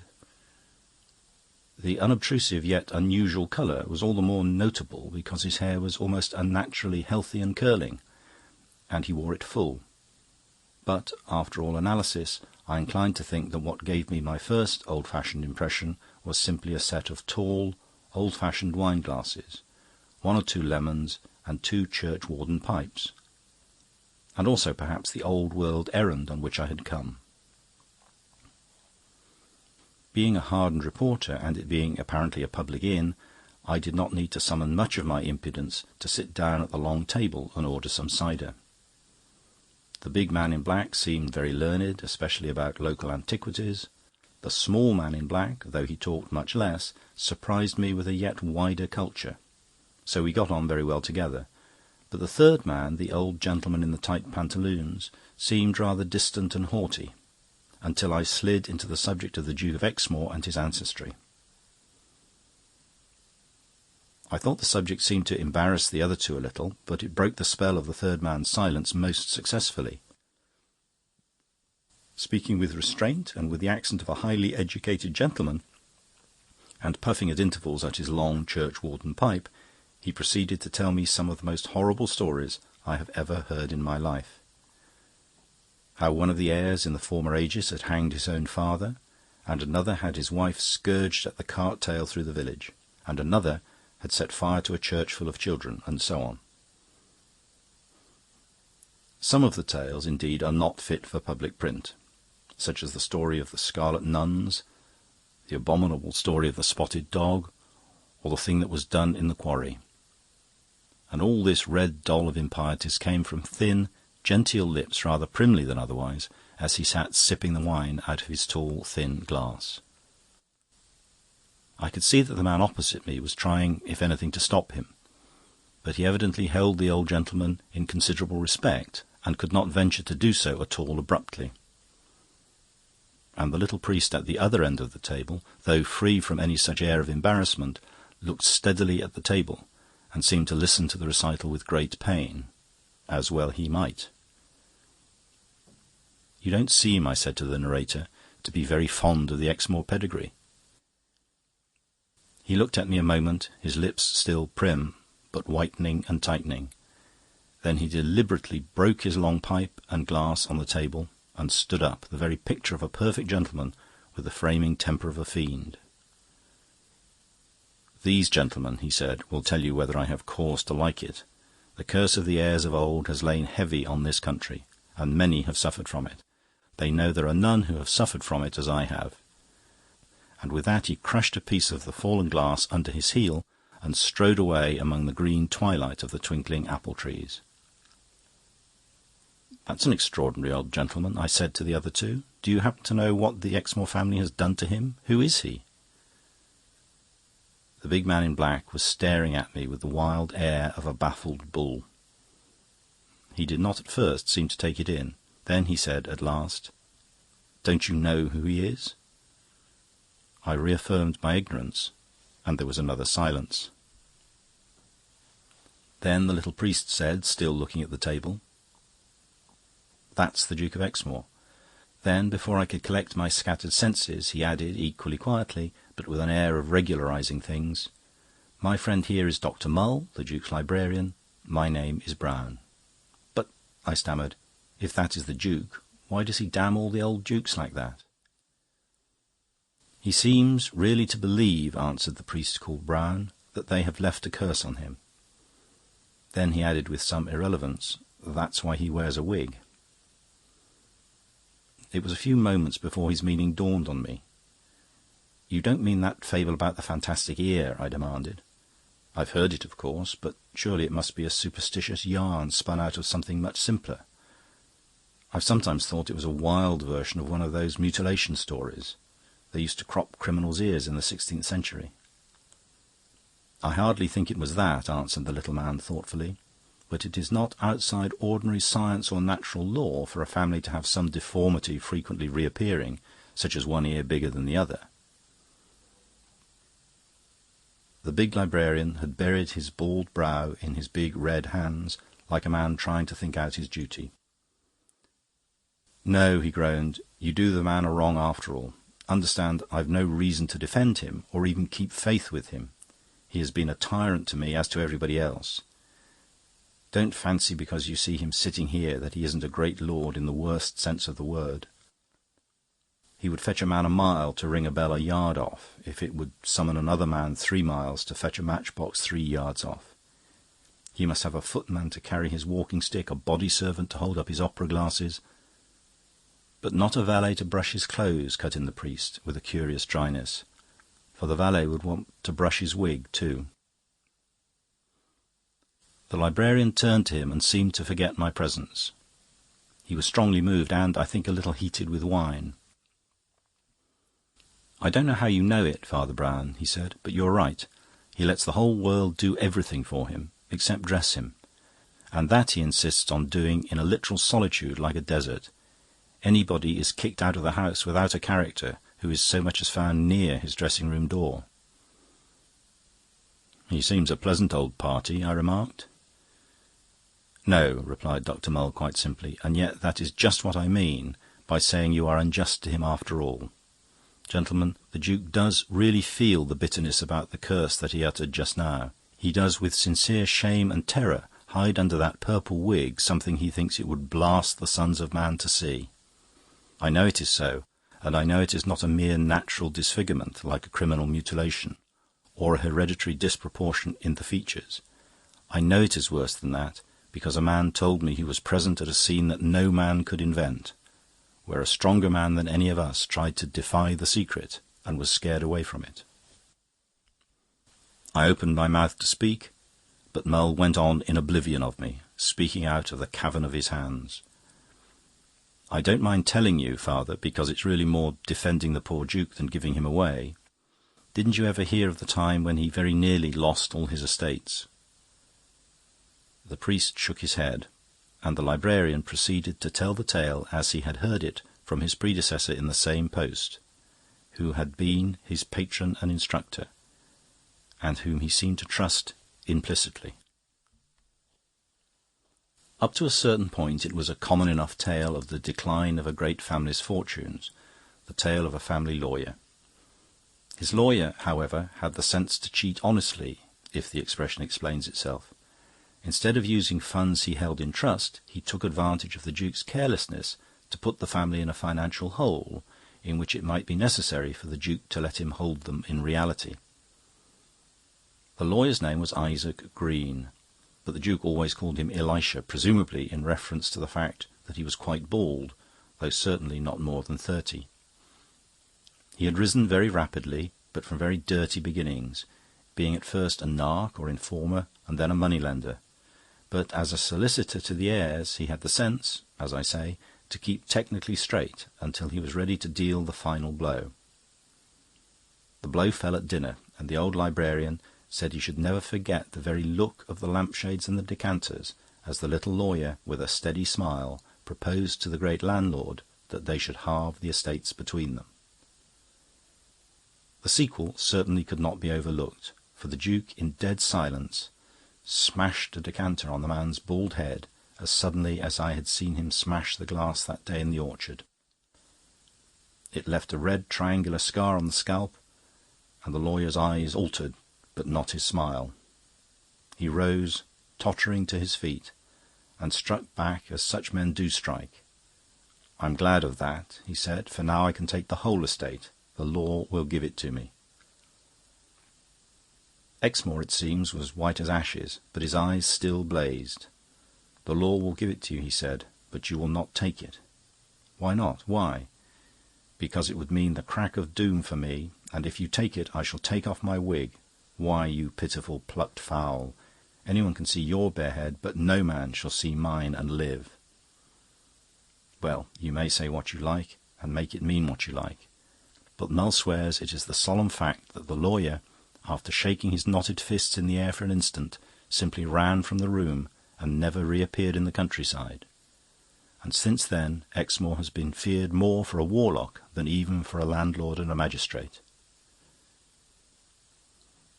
Now Dr. Mull told his story with rather wild theatrical gestures, and with a passion, I think, at least partisan. I was quite conscious of the possibility that the whole was the extravagance of an old braggart and gossip. But before I end this half of my discoveries, I think it due to Dr. Mull to record that my first 2 inquiries have confirmed his story. I learned from an old apothecary in the village that there was a bald man in evening dress, giving the name of Green, who came to him one night to have a 3-cornered cut on his forehead plastered.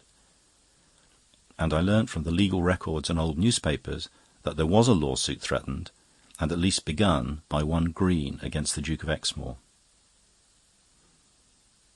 Mr. Nutt of the Daily Reformer wrote some highly incongruous words across the top of the copy, made some highly mysterious marks down the side of it, and called to Miss Barlow in the same loud, monotonous voice, "Take down a letter to Mr. Finn. Dear Finn, your copy will do, but I have had to headline it a bit, and our public would never stand a Romanist priest in the story. You must keep your eye on the suburbs. I've altered him to Mr. Brown, a spiritualist. Yours, E. Nutt." A day or two afterwards found the active and judicious editor examining, with blue eyes that seemed to grow rounder and rounder, the second instalment of Mr. Finn's tale of Mysteries in High Life. It began with the words, "I have made an astounding discovery. I freely confess it is quite different from anything I expected to discover, and will give a much more practical shock to the public. I venture to say, without any vanity, that the words I now write will be read all over Europe, and certainly all over America and the colonies.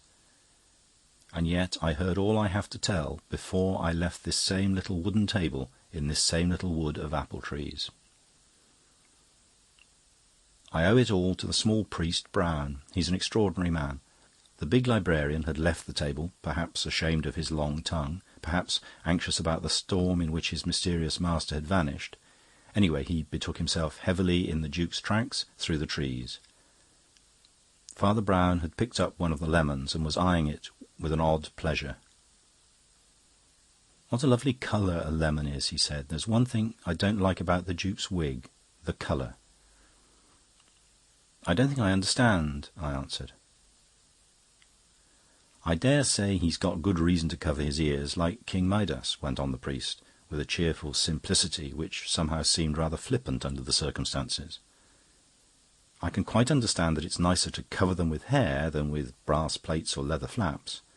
But if he wants to use hair, why doesn't he make it look like hair? There never was a hair of that colour in this world. It looks more like a sunset cloud coming through the wood. Why doesn't he conceal the family curse better if he's really so ashamed of it? Shall I tell you?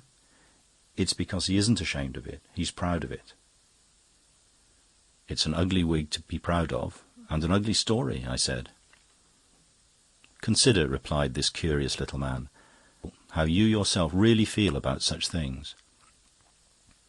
I don't suggest you're either more snobbish or more morbid than the rest of us, but don't you feel in a vague way that a genuine old family curse is rather a fine thing to have? Would you be ashamed, wouldn't you be a little proud, if the heir of the Glamis horror called you his friend, or if Byron's family had confided to you only the evil adventures of their race? Don't be too hard on the aristocrats themselves if their heads are as weak as ours would be, and they are snobs about their own sorrows." "By Jove," I cried, "and that's true enough. My own mother's family had a banshee, and now I come to think of it, it has comforted me in many a cold hour. And think," he went on, "of that stream of blood and poison that spurted from his thin lips the instant you so much as mentioned his ancestors. Why should he show every stranger over such a chamber of horrors unless he's proud of it? He doesn't conceal his wig, he doesn't conceal his blood, he doesn't conceal his family curse, he doesn't conceal the family crimes, but..." The little man's voice changed so suddenly, he shut his hands so sharply, and his eyes so rapidly grew rounder and brighter like a waking owl's, that it had all the abruptness of a small explosion on the table. "But," he ended, "he does really conceal his toilet." It somehow completed the thrill of my fanciful nerves that at that instant the Duke appeared again silently among the glimmering trees, with soft foot and sunset-hued hair, coming around the corner of the house in company with his librarian. Before he came within earshot, Father Brown had added quite composedly, "Why does he really hide the secret of what he does with a purple wig?" Because it isn't the sort of secret we suppose. The Duke came round the corner and resumed his seat at the head of the table with all his native dignity. The embarrassment of the librarian left him hovering on his hind legs like a huge bear. The Duke addressed the priest with great seriousness. "Father Brown," he said, "Dr. Mull informs me that you have come here to make a request. I no longer profess an observance of the religion of my fathers, but for their sakes and for the sake of the days when we met before, I am very willing to hear you. But I presume you would rather be heard in private." Whatever I retain of the gentleman made me stand up. Whatever I have attained of the journalist made me stand still. Before this paralysis could pass, the priest had made a momentarily detaining motion. "If," he said, "your Grace will permit me my real petition, or if I retain any right to advise you, I would urge that as many people as possible should be present. All over this country I have found hundreds, even of my faith and flock, whose imaginations are poisoned by the spell which I implore you to break. I wish we could have all Devonshire here to see you do it." "To see me do what?" asked the Duke, arching his eyebrows. "To see you take off your wig," said Father Brown. The Duke's face did not move, but he looked at his petitioner with a glassy stare, which was the most awful expression I have ever seen on a human face. I could see the librarian's great legs wavering under him like the shadows of stems in a pool, and I could not banish from my own brain the fancy that the trees all around us were filling softly in the silence with devils instead of birds. "I spare you," said the Duke in a voice of inhuman pity. "I refuse. If I gave you the faintest hint of the load of horror I have to bear alone, you would lie shrieking at these feet of mine and begging to know no more. I will spare you the hint. You shall not spell the first letter of what is written on the altar of the unknown God." "I know the unknown God," said the little priest, with an unconscious grandeur of certitude that stood up like a granite tower. "I know his name. It is Satan. The true God was made flesh and dwelt among us. And I say to you, wherever you find men ruled merely by mystery, it is the mystery of iniquity. If the devil tells you something is too fearful to look at it. If he says something is too terrible to hear it. If you think some truth unbearable, bear it. I entreat your Grace to end this nightmare now and here at this table." "If I did," said the Duke in a low voice, "you and all you believe, and all by which alone you live, would be the first to shrivel and perish. You would have an instant to know the great nothing before you died." "The cross of Christ be between me and harm," said Father Brown. "Take off your wig." I was leaning over the table in ungovernable excitement. In listening to this extraordinary duel, half a thought had come into my head. "Your Grace," I cried, "I call your bluff. Take off your wig, or I will knock it off. I suppose I can be prosecuted for assault, but I am very glad I did it." When he said, in the same voice of stone, "I refuse," I simply sprang on him. For 3 long instants he strained against me as if he had all hell to help him. But I forced his head until the hairy cap fell off it. I admit that, whilst wrestling, I shut my eyes as it fell. I was awakened by a cry from Mull, who was also by this time at the Duke's side. His head and mine were both bending over the bald head of the wigless Duke. Then the silence was snapped by the librarian exclaiming, "What can it mean? Why, the man had nothing to hide. His ears are just like everybody else's." "Yes," said Father Brown, "that's what he had to hide." The priest walked straight up to him, but strangely enough did not even glance at his ears. He stared with an almost comical seriousness at his bald forehead and pointed to a 3-cornered cicatrice, long-healed but still discernible. "Mr. Green, I think," he said politely. And he did get the whole estate after all. And now let me tell the readers of the Daily Reformer what I think the most remarkable thing in the whole affair. This transformation scene, which will seem to you as wild and purple as a Persian fairy tale, has been, except for my technical assault, strictly legal and constitutional from its beginnings. The man with the odd scar and the ordinary ears is not an impostor, though in one sense he wears another man's wig, and claims another man's ear, he has not stolen another man's coronet. He really is the one and only Duke of Exmoor. What happened was this. The old Duke really had a slight malformation of the ear, which really was more or less hereditary. He really was morbid about it, and it is likely enough that he did invoke it as a kind of curse in the violent scene, which undoubtedly happened, in which he struck Green with the decanter. But the contest ended very differently. Green pressed his claim and got the estates. The dispossessed nobleman shot himself and died without issue. After a decent interval, the beautiful English government revived the extinct peerage of Exmoor and bestowed it, as is usual, on the most important person, the person who's got the property. This man used the old feudal fables, properly in his snobbish soul, really envied and admired them, so that thousands of poor English people trembled before a mysterious chieftain with an ancient destiny and a diadem of evil stars, when they are really trembling before a gutter-snipe who was a pettifogger and a pawnbroker not 12 years ago. I think it is very typical of the real case against our aristocracy as it is, and it will be till God sends us braver men. Mr. Nutt put down the manuscript and called out with unusual sharpness, "Miss Barlow, please take down a letter to Mr. Finn." "Dear Finn, you must be mad. We can't touch this. I wanted vampires and the bad old days and aristocracy hand in hand with superstition. They like that. But you must know the Exmoors would never forgive this. And what would our people say then, I should like to know? Why, Sir Simon is one of Exmoor's greatest pals, and it would ruin that cousin of the heir's that's standing for us at Bradford. Besides, old Soapsuds was sick enough at not getting his peerage last year. He'd sack me by wire if I lost him it with such lunacy as this. And what about Duffy?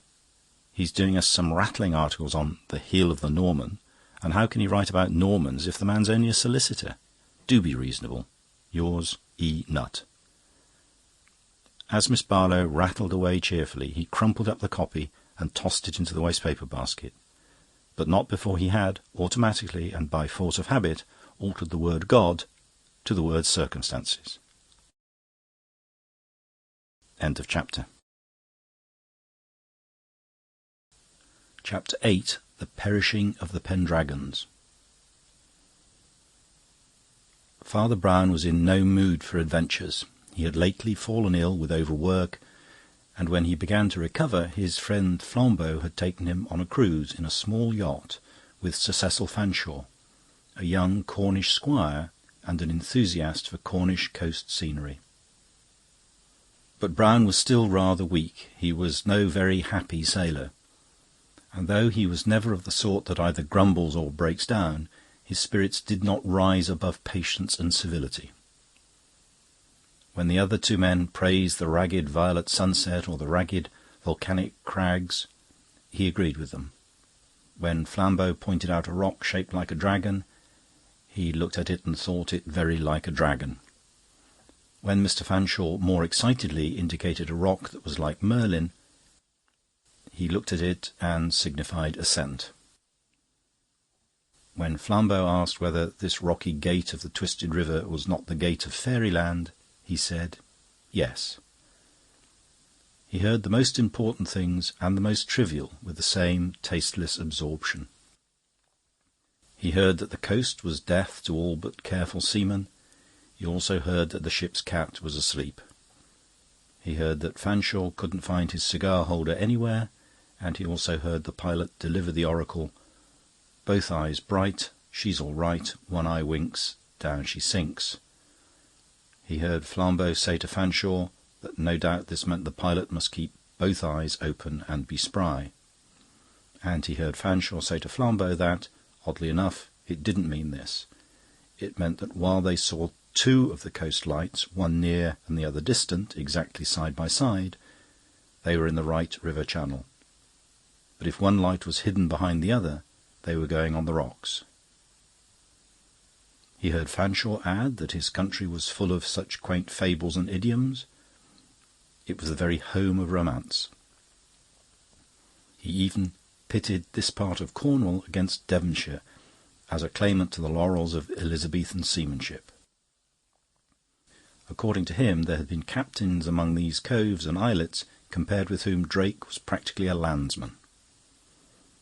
He heard Flambeau laugh, and ask if, perhaps, the adventurer's title of Westward Ho only meant that all Devonshire men wished they were living in Cornwall. He heard Fanshawe say there was no need to be silly, that not only had Cornish captains been heroes, but they were heroes still, that near that very spot there was an old admiral, now retired, who was scarred by thrilling voyages full of adventures, and who had, in his youth, found the last group of 8 Pacific islands that was added to the chart of the world. This Cecil Fanshawe was, in person, of the kind that commonly urges such crude but pleasing enthusiasms, a very young man, light-haired, high-coloured, with an eager profile, with a boyish bravado of spirits, but an almost girlish delicacy of tint and type. The big shoulders, black brows, and black mousquetaire swagger of Flambeau were a great contrast. All these trivialities Brown heard and saw, but heard them as a tired man hears a tune in the railway wheels, or saw them as a sick man sees the pattern of his wallpaper. No one can calculate the turns of mood in convalescence, but Father Brown's depression must have had a great deal to do with his mere unfamiliarity with the sea, for as the river mouth narrowed like the neck of a bottle, and the water grew calmer and the air warmer and more earthly, he seemed to wake up and take notice like a baby. They had reached that phase just after sunset, when air and water both look bright, but earth and all its growing things look almost black by comparison. About this particular evening, however, there was something exceptional. It was one of those rare atmospheres in which a smoked glass slide seems to have been slid away from between us and nature, so that even dark colours on that day look more gorgeous than bright colours on cloudier days. The trampled earth of the river banks and the peaty stain in the pools did not look drab, but glowing umber. And the dark woods astir in the breeze did not look, as usual, dim blue, with mere depth of distance, but more like wind-tumbled masses of some vivid violet blossom. This magic clearness and intensity in the colours was further forced on Brown's slowly reviving senses by something romantic and even secret in the very form of the landscape. The river was still well wide and deep enough for a pleasure boat, so small as theirs, but the curves of the countryside suggested that it was closing in on either hand. The woods seemed to be making broken and flying attempts at bridge building, as if the boat were passing from the romance of a valley to the romance of a hollow, and so to the supreme romance of a tunnel. Beyond this mere look of things there was little for Brown's freshening fancy to feed on. He saw no human beings except some gypsies trailing along the river bank with faggots and osiers cut in the forest, and one sight no longer unconventional, but in such remote parts still uncommon, a dark-haired lady, bareheaded and paddling her own canoe. If Father Brown ever attached any importance to either of these, he certainly forgot them at the next turn of the river, which brought in sight a singular object. The water seemed to widen and split, being cloven by the dark wedge of a fish-shaped and wooded islet. With the rate at which they went, the islet seemed to swim towards them like a ship with a very high prow, or, to speak more strictly, a very high funnel, for at the extreme point nearest them stood up an odd-looking building, unlike any they could remember or connect with any purpose. It was not specially high, but it was too high for its breadth to be called anything but a tower. Yet it appeared to be built entirely of wood, and that in a most unequal and eccentric way. Some of the planks and beams were of good seasoned oak, some of such wood cut raw and recent, some again of white pine wood, and a great deal more of the same sort of wood painted black with tar. These black beams were set crooked or criss-cross at all kinds of angles, giving the whole a most patchy and puzzling appearance. There were 1 or 2 windows, which appeared to be coloured and leaded in an old-fashioned but more elaborate style.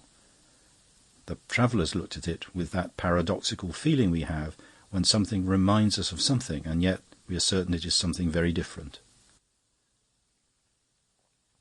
Father Brown, even when he was mystified, was clever in analysing his own mystification, and he found himself reflecting that the oddities seemed to consist in a particular shape cut out in an incongruous material, as if one saw a top hat made of tin or a frock coat cut out of tartan.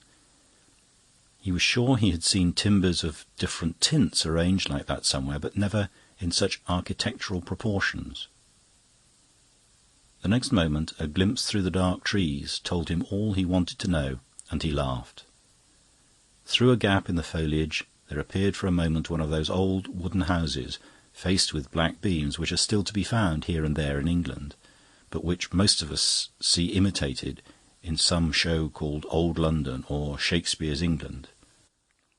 It was in view only long enough for the priest to see that, however old-fashioned, it was a comfortable and well-kept country house with flower-beds in front of it. It had none of the piebald and crazy look of the tower that seemed made out of its refuse. "What on earth's this?" said Flambeau, who was still staring at the tower. Fanshaw's eyes were shining, and he spoke triumphantly. "Aha! You've not seen a place quite like this before, I fancy. That's why I've brought you here, my friend. Now you shall see whether I exaggerate about the mariners of Cornwall. This place belongs to old Pendragon, whom we call the Admiral, though he retired before getting the rank. The spirit of Raleigh and Hawkins is a memory with the Devon folk. It's a modern fact with the Pendragons. If Queen Elizabeth were to rise from the grave and come up this river in a gilded barge, she would be received by the Admiral in a house exactly such as she was accustomed to, in every corner and casement, in every panel on the wall or plate on the table, and she would find an English captain still talking fiercely of fresh lands to be found in little ships, as much as if she had dined with Drake. She'd find a rum sort of thing in the garden," said Father Brown, "which would not please her Renaissance eye. That Elizabethan domestic architecture is charming in its way, but it's against the very nature of it to break out into turrets." "And yet," answered Fanshawe, "that's the most romantic and Elizabethan part of the business. It was built by the Pendragons in the very days of the Spanish Wars, and though it's needed patching and even rebuilding for another reason, it's always been rebuilt in the old way. The story goes that the lady of Sir Peter Pendragon built it in this place and to this height, because from the top you can just see the corner where vessels turn into the river mouth, and she wished to be the first to see her husband's ship as he sailed home from the Spanish Main." "For what other reason," asked Father Brown, "do you mean that it has been rebuilt?" "Oh, there's a strange story about that too," said the young squire with relish. "You are really in a land of strange stories. King Arthur was here, and Merlin and the fairies before him. The story goes that Sir Peter Pendragon, who, I fear, had some of the faults of the pirates as well as the virtues of the sailor, was bringing home 3 Spanish gentlemen in honourable captivity, intending to escort them to Elizabeth's court, but he was a man of flaming and tigerish temper, and, coming to high words with one of them, he caught him by the throat and flung him, by accident or design, into the sea. The second Spaniard, who was the brother of the first, instantly drew his sword and flew at Pendragon, and after a short but furious combat, in which both got 3 wounds in as many minutes, Pendragon drove his blade through the other's body, and the second Spaniard was accounted for. As it happened, the ship had already turned into the river mouth and was close to comparatively shallow water.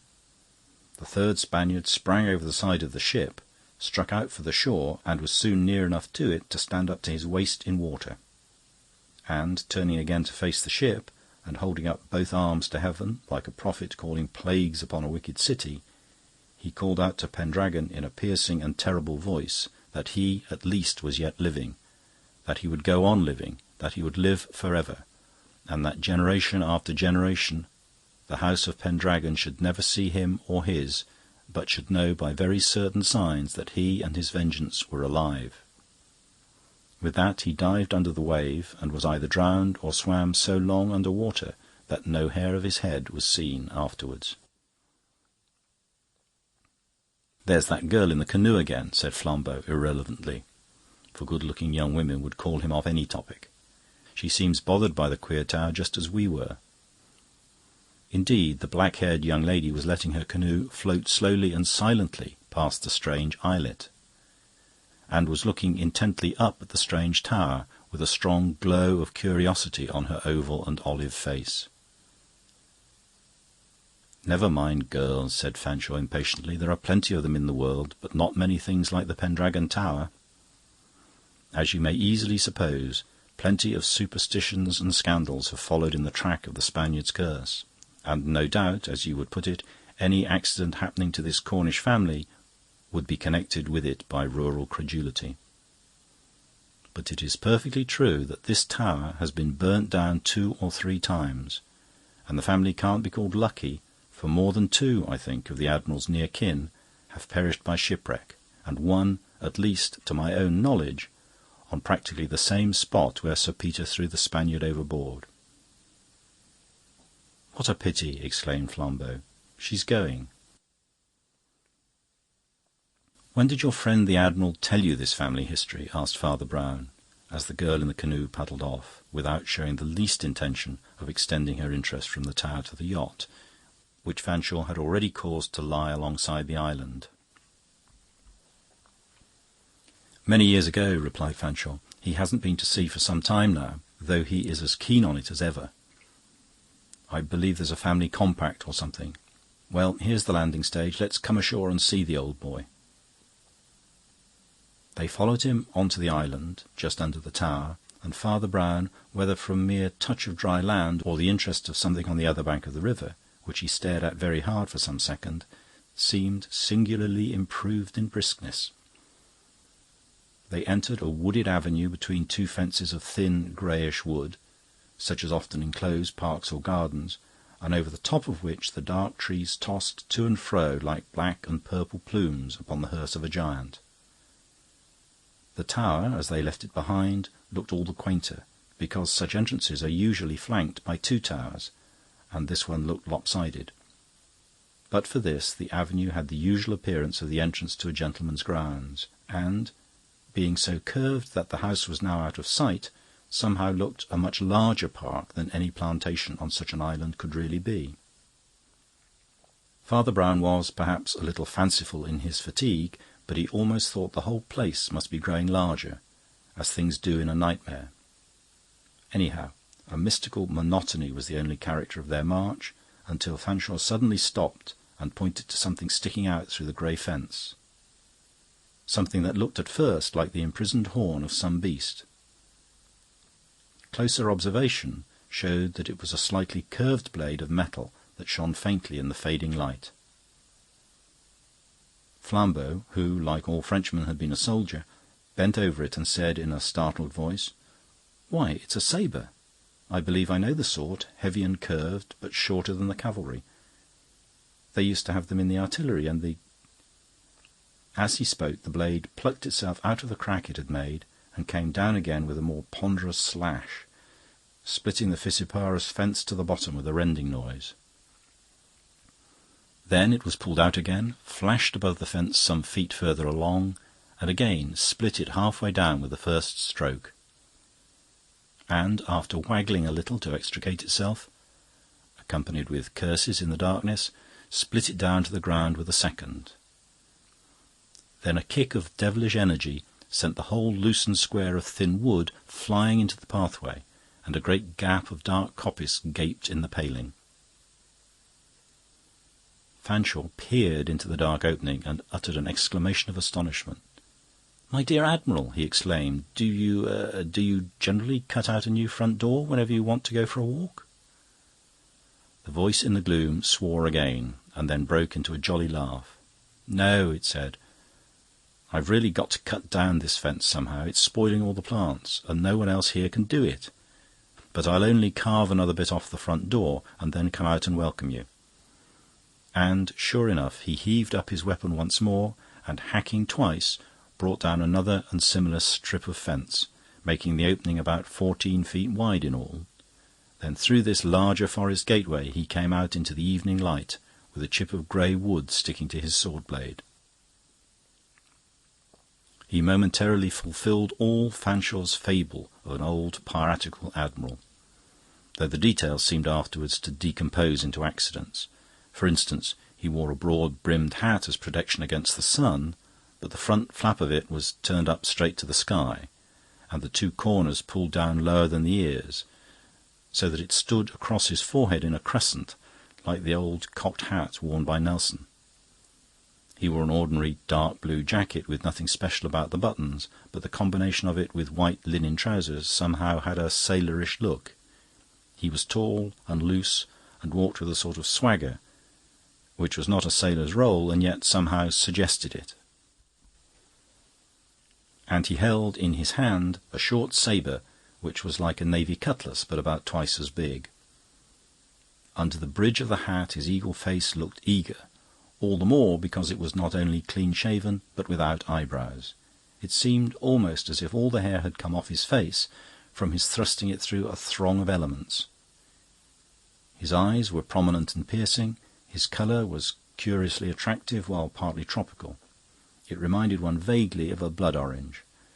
That is, that while it was ruddy and sanguine, there was a yellow in it that was in no way sickly, but seemed rather to glow like gold apples of the Hesperides. Father Brown thought he had never seen a figure so expressive of all the romances about the countries of the sun. When Fanshawe had presented his two friends to their host, he fell again into a tone of rallying the latter about his wreckage of the fence and his apparent rage of profanity. The Admiral pooh-poohed it at first as a piece of necessary but annoying garden work, but at length the ring of real energy came back into his laughter, and he cried with a mixture of impatience and good humour, "Well, perhaps I do go at it a bit rabidly and feel a kind of pleasure in smashing anything. So would you if your only pleasure was in cruising about to find some new cannibal islands, and you had to stick on this muddy little rockery in a sort of rustic pond. When I remember how I've cut down 1.5 miles of green, poisonous jungle with an old cutlass half as sharp as this, and then remember I must stop here and chop this matchwood because of some confounded old bargain scribbled in a family Bible, why, He swung up the heavy steel again, and this time sundered the wall of wood from top to bottom at one stroke. "I feel like that," he said, laughing, but furiously flinging the sword some yards down the path. "And now let's go up to the house. You must have some dinner." The semicircle of lawn in front of the house was varied by 3 circular garden beds, one of red tulips, a second of yellow tulips, and the third of some white, waxen-looking blossoms that the visitors did not know and presumed to be exotic. A heavy, hairy, and rather sullen-looking gardener was hanging up a heavy coil of garden hose. The corners of the expiring sunset, which seemed to cling about the corners of the house, gave glimpses here and there of the colours of remoter flower-beds, and in a treeless space on one side of the house, opening upon the river, stood a tall brass tripod, on which was tilted a big brass telescope. Just outside the steps of the porch stood a little painted green garden table, as if someone had just taken tea there. The entrance was flanked with 2 of those half-featured lumps of stone with holes for eyes that are said to be South Sea idols, and on the brown oak beam across the doorway were some confused carvings that looked almost barbaric. As they passed indoors, the little cleric hopped suddenly onto the table, and standing on it peered unaffectedly through his spectacles at the mouldings in the oak. Admiral Pendragon looked very much astonished, though not particularly annoyed, while Fanshawe was so amused with what looked like a performing pygmy on his little stand that he could not control his laughter. But Father Brown was not likely to notice either the laughter or the astonishment. He was gazing at 3 carved symbols, which, though very worn and obscure, seemed still to convey some sense to him. The first seemed to be the outline of some tower or other building, crowned with what looked like curly-pointed ribbons.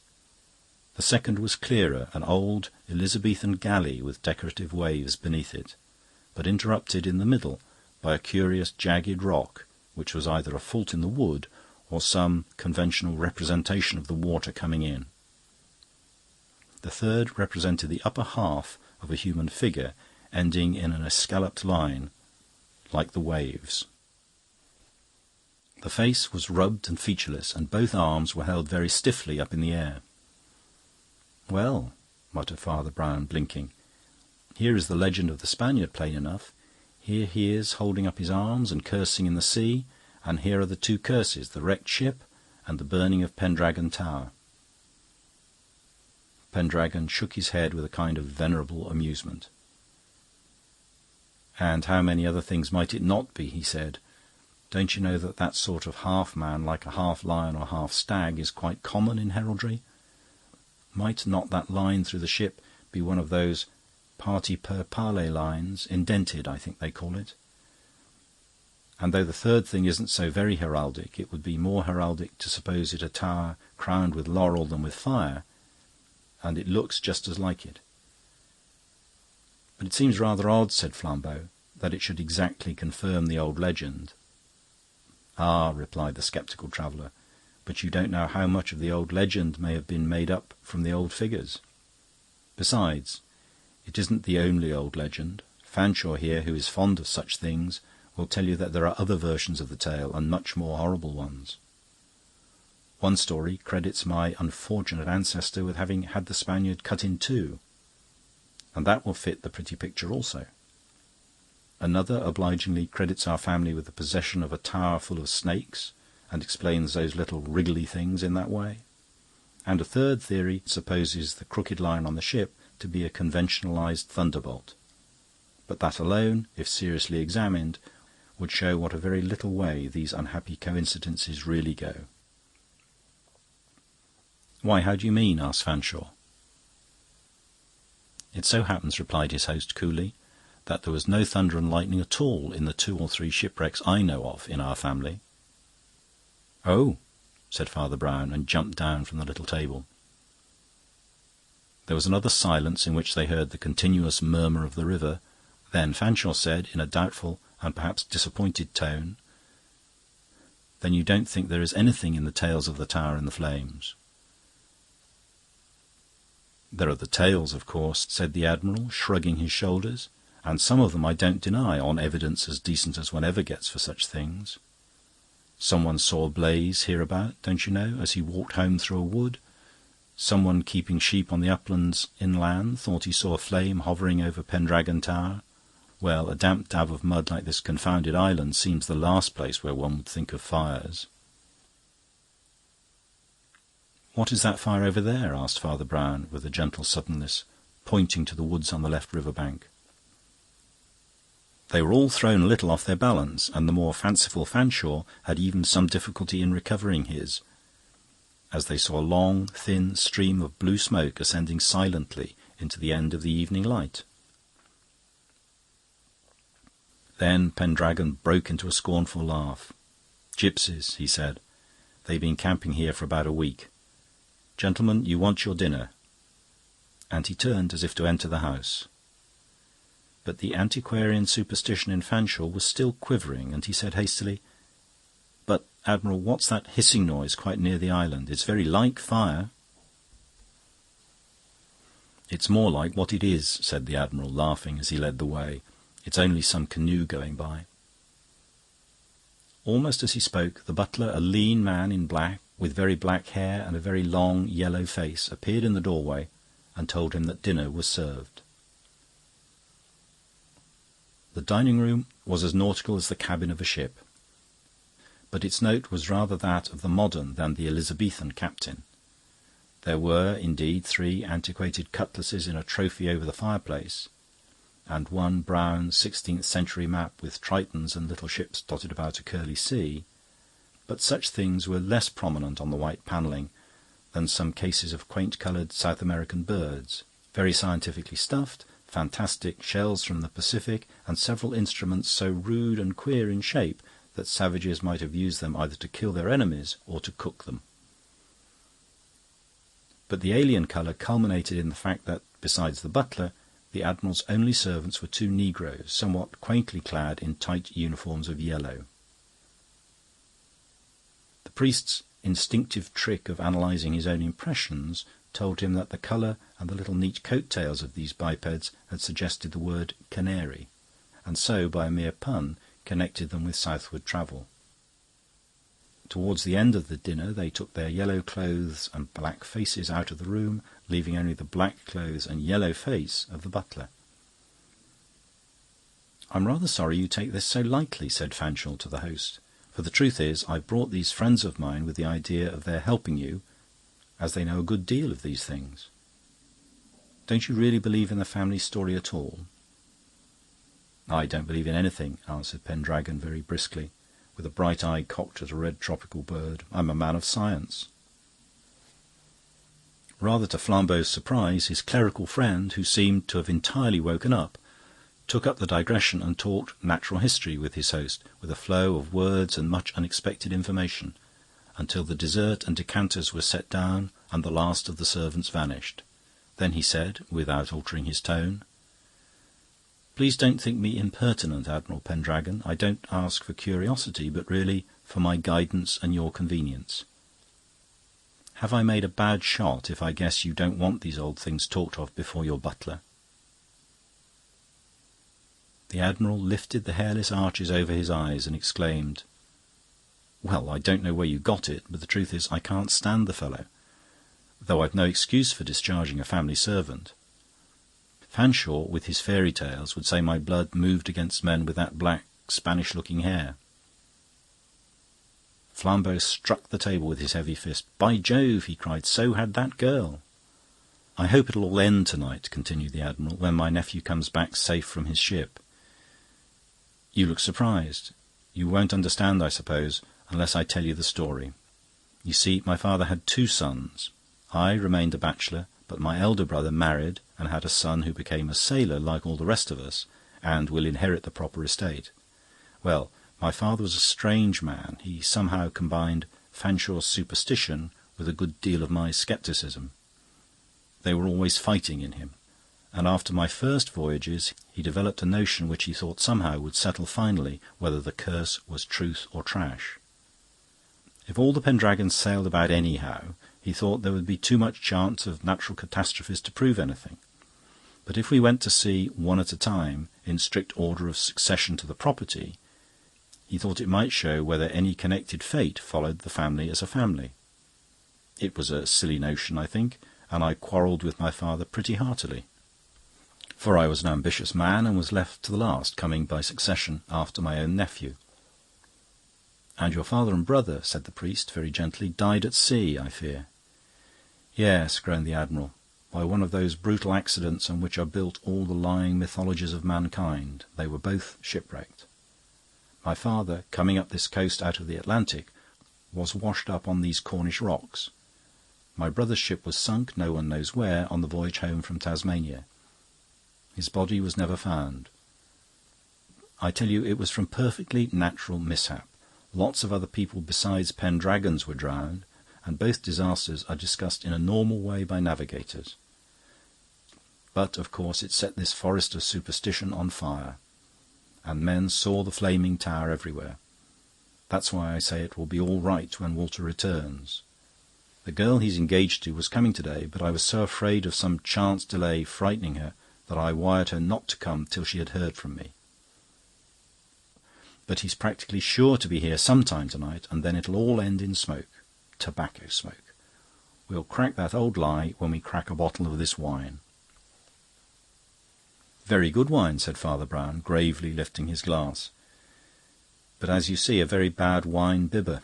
I most sincerely beg your pardon," for he had spilt a small spot of wine on the tablecloth. He drank and put down the glass with a composed face. But his hand had started at the exact moment when he became conscious of a face looking in through the garden window just behind the Admiral. The face of a woman, swarthy, with southern hair and eyes, and young, but like a mask of tragedy. After a pause, the priest spoke again in his mild manner. "Admiral," he said, "will you do me a favour? Let me and my friends, if they like, stop in that tower of yours just for tonight. Do you know that in my business you're an exorcist almost before anything else?" Pendragon sprang to his feet and paced swiftly to and fro across the window, from which the face had instantly vanished. "I tell you there is nothing in it," he cried with ringing violence. "There is one thing I know about this matter. You may call me an atheist. I am an atheist." But he swung round and fixed Father Brown with a face of frightful concentration. "This business is perfectly natural. There is no curse in it at all." Father Brown smiled. "In that case," he said, "there can't be any objection to my sleeping in your delightful summer house." "The idea is utterly ridiculous," replied the Admiral, beating a tattoo on the back of his chair. "Please forgive me for everything," said Brown in his most sympathetic tone, "including spilling the wine. But it seems to me you are not quite so easy about the Flaming Tower as you try to be." Admiral Pendragon sat down again as abruptly as he had risen, but he sat quite still, and when he spoke again it was in a lower voice. "You do it at your own peril," he said. "But wouldn't you be an atheist to keep sane in all this devilry?" Some 3 hours afterwards, Fanshawe, Flambeau, and the priest were still dawdling about the garden in the dark, and it began to dawn on the other two that Father Brown had no intention of going to bed either in the tower or the house. "I think the lawn wants weeding," said he dreamily. "If I could find a spud or something, I'd do it myself." They followed him, laughing and half remonstrating, but he replied with the utmost solemnity, explaining to them in a maddening little sermon that one can always find some small occupation that is helpful to others. He did not find a spud, but he found an old broom made of twigs, with which he began energetically to brush the falling leaves off the grass. "Always some little thing to be done," he said with idiotic cheerfulness, as George Herbert says, "Who sweeps an admiral's garden in Cornwall, as for thy laws, makes that and the action fine. And now," he added, suddenly slinging the broom away, "let's go and water the flowers." With the same mixed emotions they watched him uncoil some considerable lengths of the large garden hose, saying with an air of wistful discrimination, "The red tulips before the yellow, I think, look a bit dry, don't you think?" He turned the little tap on the instrument, and the water shot out straight and solid as a long rod of steel. "Look out, Samson!" cried Flambeau. "Why, you've cut off the tulip's head." Father Brown stood ruefully contemplating the decapitated plant. "Mine does seem to be a rather kill or cure sort of watering," he admitted, scratching his head. "I suppose it's a pity I didn't find the spud. You should have seen me with the spud. Talking of tools, you've got that sword stick, Flambeau, you always carry? That's right. And Sir Cecil could have that sword the Admiral threw away by the fence here. How grey everything looks." "The mist's rising from the river," said the staring Flambeau. Almost as he spoke, the huge figure of the hairy gardener appeared on a higher ridge of the trenched and terraced lawn, hailing them with a brandished rake and a horribly bellowing voice. "Put down that hose," he shouted. "Put down that hose and go to your—" "I am fearfully clumsy," replied the reverend gentleman weakly. "Do you know, I upset some wine at dinner." He made a wavering half-turn of apology towards the gardener, with the hose still spouting in his hand. The gardener caught the cold crash of the water full in his face, like the crash of a cannon-ball, staggered, slipped, and went sprawling with his boots in the air. "How very dreadful," said Father Brown, looking round in a sort of wonder. "Why, I've hit a man." He stood with his head forward for a moment, as if looking or listening, and then set off at a trot towards the tower, still trailing the hose behind him.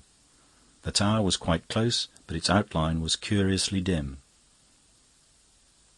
"Your river mist," he said, "has a rum smell." "By the Lord, it has!" cried Fanshawe, who was very white. "But you can't mean—" "I mean," said Father Brown, "that one of the Admiral's scientific predictions is coming true tonight. This story is going to end in smoke." As he spoke, a most beautiful rose-red light seemed to burst into blossom like a gigantic rose, but accompanied with a crackling and rattling noise that was like the laughter of devils. "My God, what is it?" cried Sir Cecil Fanshawe. "The sign of the Flaming Tower," said Father Brown, and sent the driving water from his hose into the heart of the red patch. "Lucky we hadn't gone to bed," ejaculated Fanshawe. "I suppose it can't spread to the house. You may remember," said the priest quietly, "that the wooden fence that might have carried it was cut away." Flambeau turned electrified eyes upon his friend, but Fanshawe only said rather absently, "Well, nobody can be killed, anyhow." "This is rather a curious kind of tower," observed Father Brown. "When it takes to killing people, it always kills people who are somewhere else." At the same instant the monstrous figure of the gardener with the streaming beard stood again on the green ridge against the sky, waving others to come on, but now waving not a rake but a cutlass. Behind him came the two negroes, also with the old crooked cutlasses out of the trophy. But in the blood-red glare, with their black faces and yellow figures, they looked like devils carrying instruments of torture. In the dim garden behind them a distant voice was heard calling out brief directions. When the priest heard the voice, a terrible change came over his countenance. But he remained composed, and never took his eye off the patch of flame which had begun by spreading, but now seemed to shrink a little as it hissed under the torch of the long silver spear of water.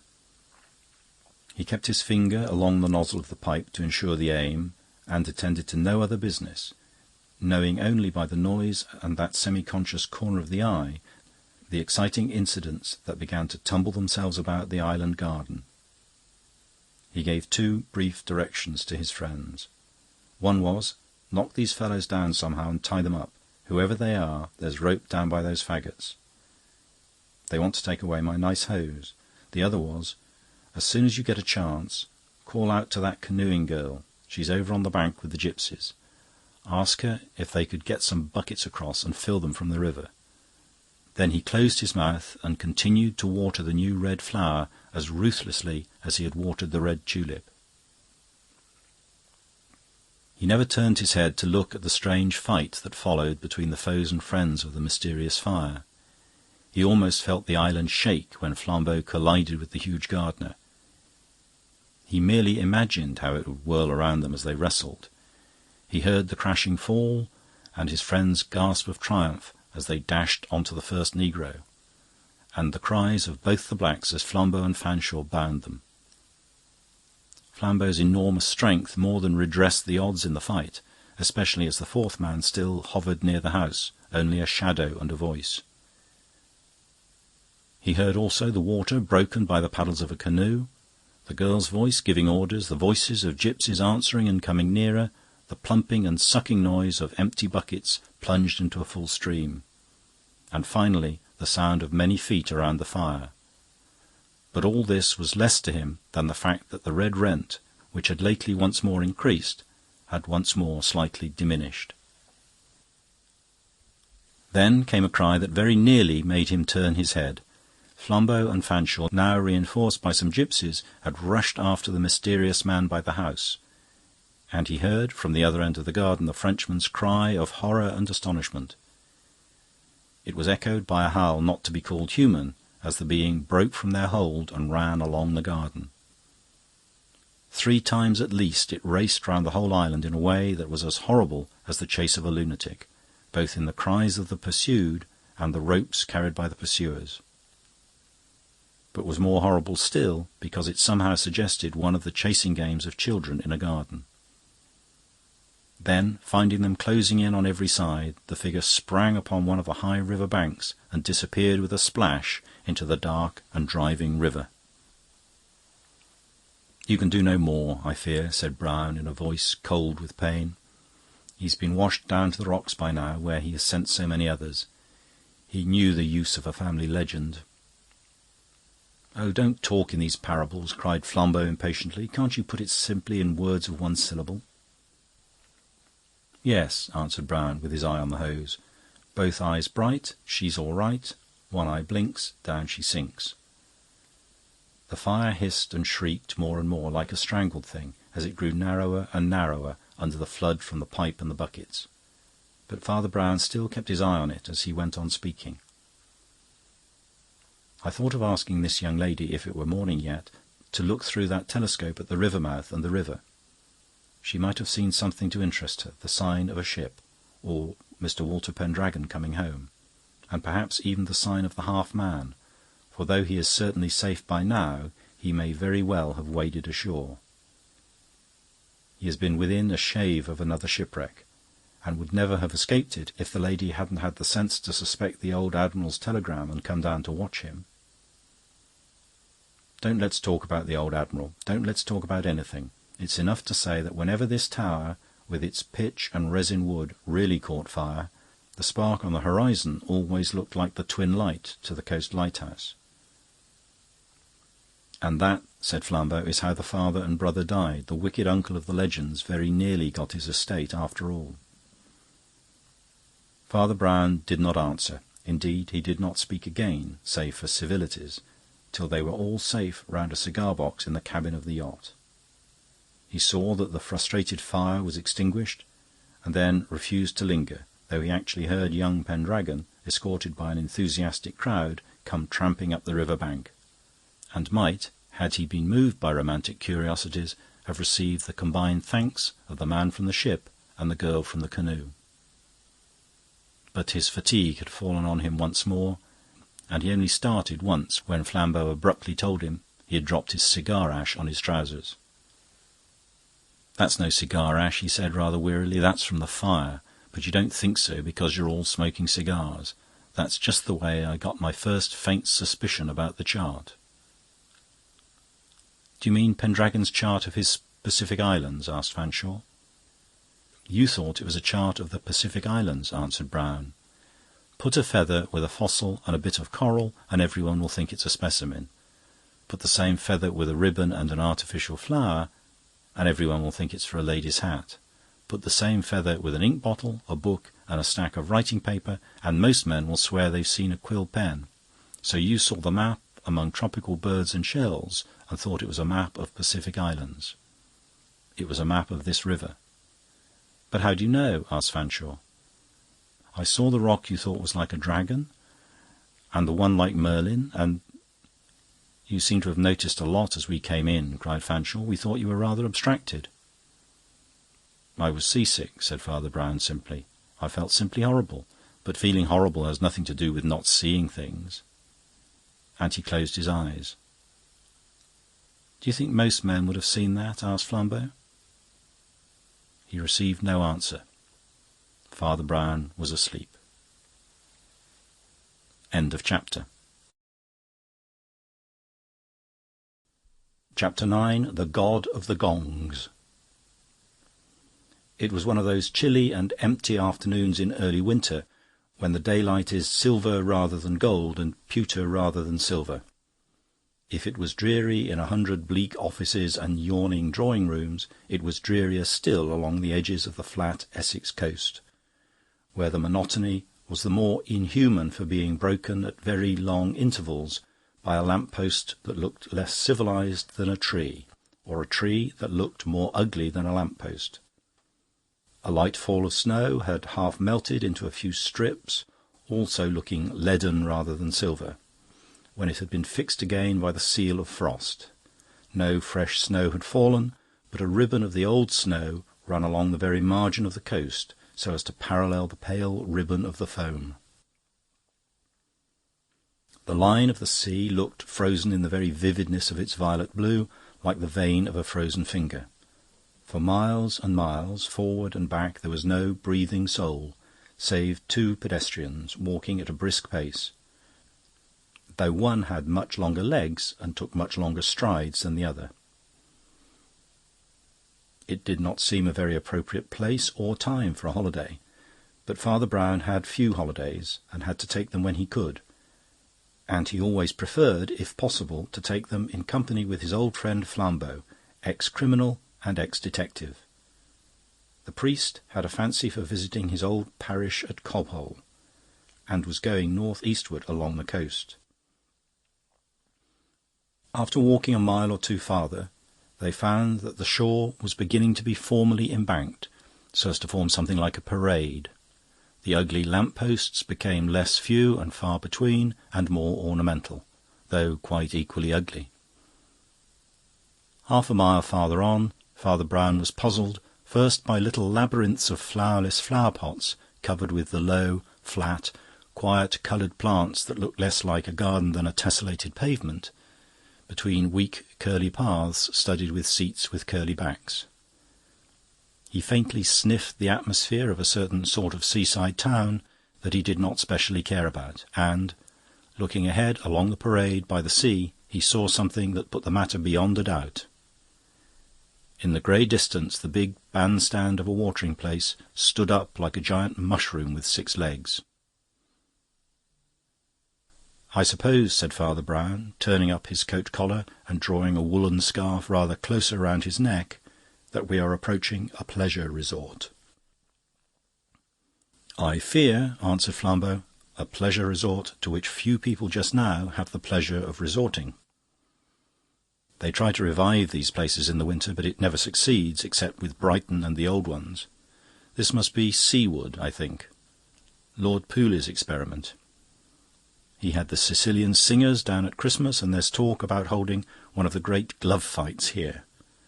But they'll have to chuck the rotten place into the sea. It's as dreary as a lost railway carriage." They had come under the big bandstand, and the priest was looking up at it with a curiosity that had something rather odd about it, his head a little on one side, like a bird's. It was the conventional, rather tawdry kind of erection for its purpose, a flattened dome or canopy, gilt here and there, and lifted on 6 slender pillars of painted wood, the whole being raised about 5 feet above the parade on a round wooden platform like a drum. But there was something fantastic about the snow, combined with something artificial about the gold, that haunted Flambeau as well as his friend, with some association he could not capture, but which he knew was at once artistic and alien.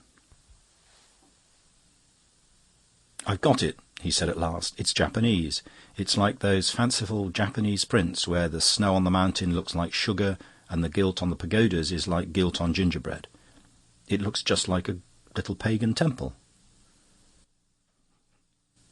"Yes," said Father Brown, "let's have a look at the god." And with an agility hardly to be expected from him, he hopped up onto the raised platform. "Oh, very well," said Flambeau, laughing, and the next instant his own towering figure was visible on that quaint elevation. Slight as was the difference of height, it gave in those level wastes a sense of seeing yet farther and farther across land and sea. Inland, the little wintry gardens faded into a confused grey copse. Beyond that, in the distance, were long, low barns of a lonely farmhouse, and beyond that, nothing but the long East Anglian plains. Seawards, there was no sail or sign of life save a few seagulls, and even they looked like the last snowflakes and seemed to float rather than fly. Flambeau turned abruptly at an exclamation behind him. It seemed to come from lower down than might have been expected, and to be addressed to his heels rather than his head. He instantly held out his hand, but he could hardly help laughing at what he saw. For some reason or other the platform had given way under Father Brown, and the unfortunate little man had dropped through to the level of the parade. He was just tall enough, or short enough, for his head alone to stick out of the hole in the broken wood, looking like St. John the Baptist's head on a charger. The face wore a disconcerted expression, as did perhaps that of St. John the Baptist. In a moment he began to laugh a little. "This wood must be rotten," said Flambeau, "though it seems odd it should bear me and you go through the weak place. Let me help you out." But the little priest was looking rather curiously at the corners and edges of the wood alleged to be rotten, and there was a sort of trouble on his brow. "Come along," cried Flambeau impatiently, still with his big brown hand extended. "Don't you want to get out?" The priest was holding a splinter of the broken wood between his finger and thumb, and did not immediately reply. At last he said thoughtfully, "Want to get out? Why, no, I rather think I want to get in." And he dived into the darkness under the wooden floor so abruptly as to knock off his big curved clerical hat and leave it lying on the boards above, without any clerical head in it. Flambeau looked once more inland and out to sea, and once more could see nothing but seas as wintry as the snow, and snows as level as the sea. There came a scurrying noise behind him, and the little priest came scrambling out of the hole faster than he had fallen in. His face was no longer disconcerted, but rather resolute, and, perhaps only through the reflections of the snow, a trifle paler than usual. "Well," asked his tall friend, "have you found the gold of the temple?" "No," answered Father Brown. "I have found what was sometimes more important, the sacrifice." "What the devil do you mean?" cried Flambeau, quite alarmed. Father Brown did not answer. He was staring with a knot in his forehead at the landscape. And he suddenly pointed at it.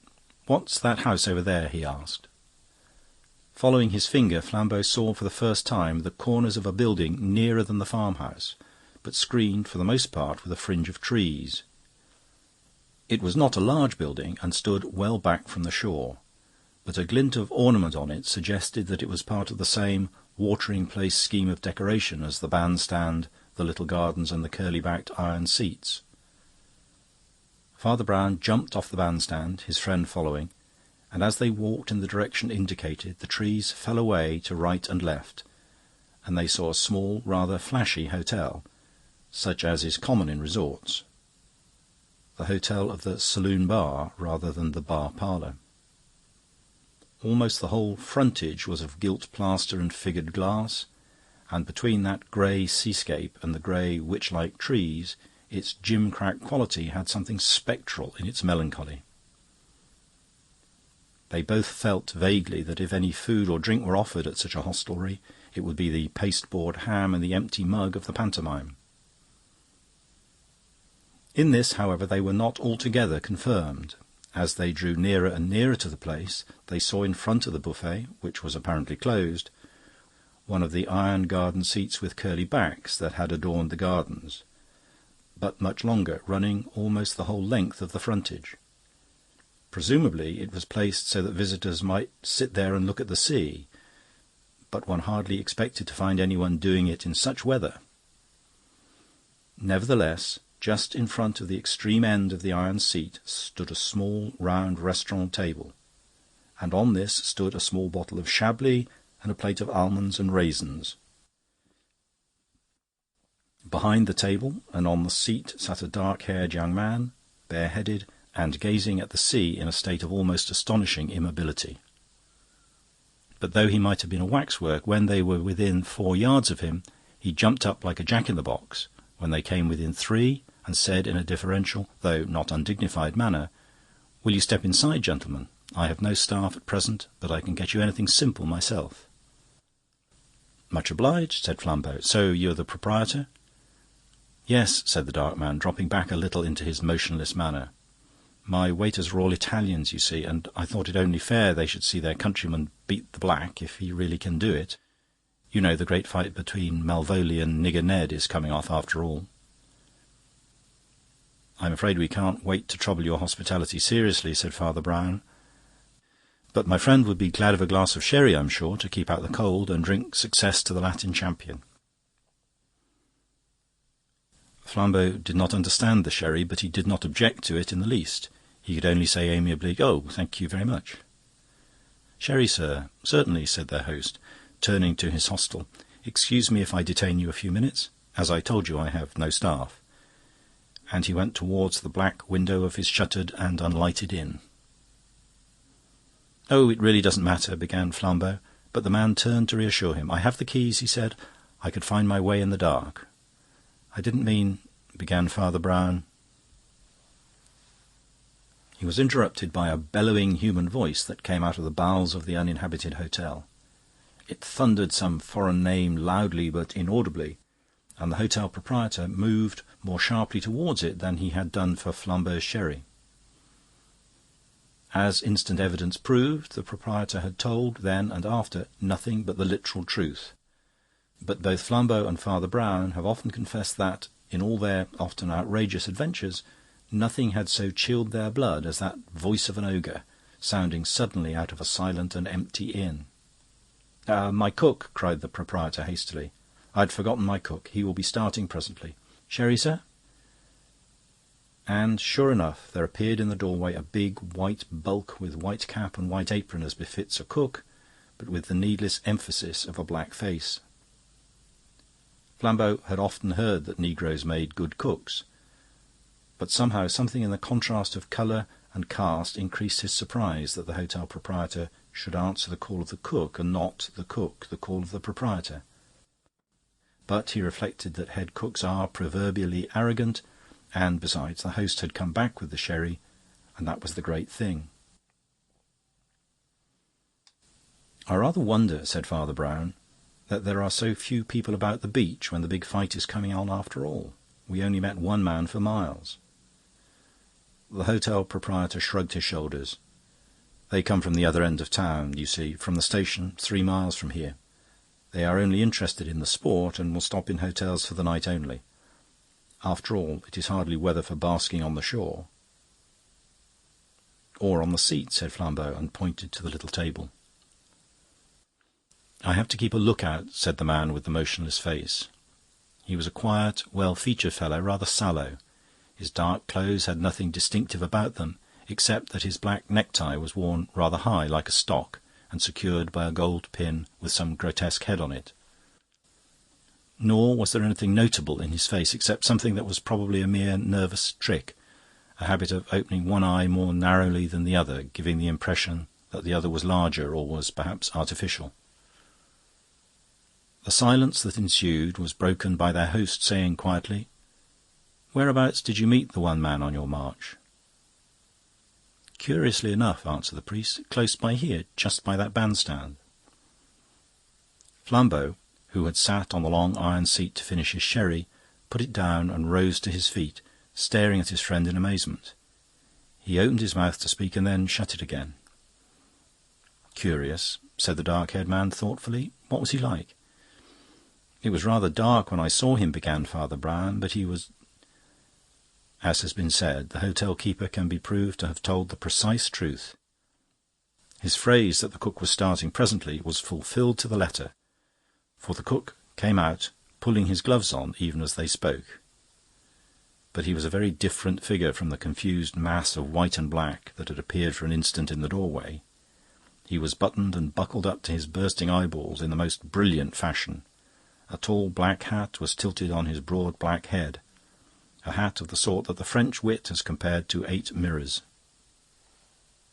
But somehow the black man was like the black hat. He also was black, and yet his glossy skin flung back the light at 8 angles or more. It is needless to say that he wore white spats and a white slip inside his waistcoat. The red flower stood up in his buttonhole aggressively, as if it had suddenly grown there.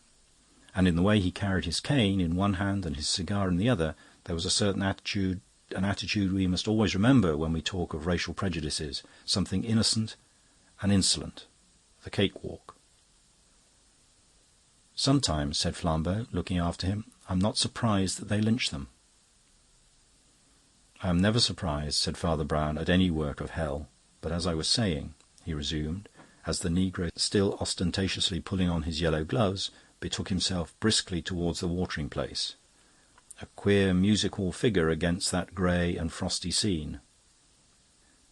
"As I was saying, I couldn't describe the man very minutely, but he had a flourish and old-fashioned whiskers and moustachios, dark or dyed, as in the pictures of foreign financiers.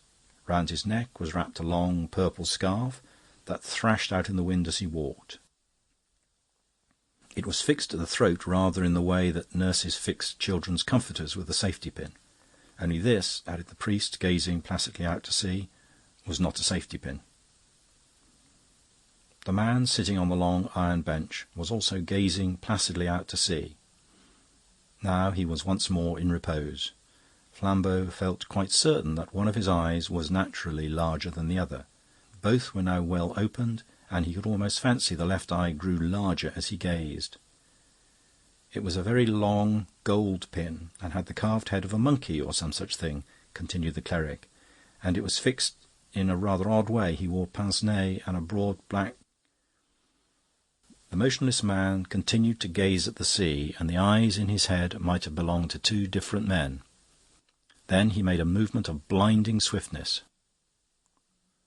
Father Brown had his back to him, and in that flash might have fallen dead on his face. Flambeau had no weapon, but his large brown hands were resting on the edge of the long iron seat. His shoulders abruptly altered their shape, and he heaved the whole huge thing high over his head like a headsman's axe about to fall. The mere height of the thing, as he held it vertical, looked like a long iron ladder by which he was inviting men to climb towards the stars. But the long shadow in the level evening light looked like a giant brandishing the Eiffel Tower. It was the shock of that shadow, before the shock of the iron crash, that made the stranger quail and dodge and then dart into his inn, leaving the flat and shining dagger he had dropped exactly where it had fallen. "We must get away from here instantly," cried Flambeau, flinging the huge seat away with furious indifference on the beach. He caught the little priest by the elbow and ran him down a grey perspective of barren back garden, at the end of which there was a closed back garden door. Flambeau bent over it an instant in a violent silence, and then said, "The door is locked." As he spoke, a black feather from one of the ornamental firs fell, brushing the rim of his hat. It startled him more than the small and distant detonation that had come just before. Then came another distant detonation, and the door he was trying to open shook under the bullet buried in it. Flambeau's shoulders again filled out and altered suddenly. 3 hinges and a lock burst at the same instant, and he went out into the empty path behind, carrying the great garden door with him, as Samson carried the gates of Gaza. Then he flung the garden gate over the garden wall, just as a third shot picked up a spurt of snow and dust behind his heel. Without ceremony, he snatched up the little priest, slung him astraddle on his shoulders, and went racing towards seaward as fast as his long legs could carry him. It was not until nearly 2 miles farther on that he set his small companion down.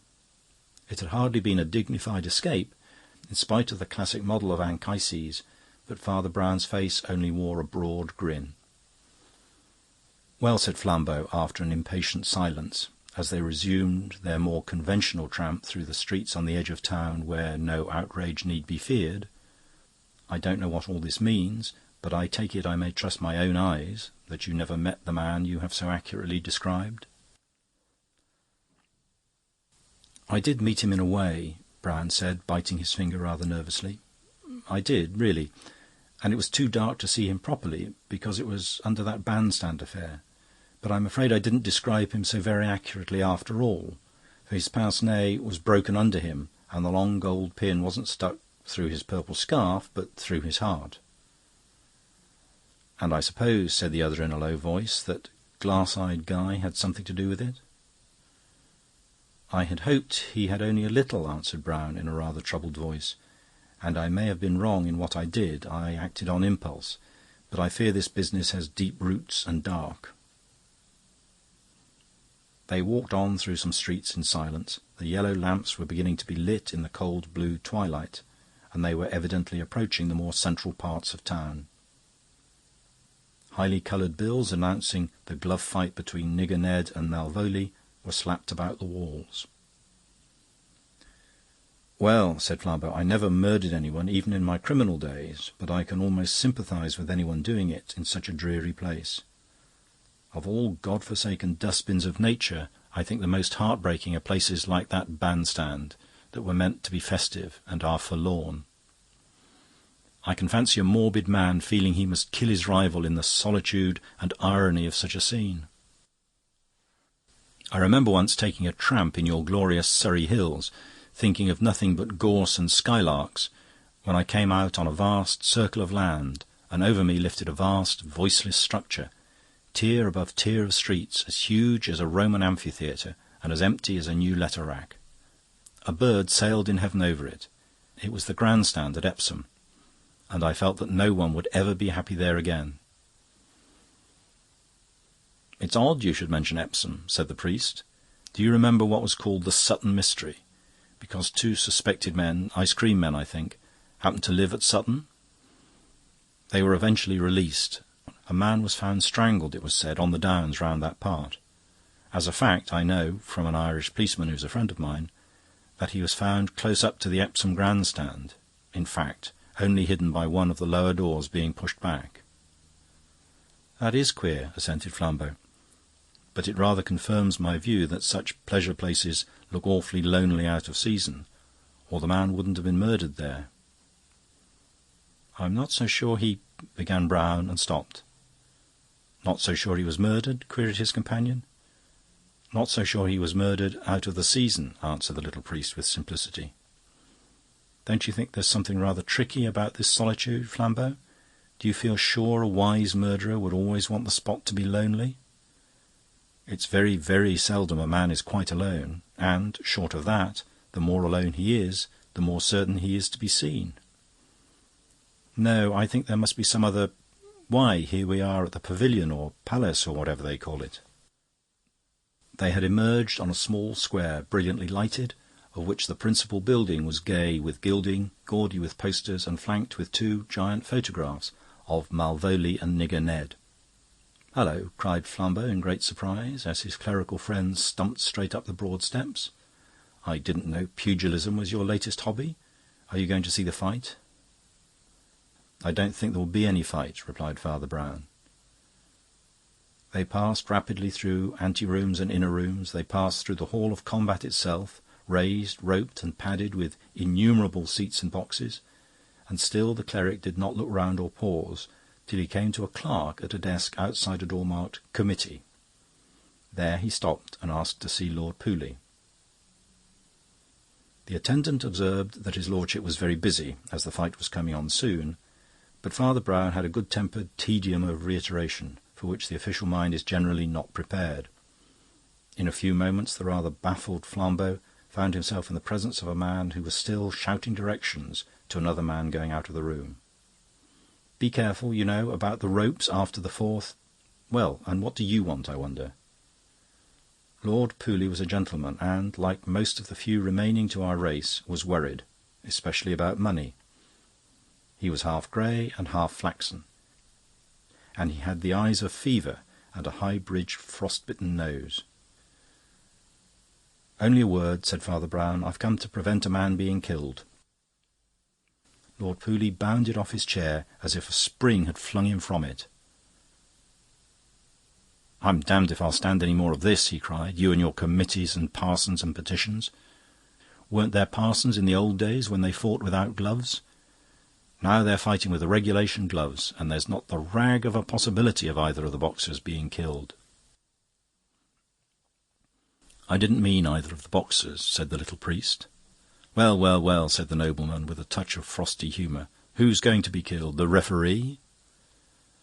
"I don't know who's going to be killed," replied Father Brown, with a reflective stare. "If I did, I shouldn't have to spoil your pleasure. I could simply get him to escape. I never could see anything wrong about prize fights. As it is, I must ask you to announce that the fight is off for the present." "Anything else?" jeered the gentleman with feverish eyes. "And what do you say to the 2,000 people who've come to see it?" "I say there will be 1,999 of them left alive when they have seen it," said Father Brown. Lord Pooley looked at Flambeau. "Is your friend mad?" he asked. "Far from it," was the reply. "And look here," resumed Pooley in his restless way, "it's worse than that. A whole pack of Italians have turned up to back Malvolio. Swarthy, savage fellows of some country, anyhow. You know what these Mediterranean races are like. If I send out word that it's off, we shall have Malvolio storming in here at the head of the whole Corsican clan." "My lord, it's a matter of life and death," said the priest. "Ring your bell, give your message, and see whether it is Malvolio who answers." The nobleman struck the bell on the table with an odd air of new curiosity. He said to the clerk, who appeared almost instantly in the doorway, "I have a serious announcement to make to the audience shortly. Meanwhile, would you kindly tell the two champions that the fight will have to be put off?" The clerk stared for some seconds as if at a demon, and vanished.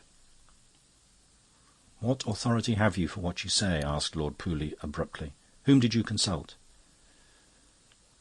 "I consulted a bandstand," said Father Brown, scratching his head. "But no, I'm wrong. I consulted a book, too. I picked it up on a bookstall in London. Very cheap, too."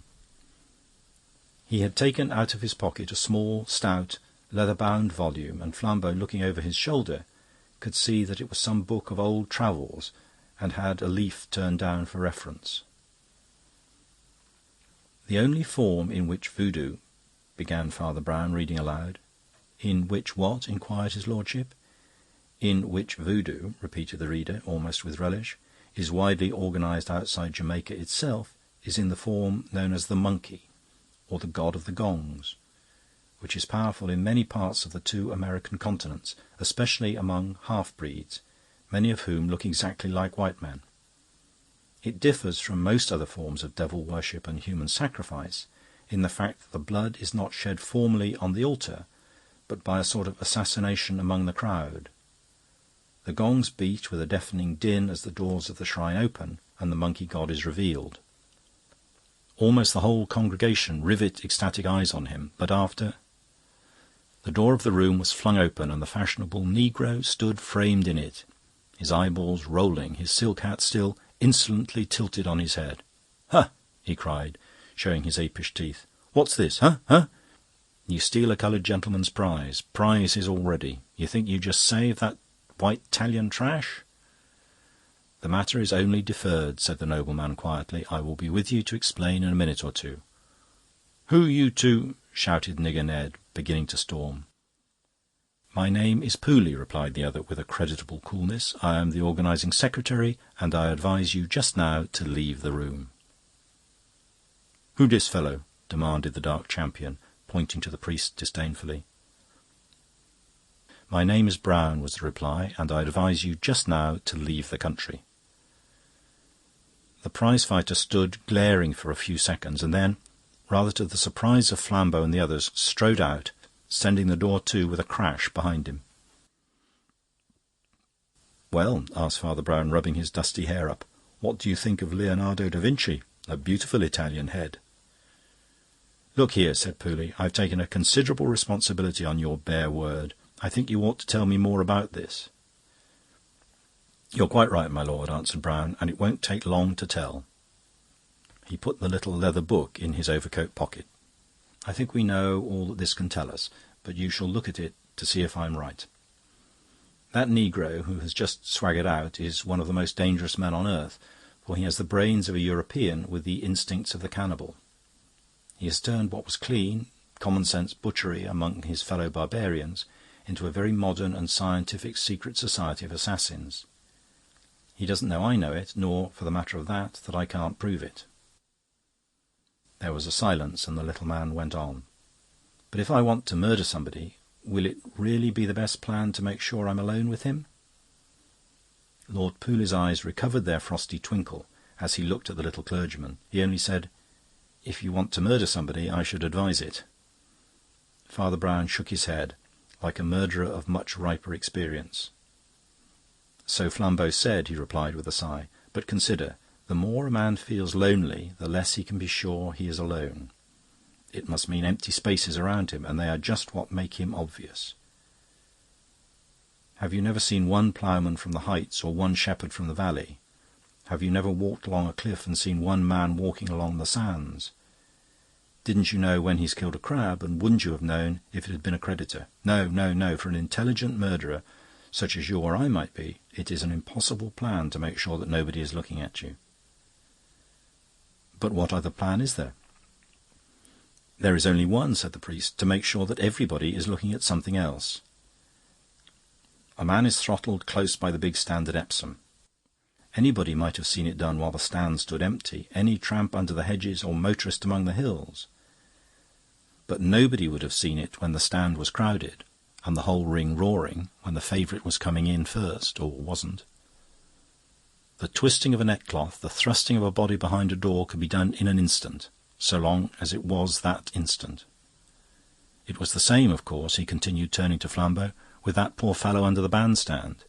He was dropped through the hole. It wasn't an accidental hole, just at some very dramatic moment of the entertainment, when the bow of some great violinist or the voice of some great singer opened or came to its climax. And here, of course, when the knockout blow came. It would not be the only one. That is the little trick Nigger Ned has adopted for his old Gong of Gongs." "By the way, Malvolio," Pooley began. "Malvolio," said the priest, "has nothing to do with it. I dare say he has some Italians with him, but our amiable friends are not Italians. They are octoroons and African half-bloods of various shades, but I fear we English think all foreigners are much the same, so long as they are dark and dirty. Also," he added with a smile, "I fear the English decline to draw any fine distinction between the moral character produced by my religion and that which blooms out of voodoo." The blaze of the spring season had burst upon Seawood, littering its foreshore with famines and bathing machines, with nomadic preachers and nigger minstrels, before the two friends saw it again, and long before the storm of pursuit after the strange secret society had died away. Almost on every hand the secret of their purpose perished with them. The man of the hotel was found drifting dead on the sea like so much seaweed. His right eye was closed in peace, but his left eye wide open and glistened like glass in the moon. Nigger Ned had been overtaken a mile or two away and murdered 3 policemen with his closed left hand. The remaining officer was surprised, nay, pained, and the negro got away. But this was enough to set all the English papers in a flame, and for a month or two the main purpose of the British Empire was to prevent the buck nigger, who was so in both senses, escaping by any English port. Persons of a figure remotely reconcilable with his were subjected to quite extraordinary inquisitions, made to scrub their faces before going on board ship, as if each white complexion were made up like a mask of grease paint. Every negro in England was put under special regulations and made to report himself.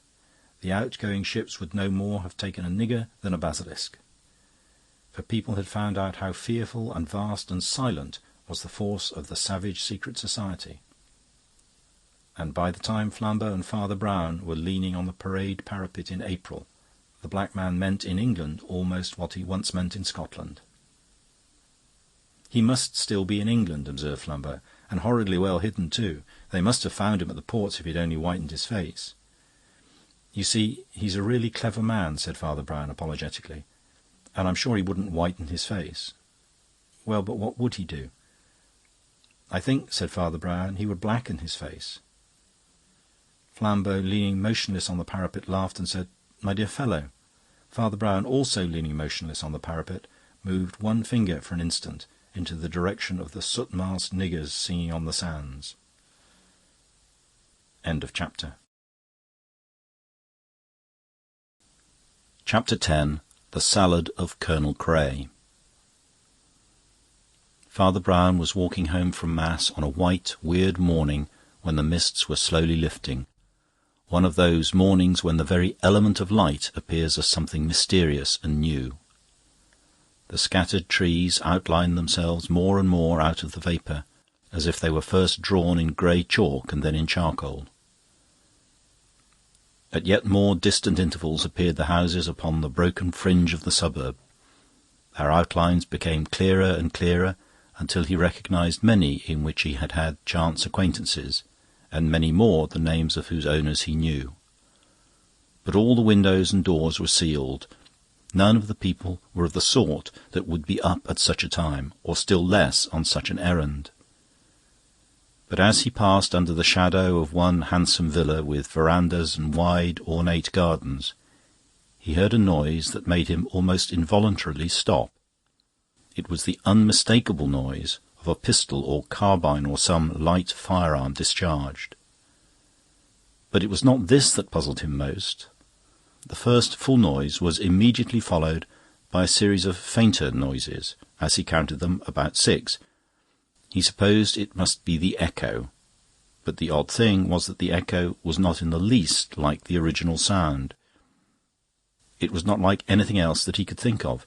The 3 things nearest to it seemed to be the noise made by siphons of soda water, one of the many noises made by an animal, and the noise made by a person attempting to conceal laughter, none of which seemed to make much sense. Father Brown was made of 2 men. There was a man of action, who was as modest as a primrose and as punctual as a clock, who went his small round of duties and never dreamed of altering it. There was also a man of reflection, who was much simpler but much stronger, who could not easily be stopped, whose thought was always, in the only intelligent sense of the word, free thought. He could not help even unconsciously asking himself all the questions that there were to be asked, and answering as many of them as he could. All that went on like his breathing or circulation, but he never consciously carried his actions outside the sphere of his own duty, and in this case the two attitudes were aptly tested. He was just about to resume his trudge in the twilight, telling himself it was no affair of his, but instinctively twisting and untwisting 20 theories about what the odd noises might mean. Then the grey skyline brightened into silver, and in the broadening light he realised that he had been to the house which belonged to an Anglo-Indian major named Putnam, and that the major had a native cook from Malta who was of his communion. He also began to remember that pistol shots are sometimes serious things, accompanied with consequences with which he was legitimately concerned. He turned back and went in at the garden gate, making for the front door. Halfway down one side of the house stood out a projection like a very low shed. It was, as he afterwards discovered, a large dustbin. Round the corner of this came a figure, at first a mere shadow in the haze, apparently bending and peering about. Then, coming nearer, it solidified into a figure that was, indeed, rather unusually solid. Major Putnam was a bald-headed, bull-necked man, short and very broad, with one of those rather apoplectic faces that are produced by a prolonged attempt to combine the Oriental climate with the Occidental luxuries. But the face was a good-humoured one, and even now, though evidently puzzled and inquisitive, wore a kind of innocent grin. He had a large palm-leaf hat on the back of his head, suggesting a halo that was by no means appropriate to the face, but otherwise he was clad only in a very vivid suit of striped scarlet and yellow pyjamas, which, although glowing enough to behold, must have been, on a fresh morning, pretty chilly to wear. He had evidently come out of his house in a hurry, and the priest was not surprised when he called out without further ceremony, "Did you hear that noise?" "Yes," answered Father Brown. "I thought I'd better look in case anything was the matter." The Major looked at him rather queerly with his good-humoured gooseberry eyes.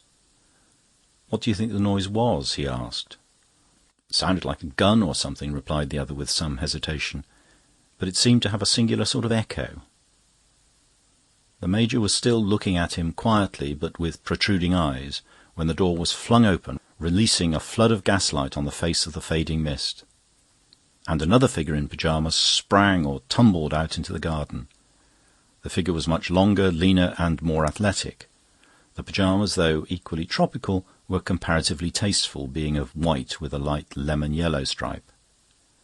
The man was haggard but handsome, more sunburned than the other. He had an aquiline profile and rather deep sunken eyes, and a slight air of oddity arising from the combination of coal-black hair with a much lighter moustache.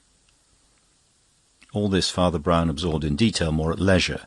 For the moment he only saw one thing about the man, which was the revolver in his hand. "Cray!" exclaimed the Major, staring at him. "Did you fire that shot?"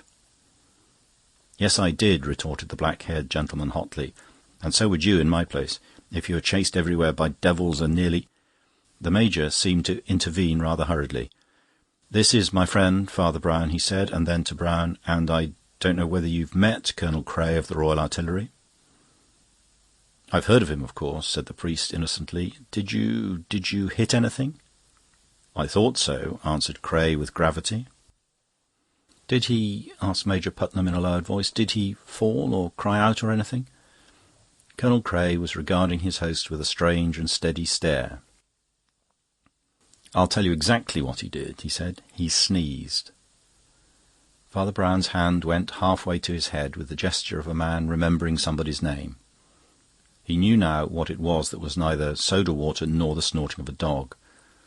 "Well," ejaculated the staring Major, "I never heard before that a service revolver was a thing to be sneezed at." "Nor I," said Father Brown faintly. "It's lucky you didn't turn your artillery on him, or you might have given him quite a bad cold." Then, after a bewildered pause, he said, "Was it a burglar?" "Let's go inside," said Major Putnam rather sharply, and led the way into his house. The interior exhibited a paradox often to be marked in such morning hours.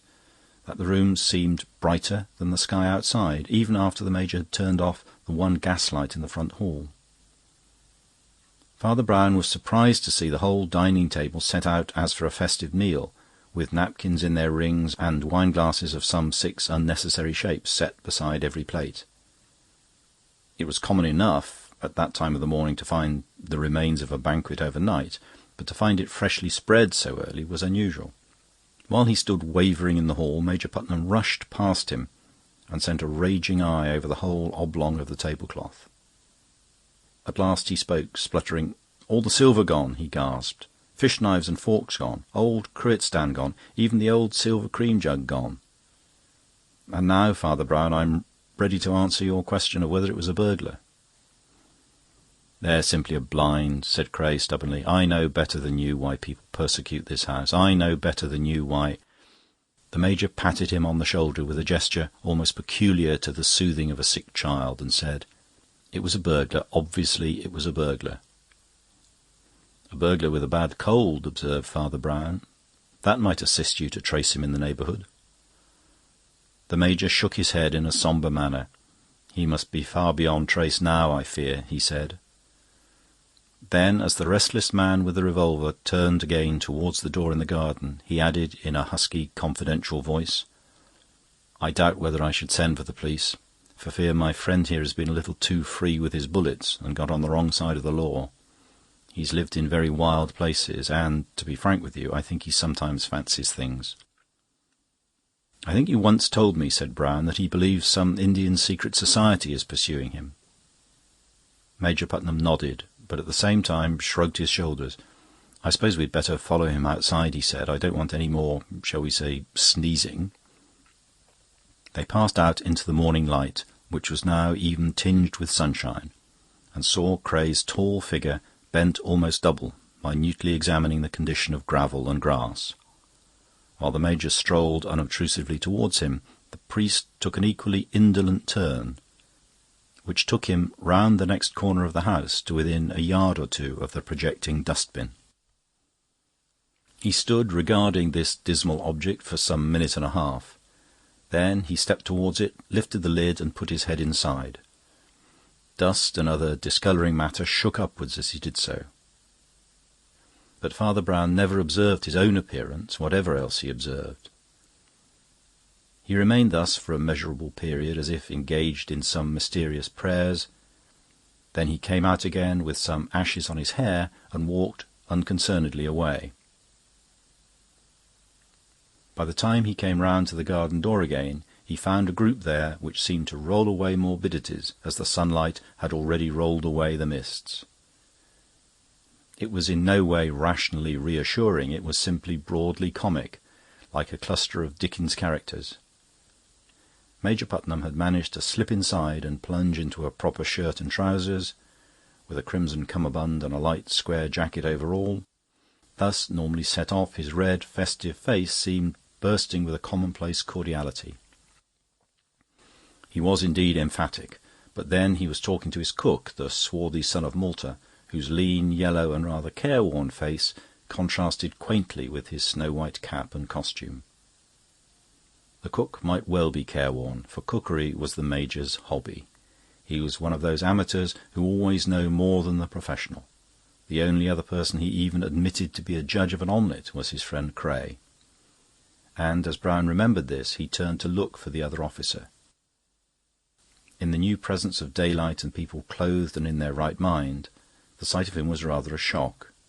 The taller and more elegant man was still in his night garb, with tousled black hair, and now crawling about the garden on his hands and knees, still looking for traces of the burglar, and, now and again, to all appearances, striking the ground with his hand in anger at not finding him. Seeing him thus quadrupedal in the grass, the priest raised his eyebrows rather sadly, and for the first time guessed that "fancies things" might be a euphemism. The third item in the group of the cook and the epicure was also known to Father Brown. It was Audrey Watson, the Major's ward and housekeeper, and at this moment, to judge by her apron, tucked-up sleeves, and resolute manner, much more the housekeeper than the ward. "It serves you right," she was saying. "I always told you not to have that old-fashioned cruet stand." "I prefer it," said Putnam placably. "I'm old-fashioned myself, and the things keep together."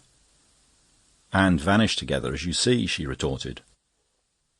"Well, if you're not going to bother about the burglar, I shouldn't bother about the lunch. It's Sunday, and we can't send for vinegar and all that in the town. And you Indian gentlemen can't enjoy what you call a dinner without a lot of hot things. I wish to goodness now you hadn't asked Cousin Oliver to take me to the musical service. It isn't over till 12:30, and the Colonel has to leave by then. I don't believe you men can manage alone." "Oh, yes, we can, my dear," said the Major, looking at her very amiably. "Marco has all the sauces, and we've often done ourselves well in very rough places, as you might know by now. And it's time you had a treat, Audrey. You mustn't be a housekeeper every hour of the day. And I know you want to hear the music." "I want to go to church," she said, with rather severe eyes. She was one of those handsome women who will always be handsome, because the beauty is not in an air or a tint, but in the very structure of the head and features. But though she was not yet middle-aged, and her auburn hair was of a Titianesque fullness in form and colour, there was a look in her mouth and around her eyes which suggested that some sorrows wasted her, as winds waste at least the edges of a Greek temple. For indeed the little domestic difficulty of which she was now speaking so decisively was rather comic than tragic. Father Brown gathered from the course of the conversation that Cray, the other gourmet, had to leave before the usual lunch-time, but that Putnam, his host, not to be done out of a final feast with an old crony, had arranged for a special déjeuner to be set out and consumed in the course of the morning, while Audrey and other graver persons were at morning service.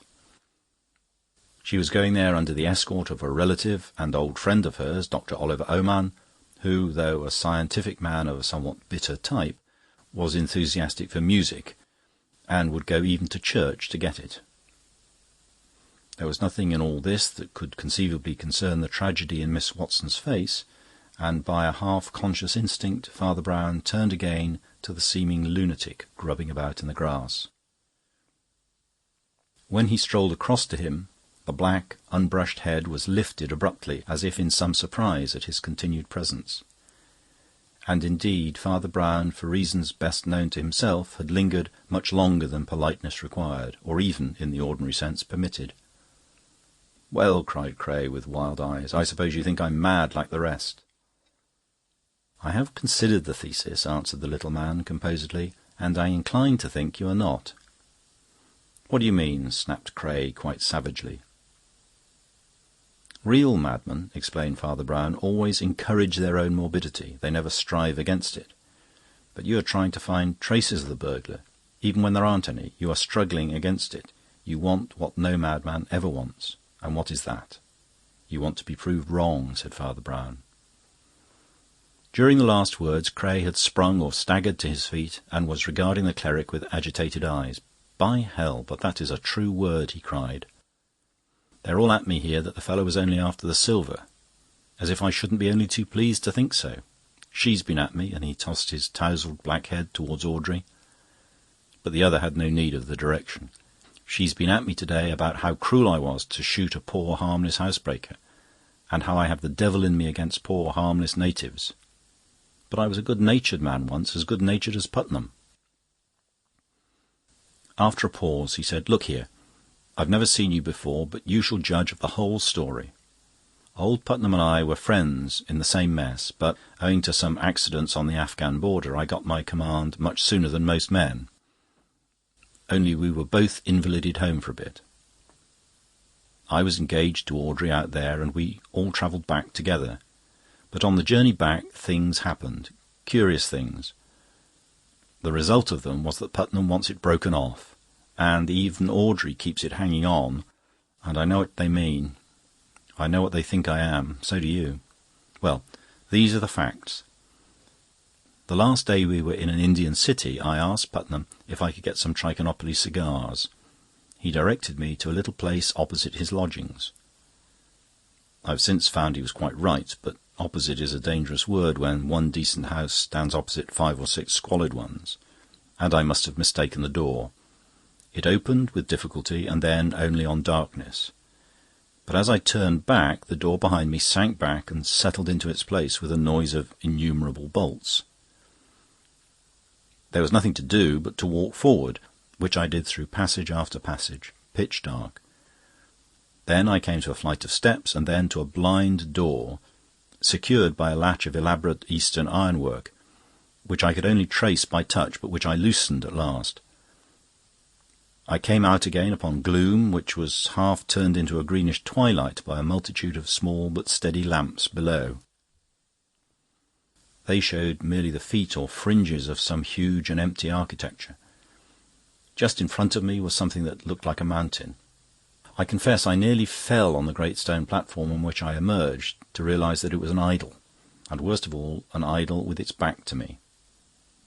It was hardly half human, I guessed, to judge by the small, squat head, and still more by a thing like a tail or extra limb turned up behind and pointing, like a loathsome large finger, at some symbol graven in the centre of the vast stone back.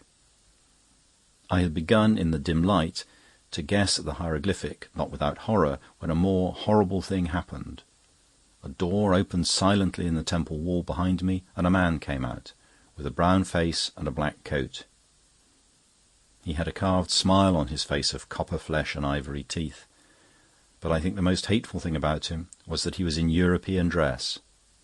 I was prepared, I think, for shrouded priests or naked fakirs, but this seemed to say that the devilry was over all the earth, as indeed I found it to be. "If you had only seen the monkey's feet," he said, smiling steadily and without other preface, "we should have been very gentle. You would have only been tortured and die. If you had seen the monkey's face, still we should be very moderate, very tolerant. You would only be tortured and live. But as you have seen the monkey's tail, we must pronounce the worst sentence, which is, go free." When he said the words, I heard the elaborate iron latch with which I had struggled automatically unlock itself. And then, far down the dark passages I had passed, I heard the heavy street door shifting its own bolts backwards. "It is vain to ask for mercy. You must go free," said the smiling man. "Henceforth a hair shall slay you like a sword, and a breath shall bite you like an adder. Weapons shall come against you out of nowhere, and you shall die many times." And with that he swallowed once more in the wall behind, and I went out into the street. Cray paused, and Father Brown unaffectedly sat down on the lawn and began to pick daisies. Then the soldier continued. "Putnam, of course, with his jolly common sense, pooh-poohed all my fears, and from that time dates his doubt of my mental balance. Well, I'll simply tell you in the fewest words the three things that have happened since, and you shall judge which of us is right. The first happened in an Indian village on the edge of the jungle, but hundreds of miles from the temple or town or types of tribes and customs where the curse had been put on me. I woke in black midnight and lay thinking of nothing in particular, when I felt a faint tickling thing, like a thread or a hair, trailed across my throat. I shrank back out of its way and could not help thinking of the words in the temple. But when I got up and sought lights and a mirror, the line across my neck was a line of blood. The second happened in a lodging in Port Said, later, on our journey home together. It was a jumble of tavern and curiosity shop, and though there was nothing there remotely suggesting the cult of the monkey, it is, of course, possible that some of its images or talismans were in such a place. Its curse was there anyhow. I woke again in the dark with a sensation that could not be put in colder or more literal words than that a breath bit like an adder. Existence was an agony of extinction. I dashed my head against walls until I dashed it against a window, and fell, rather than jumped, into the garden below. Putnam, poor fellow, who had called the other thing a chance scratch, was bound to take seriously the fact of finding me half insensible on the grass at dawn. But I fear it was my mental state he took seriously, and not my story. The third happened in Malta. We were in a fortress there, and as it happened our bedrooms overlooked the open sea, which almost came up to our window-sills, save for a flat, white outer wall as bare as the sea. I woke up again, but it was not dark. There was a full moon as I walked to the window. I could have seen a bird on the bare battlement or a sail on the horizon. What I did see was a sort of stick or branch circling, self-supported, in the empty sky. It flew straight in at my window and smashed the lamp beside the pillow I had just quitted. It was one of those queer-shaped war clubs some Eastern tribes use, but it had come from no human hand. Father Brown threw away a daisy chain he was making and rose with a wistful look. "Has Major Putnam," he asked, "got any Eastern curios, idols, weapons, and so on, from which one might get a hint?" "Plenty of those, though not much use, I fear," replied Cray. "But by all means come into his study." As they entered, they passed Miss Watson buttoning her gloves for church, and heard the voice of Putnam downstairs, still giving a lecture on cookery to the cook. In the Major's study and den of curios they came suddenly on a third party, silk-hatted and dressed for the street, who was poring over an open book on the smoking-table, a book which he dropped rather guiltily and turned.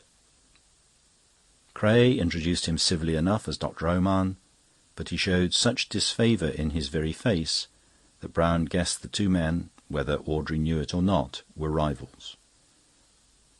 Nor was the priest wholly unsympathetic with the prejudice. Dr. Oman was a very well-dressed gentleman indeed, well-featured, although almost dark enough for an Asiatic. But Father Brown had to tell himself sharply that one should be in charity even with those who wax their pointed beards, who have small gloved hands, and who speak with perfectly modulated voices. Cray seemed to find something specially irritating in the small prayer-book in Oman's dark-gloved hand. "I didn't know that was in your line," he said, rather rudely. Oman laughed mildly, but without offence. "This is more so, I know," he said, laying his hand on the big book he had dropped. "A dictionary of drugs and such things, but it's rather too large to take to church." Then he closed the larger book, and there seemed again the faintest touch of hurry and embarrassment. "I suppose," said the priest, who seemed anxious to change the subject, "all these spears and things are from India?" "From everywhere," answered the doctor. "Putnam is an old soldier, and has been in Mexico and Australia and the Cannibal Islands for all I know." "I hope it was not in the Cannibal Islands," said Brown, "that he learnt the art of cookery," and he ran his eyes over the stew-pots and other strange utensils on the wall. At this moment the jolly subject of their conversation thrust his laughing, lobsterish face into the room. "Come along, Cray," he cried. "Your lunch is just coming in, and the bells are ringing for those who want to go to church." Cray slipped upstairs to change. Dr. Oman and Miss Watson betook themselves solemnly down the street with a string of other churchgoers, but Father Brown noticed that the doctor twice looked back and scrutinised the house, and even came back to the corner of the street to look at it again. The priest looked puzzled. "He can't have been at the dustbin," he muttered. "Not in those clothes. Or was he here earlier today?" Father Brown, touching other people, was as sensitive as a barometer. But today he seemed about as sensitive as a rhinoceros. By no social law, rigid or implied, could he be supposed to linger round the lunch of the Anglo-Indian friends. But he lingered, covering his position with torrents of amusing but quite needless conversation. He was the more puzzling because he did not seem to want any lunch. As one after another of the most exquisitely balanced kedgeree of curries, accompanied with their appropriate vintages, were laid before the other two, he only repeated that it was one of his fast days, and munched a piece of bread and sipped and then left untasted a tumbler of cold water. His talk, however, was exuberant. "I'll tell you what I'll do for you," he cried. "I'll mix you a salad. I can't eat it, but I'll mix it like an angel. You've got a lettuce there." "Unfortunately, it's the only thing we have got," answered the good-humoured Major. "You must remember that mustard, vinegar, oil, and so on vanished with the cruet and the burglar." "I know," replied Brown rather vaguely. "That's what I've always been afraid would happen. That's why I always carry a cruet-stand about with me. I'm so fond of salads." And, to the amazement of the two men, he took a pepper-pot out of his waistcoat pocket and put it on the table. I wonder why the burglar wanted mustard too," he went on, taking a mustard pot from another pocket. "A mustard plaster, I suppose, and vinegar," producing that condiment. "Haven't I heard something about vinegar and brown paper? As for oil, which I think I put in my left..." His garrulity was an instant arrested, for, lifting his eyes, he saw what no one else saw, the black figure of Dr. Armand standing on the sunlit lawn and looking steadily into the room. Before he could quite recover himself, Cray had cloven in. "You're an astounding card," he said, staring. "I shall come and hear your sermons if they're as amusing as your manners." His voice changed a little, and he leaned back in his chair. "Oh, there are sermons in a cruet stand too," said Father Brown, quite gravely. "Have you heard of faith like a grain of mustard seed, or charity that anoints with oil? And as for vinegar, can any soldiers forget that solitary soldier who, when the sun was darkened..." Colonel Cray leaned forward a little and clutched the tablecloth. Father Brown, who was making the salad, tipped 2 spoonfuls of the mustard into the tumbler of water beside him, stood up and said in a new, loud and sudden voice, "Drink that!" At the same moment the motionless doctor in the garden came running, and bursting open a window cried, "Am I wanted? Has he been poisoned?" "Pretty near," said Brown, with the shadow of a smile, for the emetic had very suddenly taken effect, and Cray lay in a deck-chair, gasping as for life, but alive. Major Putnam had sprung up, his purple face mottled. "A crime!" he cried hoarsely. "I'll go for the police."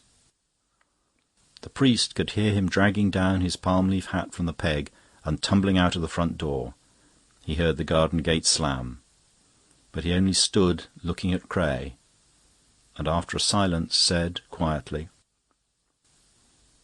"I shall not talk to you much, but I will tell you what you want to know. There is no curse on you. The temple of the monkey was either a coincidence or part of the trick.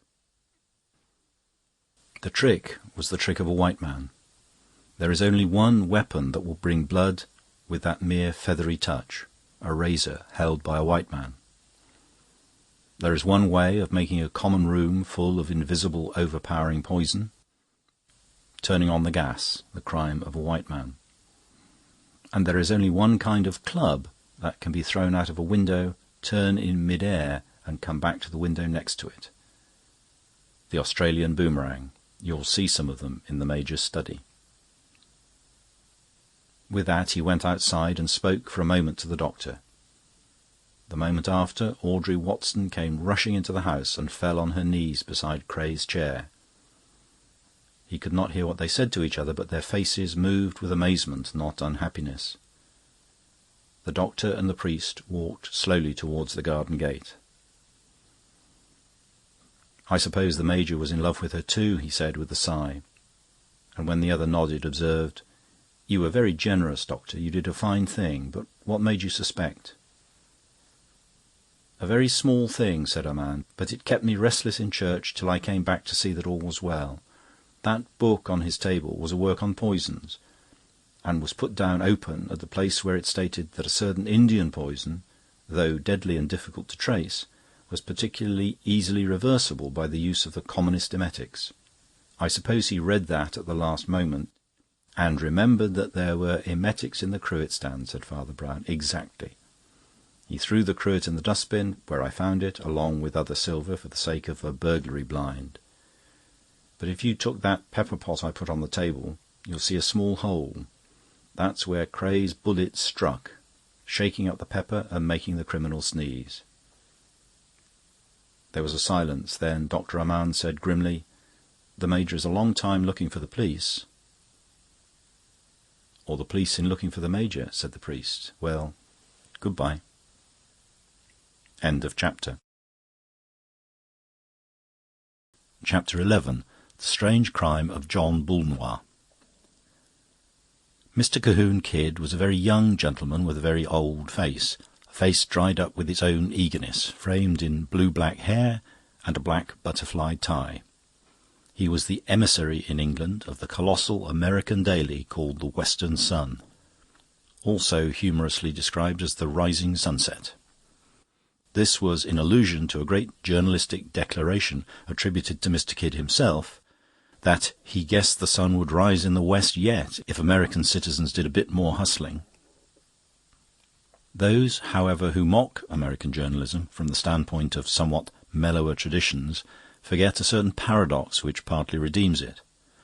For while the journalism of the States permits a pantomimic vulgarity long past anything English, it also shows a real excitement about the most earnest mental problems, of which English papers are innocent, or rather incapable. The Sun was full of the most solemn matters treated in the most farcical way.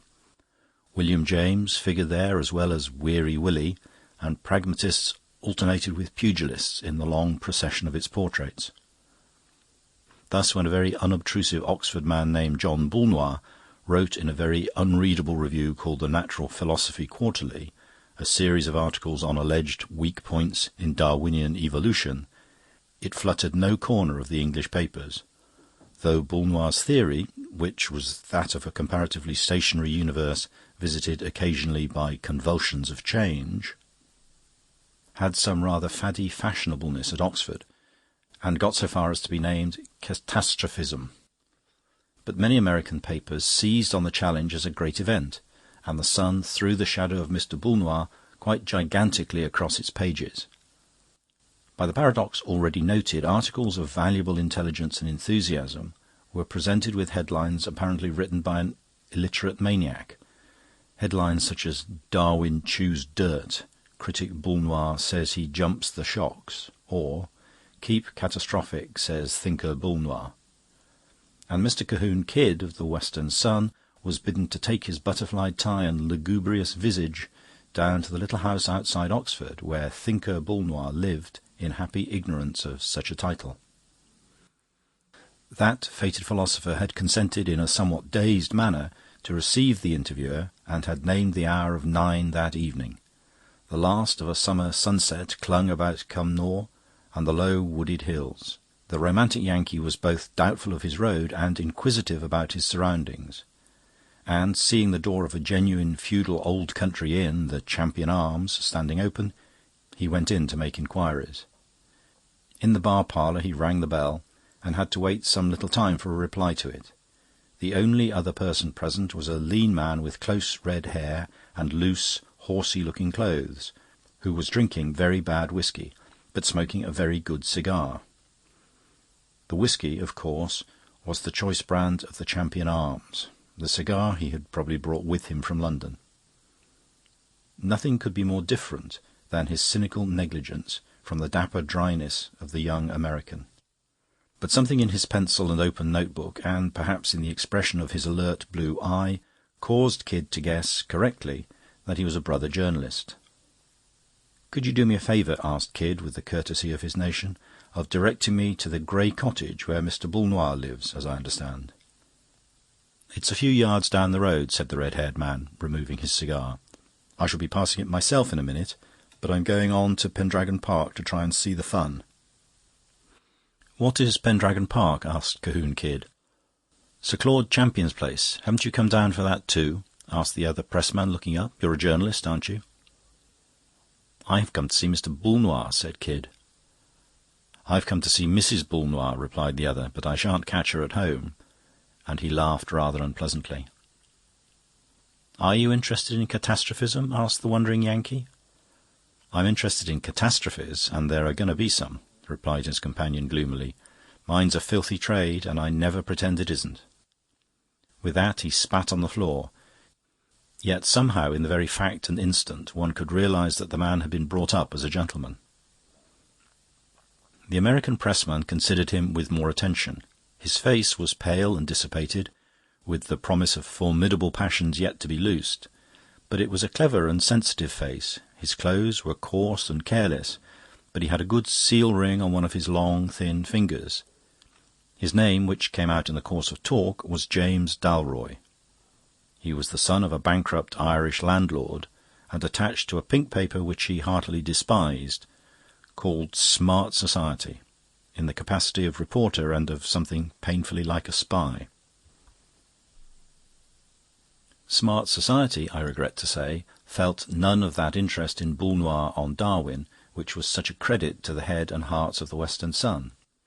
Dalroy had come down, it seemed, to snuff up the scent of a scandal which might very well end in the divorce court, but which was at present hovering between Grey Cottage and Pendragon Park.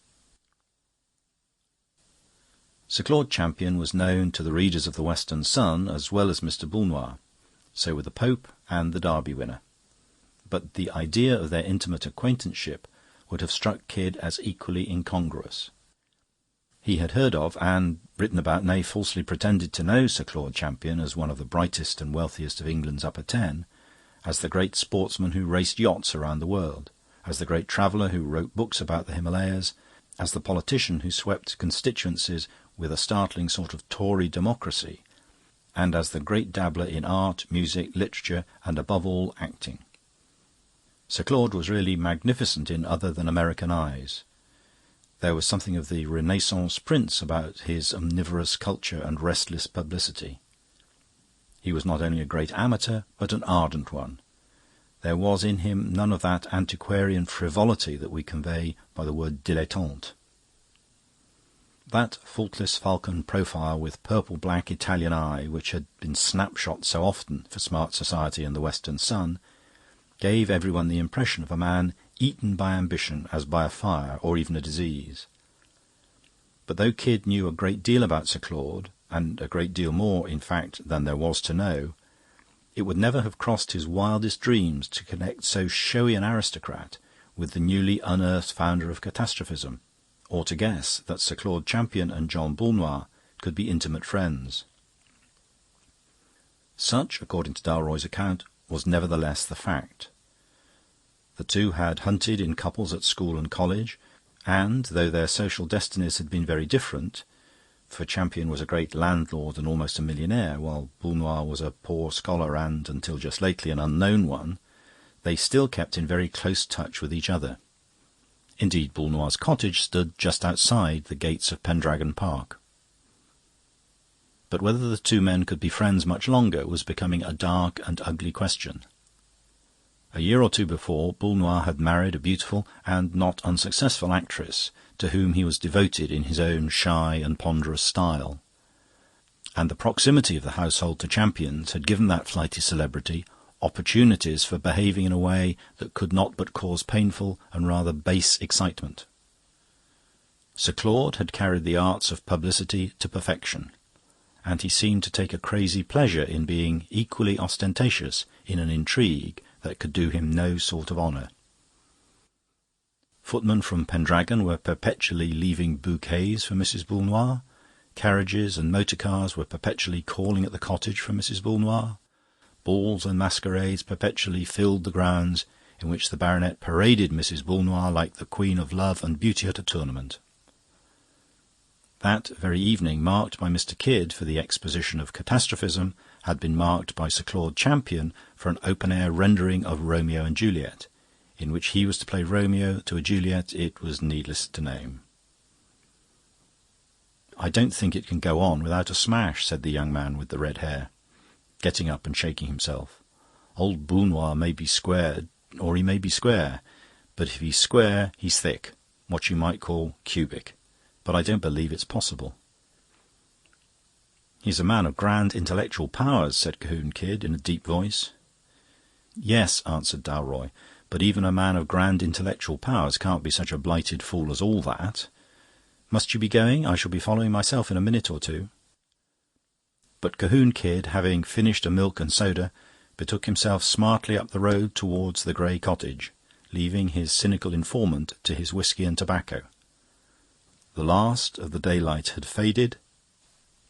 The skies were of a dark green-grey like slate, studded here and there with a star, but lighter on the left side of the sky with the promise of a rising moon. The Grey Cottage, which stood entrenched, as it were, in a square of stiff, high thorn hedges, was so close under the pines and palisades of the park that Kidd at first mistook it for the Park Lodge. Finding the name on the narrow wooden gate, however, and seeing by his watch that the hour of the thinker's appointment had just struck, he went in and knocked at the front door. Inside the garden hedge he could see that the house, though unpretentious enough, was larger and more luxurious than it looked at first, and was quite a different kind of place from a porter's lodge. A dog kennel and a beehive stood outside, like symbols of old English country life. The moon was rising behind a plantation of prosperous pear trees. The dog that came out of the kennel was reverend-looking and reluctant to bark, and the plain, elderly manservant who opened the door was brief but dignified. "Mr. Boulnois asked me to offer his apologies, sir," he said, "but he has been obliged to go out suddenly." "But see here, I had an appointment," said the interviewer, with a rising voice. "Do you know where he went to?" "To Pendragon Park, sir," said the servant rather sombrely, and began to close the door. Kidd started a little. "Did he go with with the rest of the party?" he asked, rather vaguely. "No, sir," said the man shortly. "He stayed behind, and then he went out alone." And he shut the door brutally, but with an air of duty not done. The American, that curious compound of impudence and sensitiveness, was annoyed. He felt a strong desire to hustle them all along a bit and teach them business habits. The hoary old dog and the grizzled, heavy-faced old butler with his prehistoric shirt-front, and the drowsy old moon, and above all the scatter-brained old philosopher who couldn't keep an appointment. "If that's the way he goes on, he deserves to lose his wife's purest devotion," said Mr. Cahoon Kidd. "But perhaps he's gone over to make a row. In that case, I reckon a man from the Western Sun will be on the spot." And, turning the corner by the open lodge gates, he set off, stumping up the long avenue of black pine woods that pointed in abrupt perspective towards the inner gardens of Pendragon Park. The trees were as black and orderly as plumes upon a hearse. There were still a few stars. He was a man with more literary than direct natural associations. The word Ravenswood came into his head repeatedly. It was partly the raven colour of the pine wood, but partly also the indescribable atmosphere almost described in Scott's great tragedy. The smell of something that died in the 18th century, the smell of dank gardens and broken urns, of wrongs that will never now be righted, of something that is none the less incurably sad because it is strangely unreal.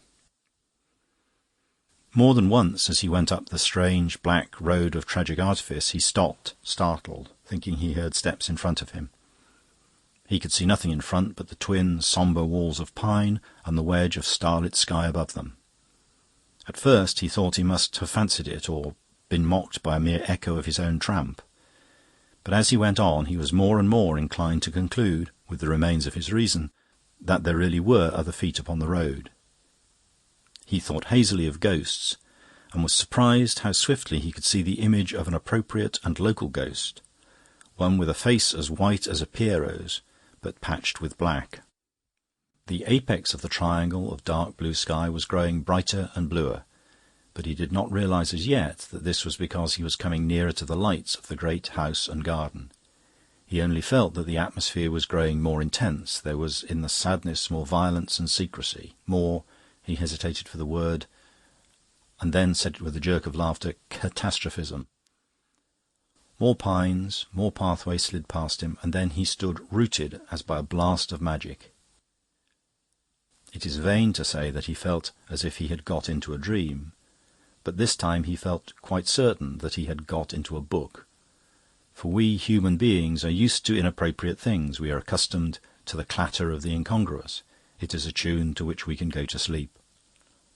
If one appropriate thing happens, it wakes us up like the pang of a perfect chord. Something happens such as would have happened in such a place in a forgotten tale. Over the black pine-wood came flying and flashing in the moon a naked sword, such a slender and sparkling rapier as may have fought many an unjust duel in that ancient park. It fell on the pathway far in front of him, and lay there glistening like a large needle. He ran like a hare and bent to look at it. Seen at close quarters, it had rather a showy look. The big red jewels in the hilt and guard were a little dubious, but there were other red drops upon the blade which were not dubious. He looked round wildly in the direction from which the dazzling missile had come, and saw that at this point the sable facade of fir and pine was interrupted by a smaller road at right angles, which, when he turned it, brought him in full view of the long, lighted house, with a lake and fountains in front of it. Nevertheless, he did not look at this, having something more interesting to look at. Above him, at the angle of the steep green bank of the terrace garden, was one of those small picturesque surprises common in the old landscape gardening, a kind of small round hill or dome of grass, like a giant molehill, ringed and crowned with 3 concentric fences of roses, and having a sundial in the highest point in the centre. Kid could see the finger of the dial stand up dark against the sky like the dorsal fin of a shark, and the vain moonlight clinging to that idle clock. But he saw something else clinging to it also, for one wild moment: the figure of a man. Though he saw it there only for a moment, though it was outlandish and incredible in costume, being clad from neck to heel in tight crimson with glints of gold, yet he knew in one flash of moonlight who it was. That white face flung up to heaven, clean-shaven and so unnaturally young, like Byron with a Roman nose, those black curls already grizzled. He had seen the 1,000 public portraits of Sir Claude Champion. The wild red figure reeled an instant against the sundial. The next it had rolled down the steep bank and lay at the American's feet, faintly moving one arm. A gaudy, unnatural gold ornament on the arm suddenly reminded Kid of Romeo and Juliet. Of course, the tight crimson suit was part of the play, but there was a long red stain down the bank from which the man had rolled that was not part of the play. He had been run through the body. Mr. Cahoon Kid shouted and shouted again. Once more he seemed to hear phantasmal footsteps, and started to find another figure already near him. He knew the figure, and yet it terrified him. The dissipated youth who had called himself Dalroy had a horribly quiet way with him. If Boulnois failed to keep appointments that had been made, Dalroy had a sinister air of keeping appointments that hadn't. The moonlight discoloured everything. Against Dalroy's red hair his wan face looked not so much white as pale green. All this morbid impressionism must be Kid's excuse for having cried out, brutally and beyond all reason, "Did you do this, you devil?" James Dalroy smiled his unpleasing smile, but before he could speak the fallen figure made another movement of the arm, waving vaguely towards the place where the sword fell. Then came a moan, and then it managed to speak. "Boulnois, Boulnois, I say. Boulnois did it. Jealous of me. He was jealous. He was... Kid bent his head down to hear more, and just managed to catch the words, "Boulnois, with my own sword. He threw it..." Again the failing hand waved towards the sword, and then fell rigid with a thud. In Kid rose from its depth all that acrid humour that is the strange salt of the seriousness of his race. "See here," he said sharply and with command, "you must fetch a doctor. This man's dead." "And a priest too, I suppose," said Dalroy in an undecipherable manner. "All these champions are papists." The American knelt down by the body, felt the heart, propped up the head, and used some last efforts at restoration. But before the other journalist reappeared, followed by a doctor and a priest, he was already prepared to assert they were too late. "Were you too late also?" asked the doctor, a solid, prosperous-looking man, with conventional moustache and whiskers, but a lively eye, which darted over Kid dubiously.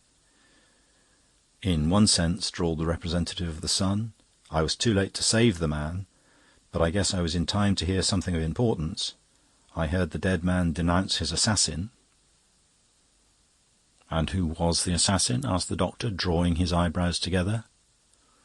"Boulnois," said Cahoon Kid, and whistled softly. The doctor stared at him gloomily with a reddening brow, but he did not contradict.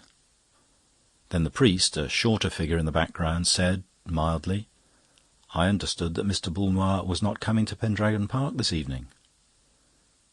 "There again," said the Yankee grimly, "I may be in a position to give the old country a fact or two. Yes, sir, John Boulnois was going to stay in all this evening. He fixed up a real good appointment there with me. But John Boulnois changed his mind. John Boulnois left his home abruptly and all alone, and came over to this darn park an hour or so ago. His butler told me so. I think we hold what the all-wise police call a clue. Have you sent for them?" "Yes," said the doctor, "but we haven't alarmed anyone else yet." "Does Mrs. Boulnois know?" asked James Dalroy, and again Kidd was conscious of an irrational desire to hit him on his curling mouth. "I've not told her," said the doctor gruffly. "But here come the police." The little priest had stepped out into the main avenue, and now returned with the fallen sword, which looked ludicrously large and theatrical when attached to his dumpy figure, at once clerical and commonplace. "Just before the police come," he said apologetically, "has anyone got a light?" The Yankee journalist took an electric torch from his pocket, and the priest held it close to the middle part of the blade, which he examined with blinking care. Then, without glancing at the point or pommel, he handed the long weapon to the doctor. "I fear I'm no use here," he said with a brief sigh. "I'll say good night to you, gentlemen." And he walked away up the dark avenue towards the house, his hands clasped behind him and his big head bent in cogitation. The rest of the group made increased haste towards the lodge gates, where an inspector and 2 constables could already be seen in consultation with the log-keeper. But the little priest only walked slower and slower in the dim cloister of pine, and at last stopped dead on the steps of the house. It was his silent way of acknowledging an equally silent approach, for there came towards him a presence that might have satisfied even Cahoon Kidd's demands for a lovely and aristocratic ghost. It was a young woman in silvery satins of a Renaissance design. She had golden hair in 2 long shining ropes, and a face so startlingly pale between them that she might have been chryselephantine, made, that is, like some old Greek statues, out of ivory and gold. But her eyes were very bright, and her voice, though low, was confident. "Father Brown," she said. "Mrs. Boulnois," he replied gravely. Then he looked at her and immediately said, "I see you know about Sir Claude." "How do you know I know?" she asked steadily. He did not answer the question, but asked another. "Have you seen your husband?" "My husband is at home," she said. "He has nothing to do with this."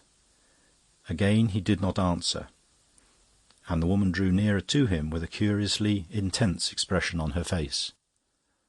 "Shall I tell you something more?" she said, with a rather fearful smile. "I don't think he did it, and you don't either." Father Brown returned her gaze with a long, grave stare, and then nodded, yet more gravely. "Father Brown," said the lady, "I'm going to tell you all I know. But I want you to do me a favour first. Will you tell me why you haven't jumped to the conclusion of poor John's guilt, as all the rest have done? Don't mind what you say. I know about the gossip and the appearances that are against me." Father Brown looked honestly embarrassed, and passed his hand across his forehead. "2 very little things," he said. "At least, one's very trivial and the other very vague. But such as they are, they don't fit in with Mr. Boulnois being the murderer." He turned his blank, round face up to the stars and continued absent-mindedly. "To take the vague idea first, I attach a good deal of importance to vague ideas. All those things that aren't evidence are what convince me. I think a moral impossibility the biggest of all impossibilities. I know your husband only slightly, but I think this crime of his, as generally conceived, something very like a moral impossibility. Please do not think I mean that Boulnois could not be so wicked. Anybody can be wicked as he chooses. We can direct our moral wills, but we can't generally change our instinctive tastes and ways of doing things. Boulnois might commit a murder, but not this murder. He would not snatch Romeo's sword from its romantic scabbard, or slay his foe on the sundial as on a kind of altar, or leave his body among the roses, or fling the sword away among the pines. If Boulnois killed anyone, he'd do it quietly and heavily, as he'd do any other doubtful thing. Take a 10th glass of port, or read a loose Greek poet. No, the romantic setting is not like Boulnois. It's more like Champion." "Ah," she said, and looked at him with eyes like diamonds. "And the trivial thing was this," said Brown. "There were fingerprints on that sword. Fingerprints can be detected quite a time after they are made, if they're on some polished surface like glass or steel. These were on a polished surface. They were half-way down the blade of the sword. Whose prints they were, I have no earthly clue. But why should anybody hold a sword half-way down? It was a long sword, but length is an advantage in lunging at an enemy, at least at most enemies, at all enemies except one." "Except one," she repeated. "There is only one enemy," said Father Brown, "whom it is easier to kill with a dagger than a sword." "I know," said the woman, "oneself." There was a long silence, and then the priest said quietly but abruptly, "Am I right, then? Did Sir Claude kill himself?" "Yes," she said, with a face like marble. "I saw him do it." "He died," said Father Brown, "of love for you?" An extraordinary expression flashed across her face, very different from pity, modesty, remorse, or anything her companion had expected. Her voice became suddenly strong and full. "I don't believe," she said, "he ever cared about me a rap. He hated my husband." "Why?" asked the other, and turned his round face from the sky to the lady. "He hated my husband because... It's so strange, I hardly know how to say it. Because..." "Yes," said Brown patiently. "Because my husband wouldn't hate him." Father Brown only nodded, and seemed still to be listening. He differed from most detectives in fact and fiction in a small point. He never pretended not to understand when he understood perfectly well.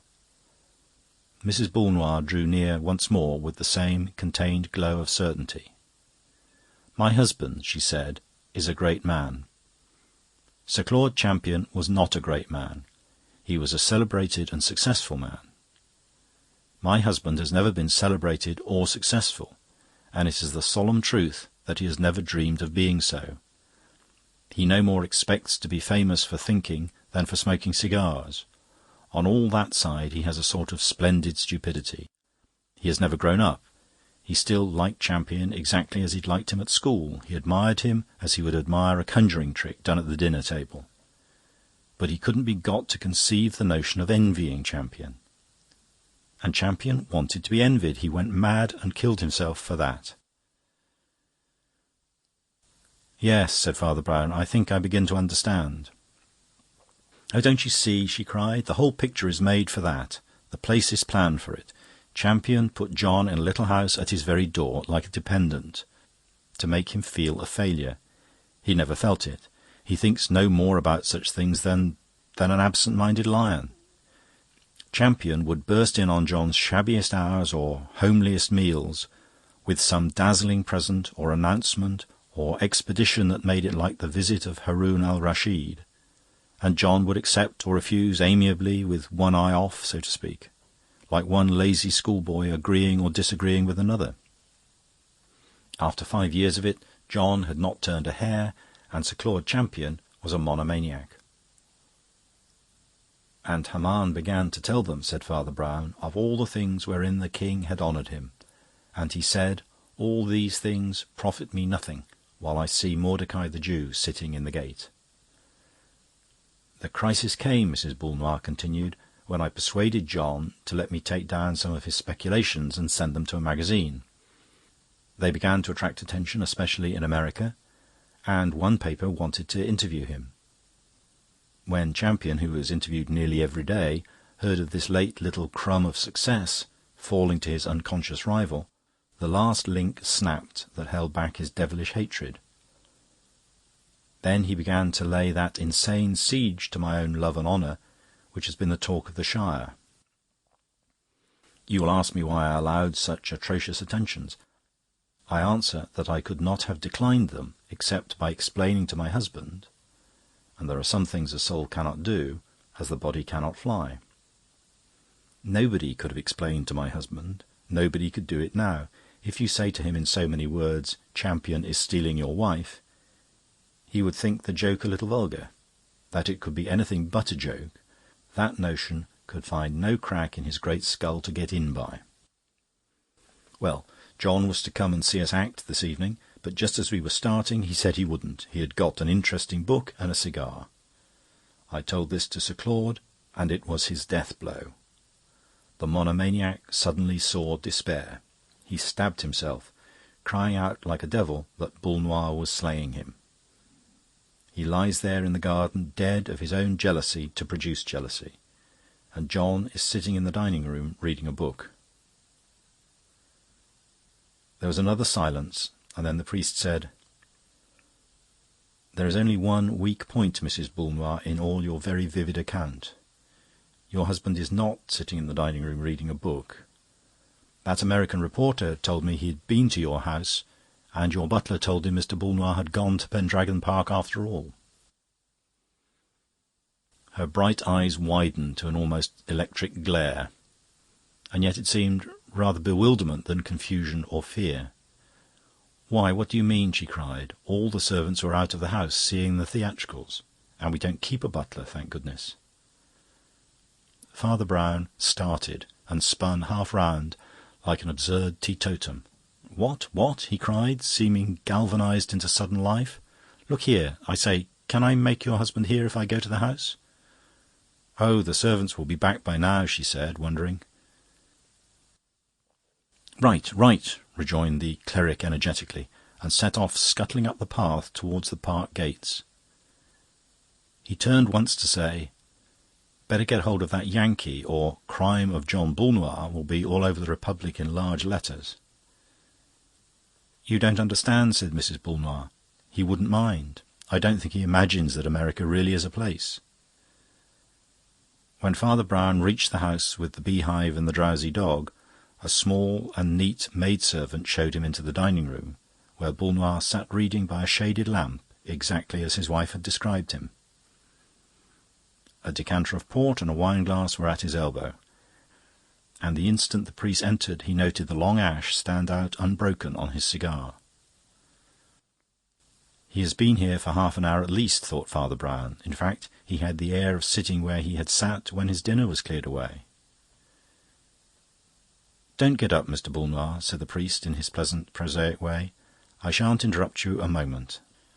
I fear I break in on some of your scientific studies." "No," said Boulnois, "I was reading The Bloody Thumb." He said it with neither frown nor smile, and his visitor was conscious of a certain deep and virile indifference in the man which his wife had called greatness. He laid down a gory yellow shocker without even feeling its incongruity enough to comment on it humorously. John Boulnois was a big, slow-moving man with a massive head, partly grey and partly bald, and blunt, burly features. He was in shabby and very old-fashioned evening dress, with a narrow triangular opening of shirt-front. He had assumed it that evening in his original purpose of going to see his wife act Juliet. "I won't keep you long from The Bloody Thumb or any other catastrophic affairs," said Father Brown, smiling. "I only came to ask you about the crime you committed this evening." Boulnois looked at him steadily, but a red bar began to show across his broad brow, and he seemed like one discovering embarrassment for the first time. "I know it was a strange crime," assented Brown in a low voice. "Stranger than murder, perhaps, to you. The little sins are sometimes harder to confess than the big ones. But that's why it's so important to confess them. Your crime is committed by every fashionable hostess 6 times a week, and yet you find it sticks to your tongue like a nameless atrocity." "It makes one feel," said the philosopher slowly, "such a damn fool." "I know," assented the other, "but one often has to choose between feeling a damn fool and being one." "I can't analyse myself well," went on Boulnois, "but sitting in that chair with that story I was as happy as a schoolboy on a half-holiday. It was security, eternity. I can't convey it. The cigars were within reach, the matches were within reach, the thumb had 4 more appearances to... It was not only a peace but a plenitude. Then that bell rang, and I thought for one long mortal minute that I couldn't get out of that chair, literally, physically, muscularly, couldn't. Then I did it like a man lifting the world, because I knew all the servants were out. I opened the front door, and there was a little man with his mouth open to speak and his notebook open to write in. I remembered the Yankee interviewer I'd forgotten. His hair was parted in the middle, and I tell you that murder... "I understand," said Father Brown. "I've seen him." "I didn't commit murder," continued the catastrophist mildly, "but only perjury. I said I had gone across to Pendragon Park and shut the door in his face. That is my crime, Father Brown, and I don't know what penance you would inflict for it." "I shan't inflict any penance," said the clerical gentleman, collecting his heavy hat and umbrella with an air of some amusement. "Quite the contrary. I came here specially to let you off the little penance which would otherwise have followed your little offence." "And what," asked Boulnois, smiling, "is the little penance I have so luckily been let off?" "Being hanged," said Father Brown. End of chapter. Chapter 12. The Fairy Tale of Father Brown. The picturesque city and state of Heilig-Waldenstein was one of those toy kingdoms of which certain parts of the German Empire still consist. It had come under the Prussian hegemony quite late in history, hardly 50 years before the fine summer day when Flambeau and Father Brown found themselves sitting in its gardens and drinking its beer. There had been not a little of war and wild justice there within living memory, as soon will be shown. But in merely looking at it one could not dismiss that impression of childishness which is the most charming side of Germany. Those little pantomime, paternal monarchies in which a king seems as domestic as a cook. The German soldiers by the innumerable sentry-boxes looked strangely like German toys, and the clean-cut battlements of the castle, gilded by the sunshine, looked the more like the gilt gingerbread. For it was brilliant weather. The sky was as Prussian a blue as Potsdam itself could require, but it was yet more like that lavish and glowing use of colour which a child extracts from a shilling paint-box. Even the grey-ribbed trees looked young, for the pointed buds on them were still pink, and in a pattern against the strong blue looked like innumerable childish figures.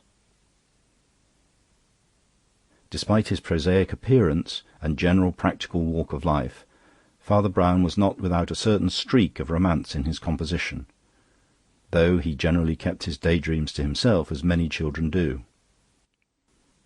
Amid the brisk, bright colours of such a day, and in the heraldic framework of such a town, he did feel rather as if he had entered a fairy tale. He took a childish pleasure, as a younger brother might, in the formidable sword-stick which Flambeau always flung as he walked, and which now stood upright beside his tall mug of Munich. Nay, in his sleepy irresponsibility, he even found himself eyeing the knobbed and clumsy head of his own shabby umbrella, with some faint memories of the Ogres' Club in a coloured toy-book. But he never composed anything in the form of fiction, unless it be the tale that follows. "I wonder," he said, "whether one would have real adventures in a place like this if one put oneself in the way.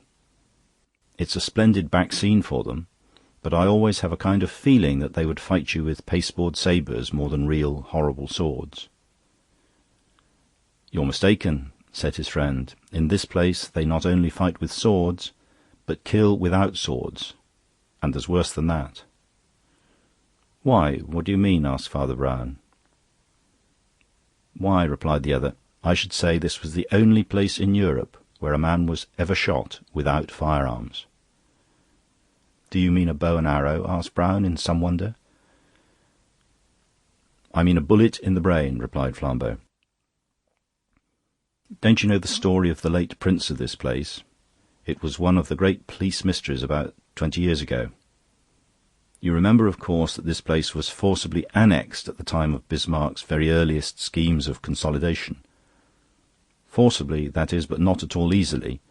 The Empire, or what wanted to be one, sent Prince Otto of Grossenmark to rule the place in the imperial interests. We saw his portrait in the gallery there, a handsome old gentleman, if he'd had any hair or eyebrows, and hadn't been wrinkled all over like a vulture. But he had things to harass him, as I'll explain in a minute.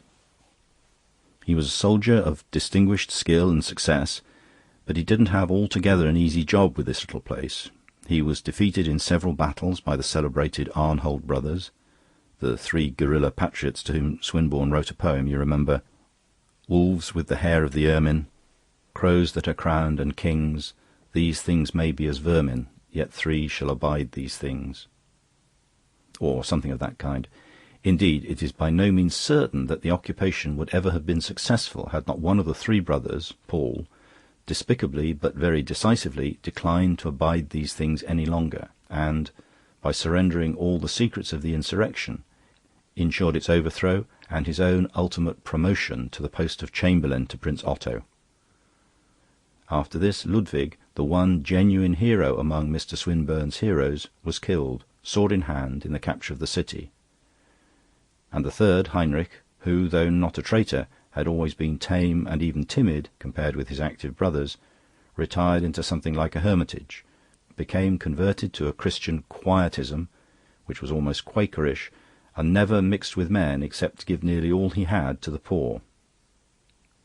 They tell me that not long ago he could still be seen about the neighbourhood occasionally, a man in a black coat, nearly blind, with very wild white hair, but a face of astonishing softness.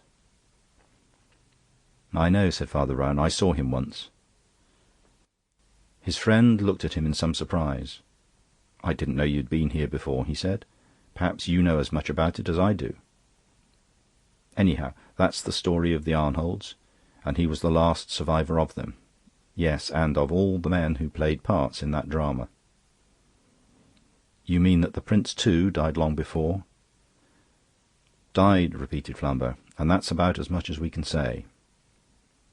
You must understand that towards the end of his life he began to have those tricks of the nerves not uncommon with tyrants. He multiplied the ordinary daily and nightly guard around the castle, till there seemed to be more sentry-boxes than houses in the town, and doubtful characters were shot without mercy. He lived almost entirely in a little room that was in the very centre of the enormous labyrinth of all the other rooms, and even in this he erected another sort of central cabin or cupboard lined with steel, like a safe or a battleship.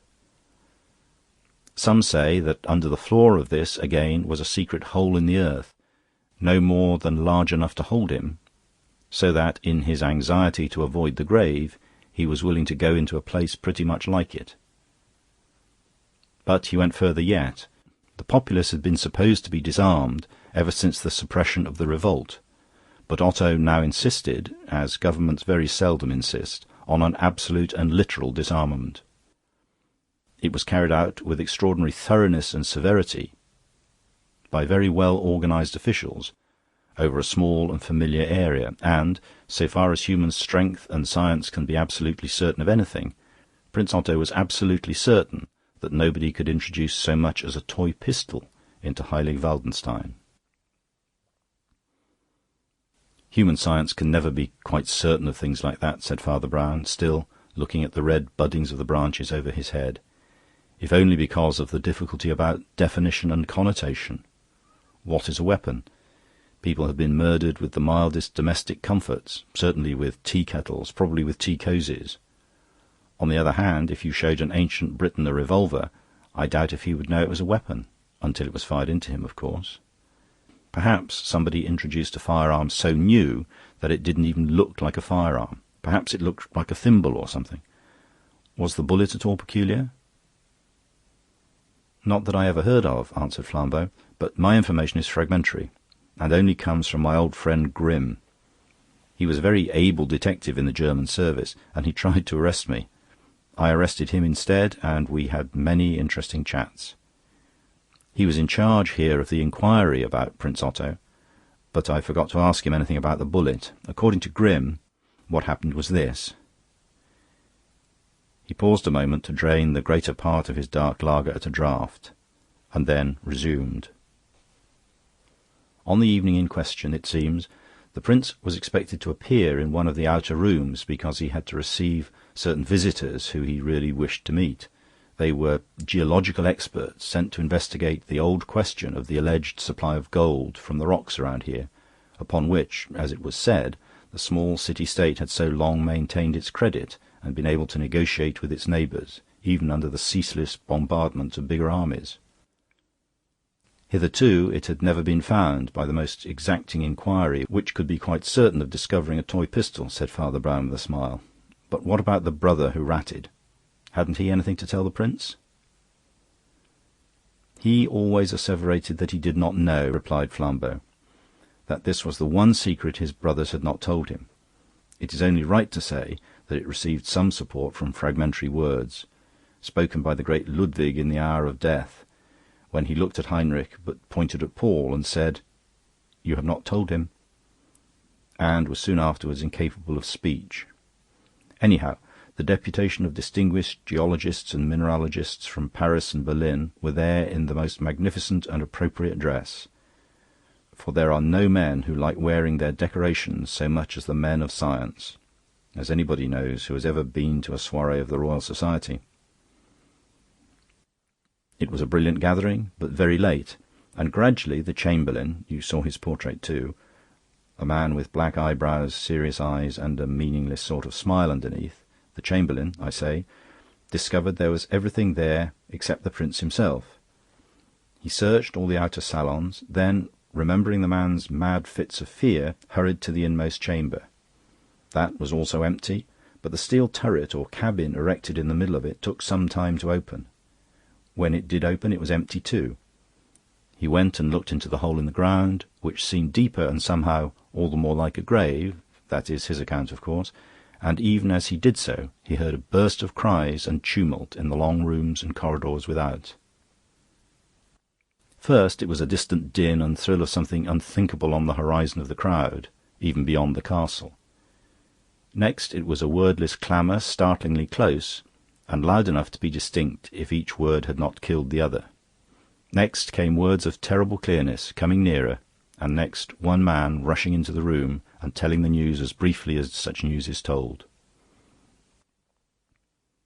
Otto, Prince of Heilig Waldenstein and Grossenmark, was lying in the dews of the darkening twilight in the woods beyond the castle, with his arms flung out and his face flung up to the moon.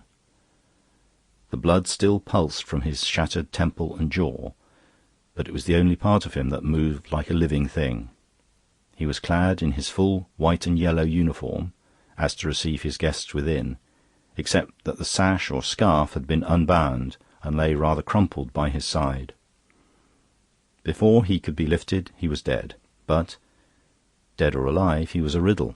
He, who had always hidden in the inmost chamber, out there in the wet woods, unarmed and alone. "Who found his body?" asked Father Brown. "Some girl attached to the court named Hedwig von something or other," replied his friend, "who had been out in the wood picking wild flowers."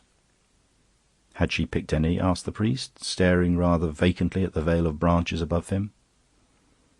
"Yes," replied Flambeau. "I particularly remember that the Chamberlain, or old Grim, or somebody, said how horrible it was, when they came up at her call, to see a girl holding spring flowers and bending over that bloody collapse.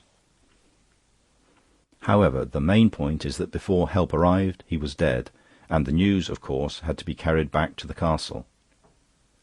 The consternation it created was something beyond even that natural in a court at the fall of a potentate. The foreign visitors, especially the mining experts, were in the wildest doubt and excitement, as well as many important Prussian officials, and it soon began to be clear that the scheme for finding the treasure bulked much bigger in the business than people had supposed. Experts and officials had been promised great prizes or international advantages, and some even said that the prince's secret apartments and strong military protection were due less to fear of the populace than to the pursuit of some private investigation of... "Had the flowers got long stalks?" asked Father Brown. Flambeau stared at him. "What an odd person you are," he said. "That's exactly what old Grim said. He said the ugliest part of it, he thought, uglier than the blood and the bullet, was that the flowers were quite short, plucked close under the head." "Of course," said the priest, "when a grown-up girl is really picking flowers, she picks them with plenty of stalk. If she just pulled their heads off, as a child does, it looks as if..." And he hesitated. "Well?" inquired the other. "Well, It looks rather as if she had snatched them nervously to make an excuse for being there after she was there." "I know what you're driving at," said Flambeau rather gloomily, "but that and every other suspicion breaks down on the one point, the want of a weapon. He could have been killed, as you say, with lots of other things, even with his own military sash. But we have to explain not how he was killed, but how he was shot. And the fact is, we can't. They had the girl most ruthlessly searched, for, to tell the truth, she was a little suspect, though the niece and ward of the wicked old Chamberlain, Paul Arnhold. But she was very romantic, and was suspected of sympathy with the old revolutionary enthusiasm in her family. All the same, however romantic you are, you can't imagine a big bullet into a man's jaw or brain without using a gun or pistol. And there was no pistol, though there were 2 pistol shots. I leave it to you, my friend." "How do you know there were 2 shots?" asked the priest. "There was only one in the head," said his companion, "but there was another bullet hole in the sash." Father Brown's smooth brow became suddenly constricted. "Was the other bullet found?" he demanded. Flambeau started a little. "I don't think I remember," he said. "Hold on," cried Brown, frowning more and more, with a quite unusual concentration of curiosity. "Don't think me rude. Let me think this out for a moment." "All right," said Flambeau, laughing, and finished his beer. A slight breeze stirred the budding trees and blew up into the sky cloudlets of white and pink that seemed to make the sky bluer and the whole coloured scene more quaint. They might have been cherubs flying home to the casements of a sort of celestial nursery. The oldest tower of the castle, the Dragon Tower, stood up as grotesque as the ale-mug, but as homely.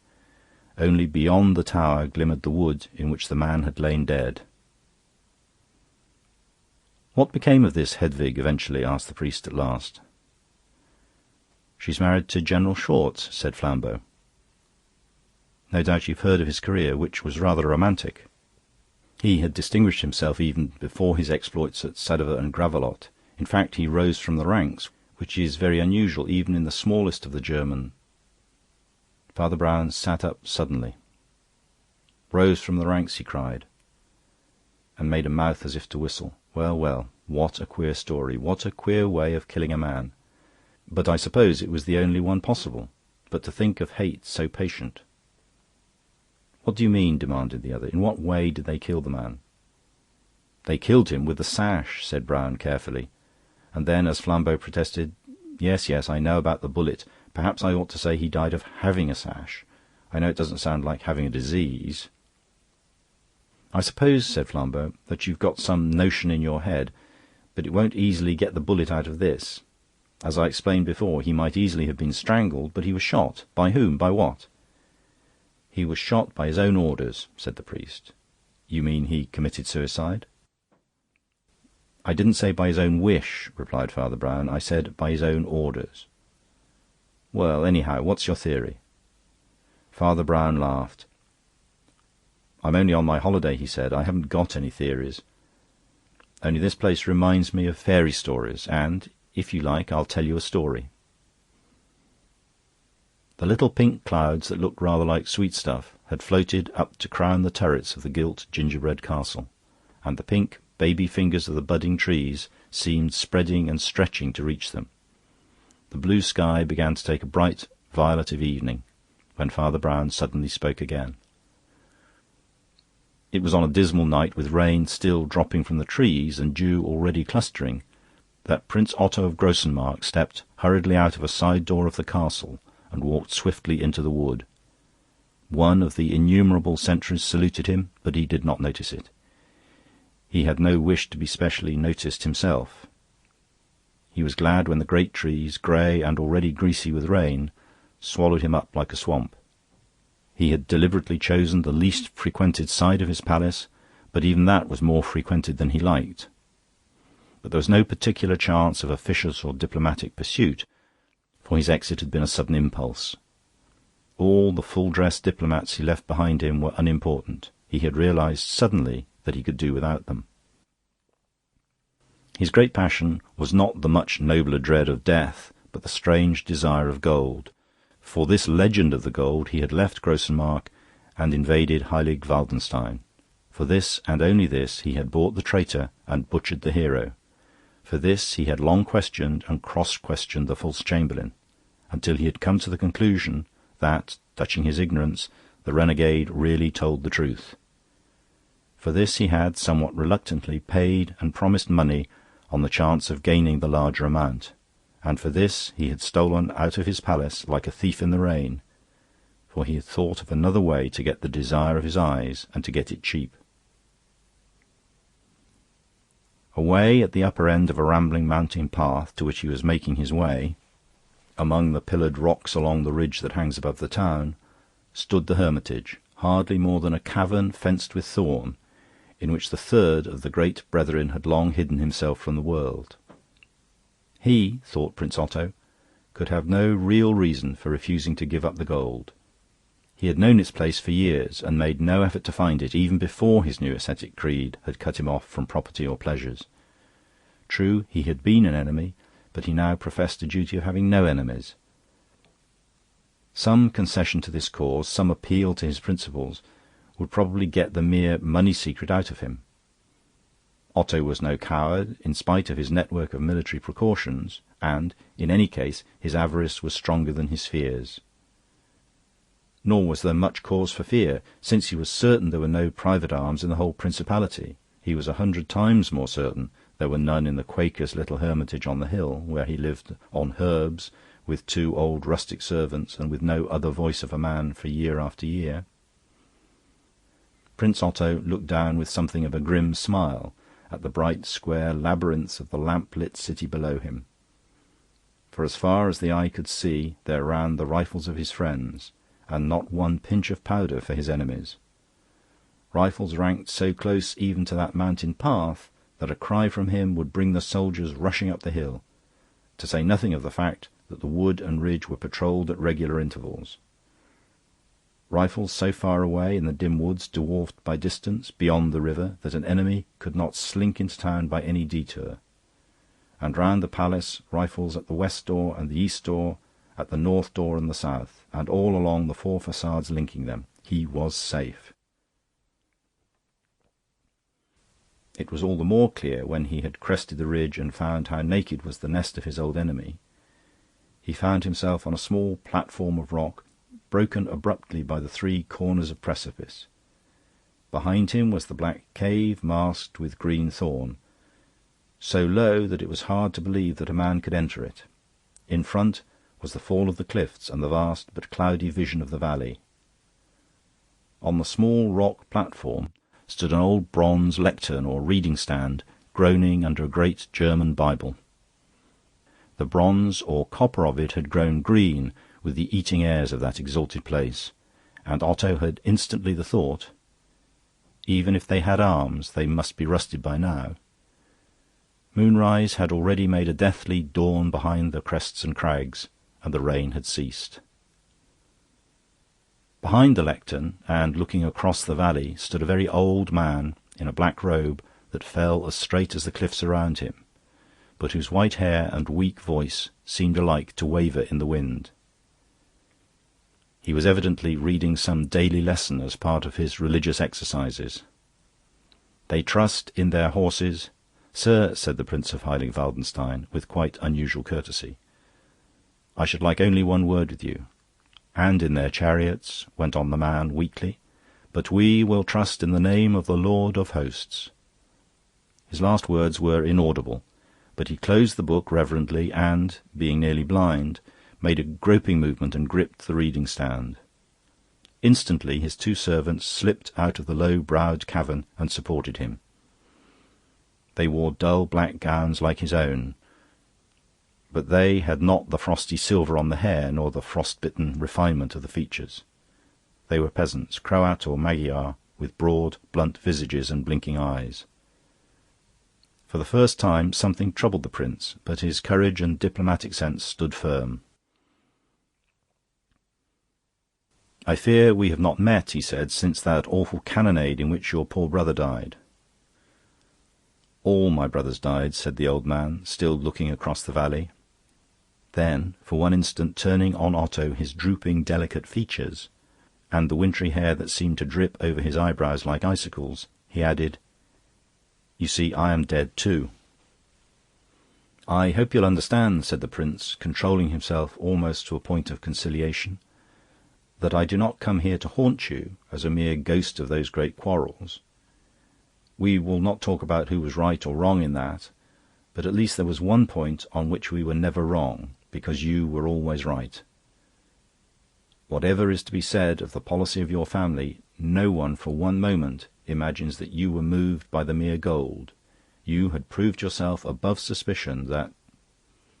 The old man in the blackened gown had hitherto continued to gaze at him with watery blue eyes and a sort of weak wisdom in his face. But when the word gold was said, he held out his hand as if in arrest of something, and turned away his face to the mountains. "He has spoken of gold," he said. "He has spoken of things not lawful. Let him cease to speak." Otto had the vice of his Prussian type and tradition, which is to regard success not as an incident but as a quality. He conceived himself and his like as perpetually conquering peoples, who were perpetually being conquered. Consequently, he was ill acquainted with the emotion of surprise, and ill prepared for the next movement, which startled and stiffened him. He had opened his mouth to answer the hermit, when the mouth was stopped and the voice strangled by a strong, soft gag, suddenly twisted round his head like a tourniquet.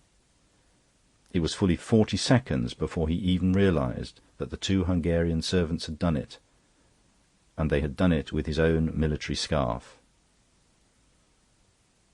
The old man went again weakly to his great brazen-supported Bible, turned over the leaves with a patience that had something horrible about it, till he came to the Epistle of St. James, and then began to read, "The tongue is a little member, but..."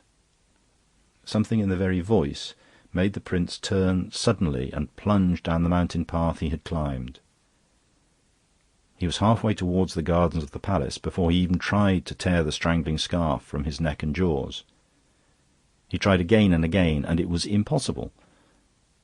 The men who had knotted that gag knew the difference between what a man can do with his hands in front of him and what he can do with his hands behind his head. His legs were free to leap like an antelope on the mountains. His arms were free to use any gesture or wave any signal, but he could not speak. A dumb devil was in him. He had come close to the woods that walled in the castle before he had quite realized what his wordless state meant, and was meant to mean. Once more he looked down grimly at the bright, square labyrinths of the lamplit city below him, and he smiled no more. He felt himself repeating the phrases of his former mood with a murderous irony. Far as the eye could see ran the rifles of his friends, every one of whom would shoot him dead if he could not answer the challenge. Rifles were so near that the wood and ridge could be patrolled at regular intervals. Therefore it was useless to hide in the wood till morning. Rifles were ranked so far away that an enemy could not slink into the town by any detour. Therefore it was vain to return to the city by any remote course. A cry from him would bring his soldiers rushing up the hill. But from him no cry would come. The moon had risen in strengthening silver, and the sky showed in stripes of bright nocturnal blue between the black stripes of the pines about the castle. Flowers of some wide and feathery sort, for he had never noticed such things before, were at once luminous and discoloured by the moonshine, and seemed indescribably fantastic as they clustered, as if crawling about the roots of the trees. Perhaps his reason had been suddenly unseated by the unnatural captivity he carried with him. But in that wood he felt something unfathomably German, the fairy tale. He knew with half his mind that he was drawing near to the castle of an ogre. He had forgotten that he was the ogre. He remembered asking his mother if bears lived in the old park at home. He stooped to pick a flower as if it were a charm against enchantment. The stalk was stronger than he expected, and broke with a slight snap. Carefully trying to place it in his scarf, he heard the halloo, "Who goes there?" Then he remembered the scarf was not in its usual place. He tried to scream and was silent. The second challenge came, and then a shot that shrieked as it came, and then was stilled suddenly by impact. Otto of Grossenmark lay very peacefully among the fairy trees, and would do no more harm either with gold or steel. Only the silver pencil of the moon would pick out and trace here and there the intricate ornament of his uniform, or the old wrinkles on his brow. May God have mercy on his soul. The sentry who had fired, according to the strict orders of the garrison, naturally ran forward to find some trace of his quarry. He was a private named Schwartz, since not unknown in his profession, and what he found was a bald man in uniform, but with his face so bandaged by a kind of mask made of his own military scarf that nothing but open, dead eyes could be seen, glittering stonily in the moonlight. The bullet had gone through the gag into the jaw. That is why there was a shot-hole in the scarf, but only one shot. Naturally, if not correctly, young Schwartz tore off the mysterious silken mask and cast it on the grass, and then he saw whom he had slain. We cannot be certain of the next phase, but I incline to believe that there was a fairy tale after all in that little wood, horrible as was its occasion. Whether the young lady named Hedvig had any previous knowledge of the soldier she saved and eventually married, or whether she came accidentally upon the accident and their intimacy began that night, we shall probably never know. But we can know, I fancy, that this Hedvig was a heroine and deserved to marry a man who became something of a hero. She did the bold and wise thing. She persuaded the sentry to go back to his post, in which place there was nothing to connect him with the disaster. He was but one of the most loyal and orderly of 50 such sentries within call. She remained by the body and gave the alarm, and there was nothing to connect her with the disaster either, since she had not got and could not have any firearms. "Well," said Father Brown, rising cheerfully, "I hope they're happy." "Where are you going?" asked his friend. "I'm going to have another look at that portrait of the Chamberlain, the Arnold who betrayed his brethren," answered the priest. I wonder if a man is less a traitor when he is twice a traitor." And he ruminated long before the portrait of a white-haired man with black eyebrows and a pink, painted sort of smile that seemed to contradict the black warning in his eyes. End of recording.